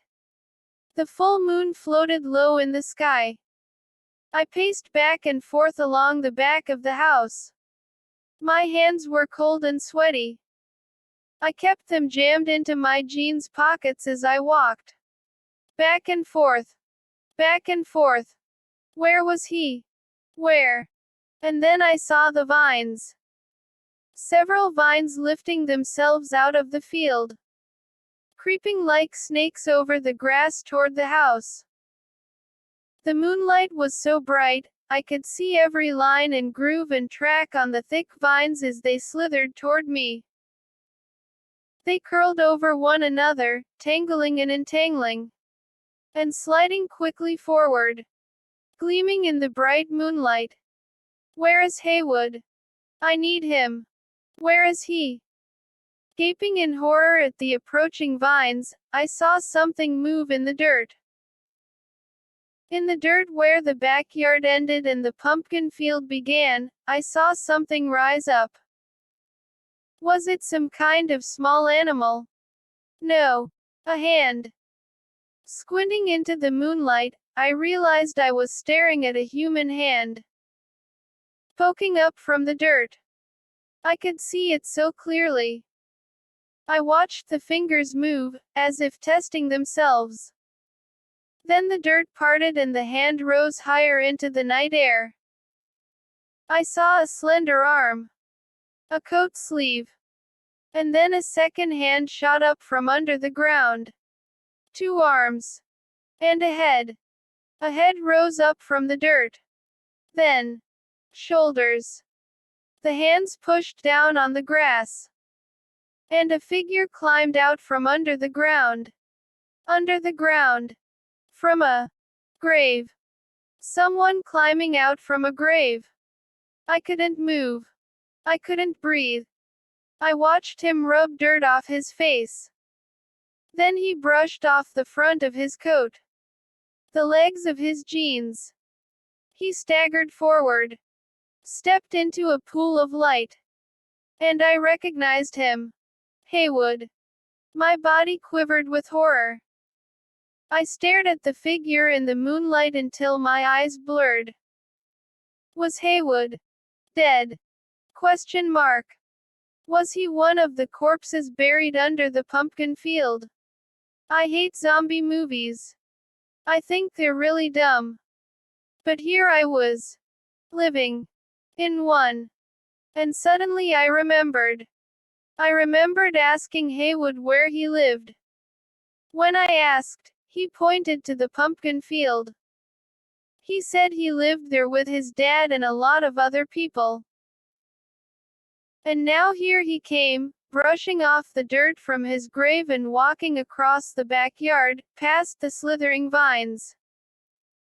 Walking toward the house because I had invited him.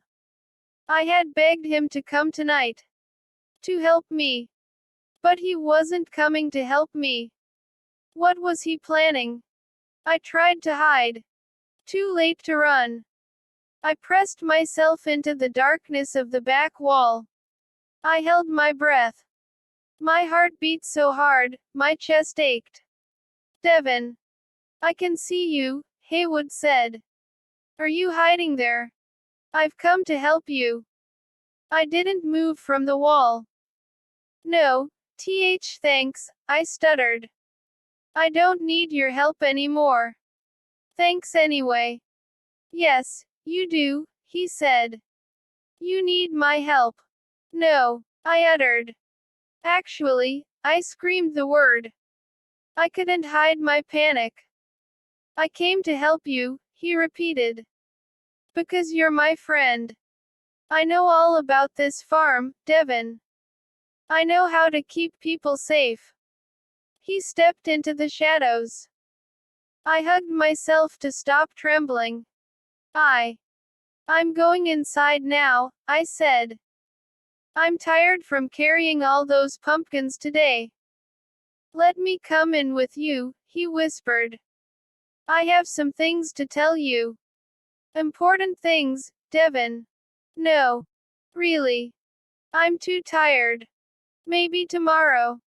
I couldn't see his face. The shadows at the back of the house were too deep. It's Halloween night, he said. There are things I need to tell you. To keep you safe on this farm. My brain was spinning. How could I escape him? I'd seen him climb up from under the ground. I knew he had to be some kind of zombie. He moved closer. I heard him chuckle. Devin, you look so frightened. Huh. Me. No way, I protested. But my trembling voice gave me away. Why are you shaking? He demanded. It's cold out here, I said. His next words sent a shock wave down my whole body. It's colder in the grave, Devin. He grabbed my wrist and jerked me forward. I nearly fell over. His hand tightened around my wrist. It felt like a cold metal clamp. I tried to pull free. But he was incredibly strong. Colder in the grave, he repeated. Let go of me. What do you want? My voice came out high and shrill. I want you to come with me, he said softly. His bone-hard fingers dug into the skin on my wrist. I want you to come see my grave. No. Let go. Let go. Panic shot through my body. I twisted and squirmed. Let go. Exclamation mark quote. But I wasn't strong enough to break his hold. He turned and started to pull me across the wet grass. I struggled against him, but he was just too powerful. Stop, I cried. I don't want to see your grave. Let me go. He turned. His eyes were glassy. Empty. Like doll's eyes. It doesn't hurt, he said in a whisper. Doesn't hurt. What? Doesn't hurt, I cried. It doesn't hurt to die, Devin. You'll see. No. Please. He began pulling me again, forcing me over the grass toward the field. Gripping me with his steel-like hand. Pulling with horrifying strength. He's going to pull me into his grave. I twisted back toward the house. I tried to shout for my parents. But the windows were all shut against the cold. The lights were all out. Everyone was asleep. No way they could hear my feeble cries. Haywood pulled me over the vines, which were twisting together, curling, uncurling. As I passed by, they reached up as if to grab me. But he tugged me out of their reach. I'm doomed. I realized no one could save me. And he was too strong for me to save myself. I opened my mouth to shout again. But there was no one around. No one who could help me. And then my eyes fell on a dark figure at the edge of the field. And I realized I had one tiny hope left. Zeus. I shouted. Zeus, you're the grave master. You can help me. The cat tilted his head at my words. His green eyes caught the moonlight and appeared to glow. Zeus. I know who you really are. I know you are in control of everyone here. Zeus. Please. Help me. Stop Haywood. Stop him. The cat lowered his head. He took a step toward us. Then another. Haywood turned to face him. Yes, I cried. Come stop him. You are the grave master. You can do it. Help me. Help me, Zeus. The cat took another step toward us into the leafy field. He raised his head, and his eyes glowed brightly at Haywood. Get him, Zeus! I screamed. I held my breath as the cat eyed Haywood. The fat pumpkin leaves rustled all around us, shifting and bending in the cold October wind. Even the moonlight felt cold on my face as I stared, waiting for the cat to make his move. Haywood tightened his grip on my arm. The cat tilted his head and meowed. A soft mew. Haywood tossed back his head and laughed. He reached down with his free hand and tickled the cat under his chin. Zeus mewed again. Haywood grinned at me. He's just a cat, Devin. That's all. My mouth dropped open. You mean? I tricked you, Haywood said. To throw you off the track. I made you think the cat was the grave master, and you believed it, didn't you? So sorry. I can see how disappointed you are. But Zeus is just a cat. A big, lazy cat. No, I moaned as Haywood began to pull me again. I tried to dig my shoes into the soft ground. But he was inhumanly strong. I couldn't hold back. My mind was spinning. But I was so frightened, my thoughts made no sense at all. So, you are the grave master? I asked him. He laughed again. Wrong, he said. You are wrong about everything, Devin. He pulled me to a hole in the field. A perfect rectangle dug between the leafy vines. I peered down. Dark inside. Too dark to see how deep it was. But I recognized it. It was a grave. It was going to be my grave. Suddenly, a few feet from the open grave, the dirt began to move. Chunks of dirt flew up from the ground. A hand poked up. The hand fumbled until it found a thick vine. I stared in horror as the fingers wrapped around the vine. I knew what was happening. Another corpse was rising up from its grave. Want to meet the grave master? Haywood said, watching the ground along with me. Here is the grave master. We both stared in silence as a second hand appeared. Both hands tugged on the vine till a head poked up from the dirt.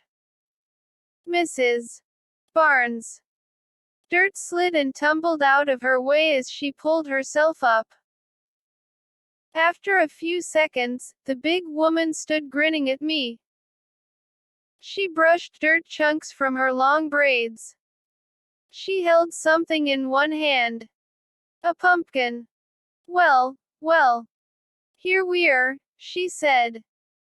Do you know what night it is, Devin? It's the night of the jack-o'-lantern. She raised the pumpkin higher, and it lit up. Orange flames blazed inside it. And I could see big triangle eyes and a jagged mouth cut in a cruel scowl. Mrs. Barnes shoved the fiery jack-o'-lantern close to my face. It's the night of the jack-o'-lantern, Devin. The jack-o'-lantern laughs at death. Are you ready to laugh at death? No. Please, I cried, trying to back away.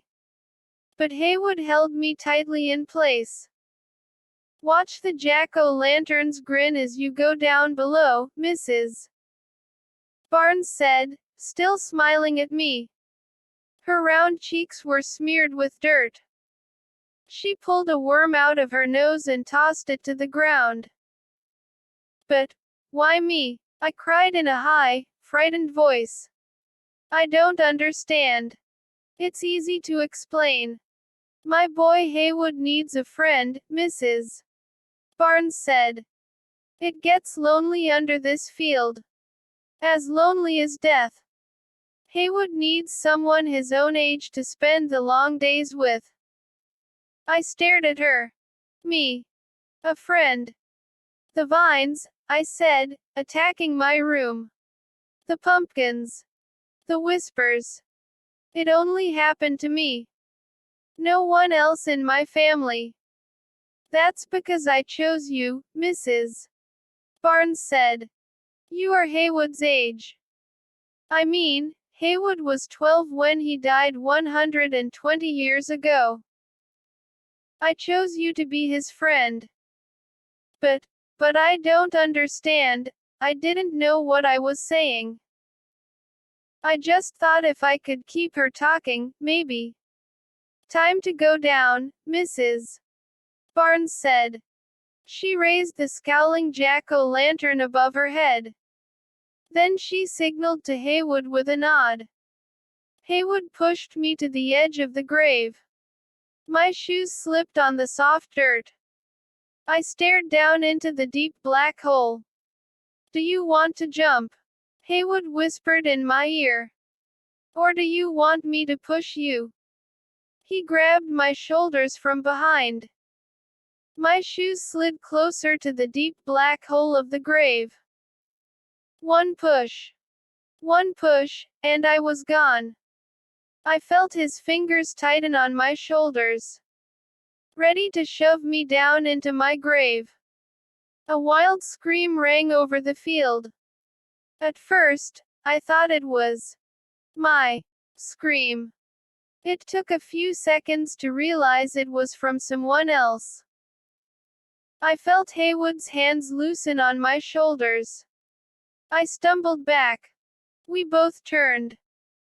All three of us stared at the roaring figure running across the field at us. As this person ran into the moonlight, I saw a bright green costume. A Halloween costume. The hideous scream, like a furious wild beast, roared out from an ugly mask. The mask was green and creased and rutted. It had huge, sharp fangs poking out of its open mouth. The ears were long and pointed and standing straight up. The eyes were red and wild. The ground-shaking roar was so angry and loud, I wanted to cover my ears. I saw the shock on the faces of Haywood and his mother. They froze like silvery statues in the moonlight. The jack-o'-lantern slid from her hands and rolled across the ground.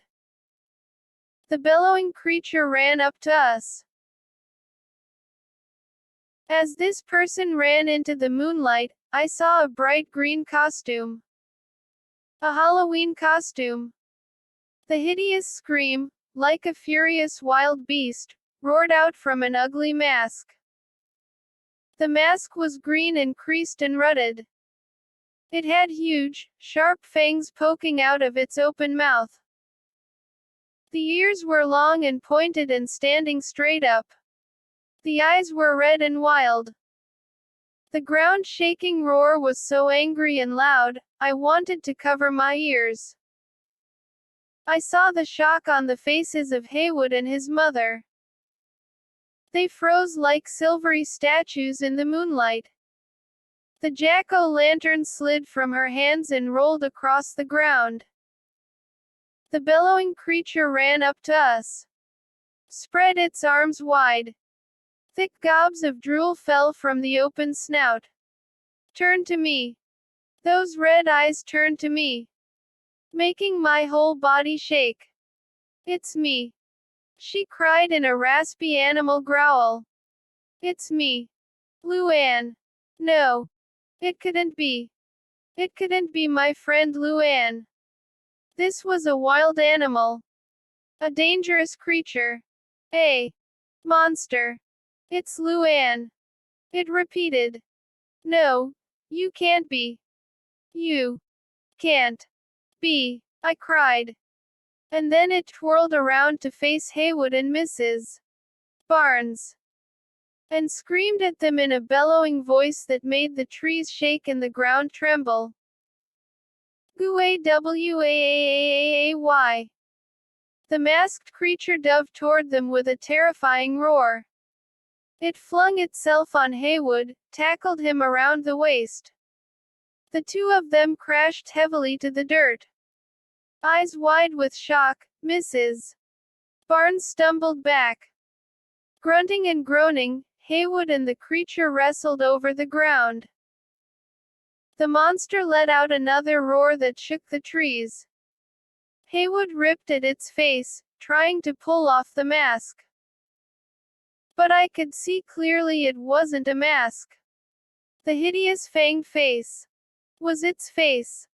I stood frozen across from Mrs. Barnes, watching helplessly as the battle grew louder and more intense. The monster poked its fingers into Haywood's eyes. Haywood let out a shriek of pain and twisted his face away. He tugged at the monster's ears, sent a hard punch into its belly. Gobs of green drool splattered from the creature's mouth as it rolled on top of Haywood, pounding him with punches, gouging at his eyes. My mind spun as I watched the horrifying battle. If the creature won, would it fight me, too? I knew that if Haywood won, he would toss me into his grave. But if the monster won, they were both on their feet now, pulling and pushing, struggling to overpower the other, moving closer to the open grave. Closer. And then with a burst of power, Haywood lifted the monster off its feet. He wrapped his arms around its waist and hoisted it high over his head. Then with a loud groan, he turned and held the creature over the grave. The creature thrashed and kicked.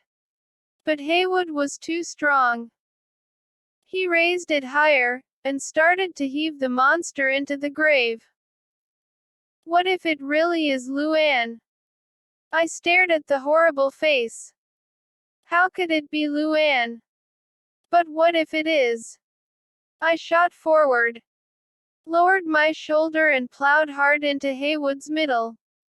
He uttered a gasp, and staggered back. The monster slid from his hands. It screamed as it started to topple into the grave. I turned and grabbed it, wrapped my hands around its middle, and swung it to safety on the ground. With a roar of anger, Haywood came charging at me. I dodged to the side, and he ran into the open grave.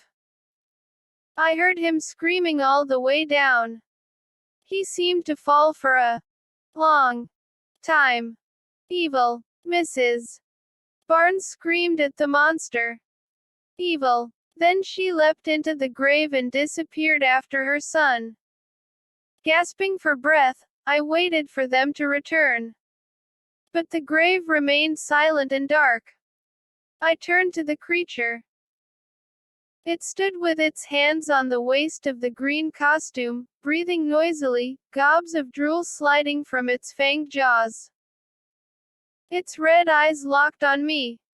You saved my life. A raw whisper. And then its face appeared to loosen.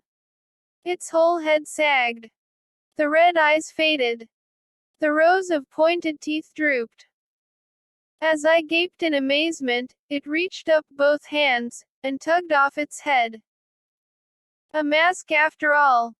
Luann, I shrieked. It can't be. She didn't answer. She stared open-mouthed at the hideous mask in her hands. It came off, her voice still a whisper. She shook her head as if she didn't believe it. Devin, you saved my life, she stammered. An act of kindness. You thought I was a monster, didn't you? But you saved my life, anyway. An act of unbelievable kindness. I moved closer to her. Luann, I don't really know what you're talking about. She crinkled the mask between her hands. It took an act of kindness to remove the mask. That's what Marcus's dad said. An act of kindness. But not from me. Don't you see, Devin? It had to be an act of kindness from someone else. Exclamation mark quote. Luann, I still don't understand. Quote. Beauty and the Beast. Devon. Beauty and the Beast. Dot. I was the beast. I've always known you were a beast, I said. I was starting to feel a little more normal. She laughed. Then she tossed the mask across the field and began dancing up and down. I'm free. I'm okay. I'm free. I'm me again. Devon, I'm me. Exclamation mark quote. Luann pumped her fists above her head. Then she dove forward and hugged me. The mask stuck to my face. It turned me evil. I ran and ran, she said. I didn't know where to go. And then I remembered your farm was here. You're okay, I said. Me, too. We're both okay. She tossed back her head and laughed again. Happy Halloween, Devon. Happy Halloween, I said. Part 4. By the way, how was Polly's party? Polly stared down the attic stairs at the line of kids. Okay, everyone. Keep to the right, she called. Have your money ready. Kids laughed and chatted excitedly. One boy near the end of the line made ghost sounds. Oh woo.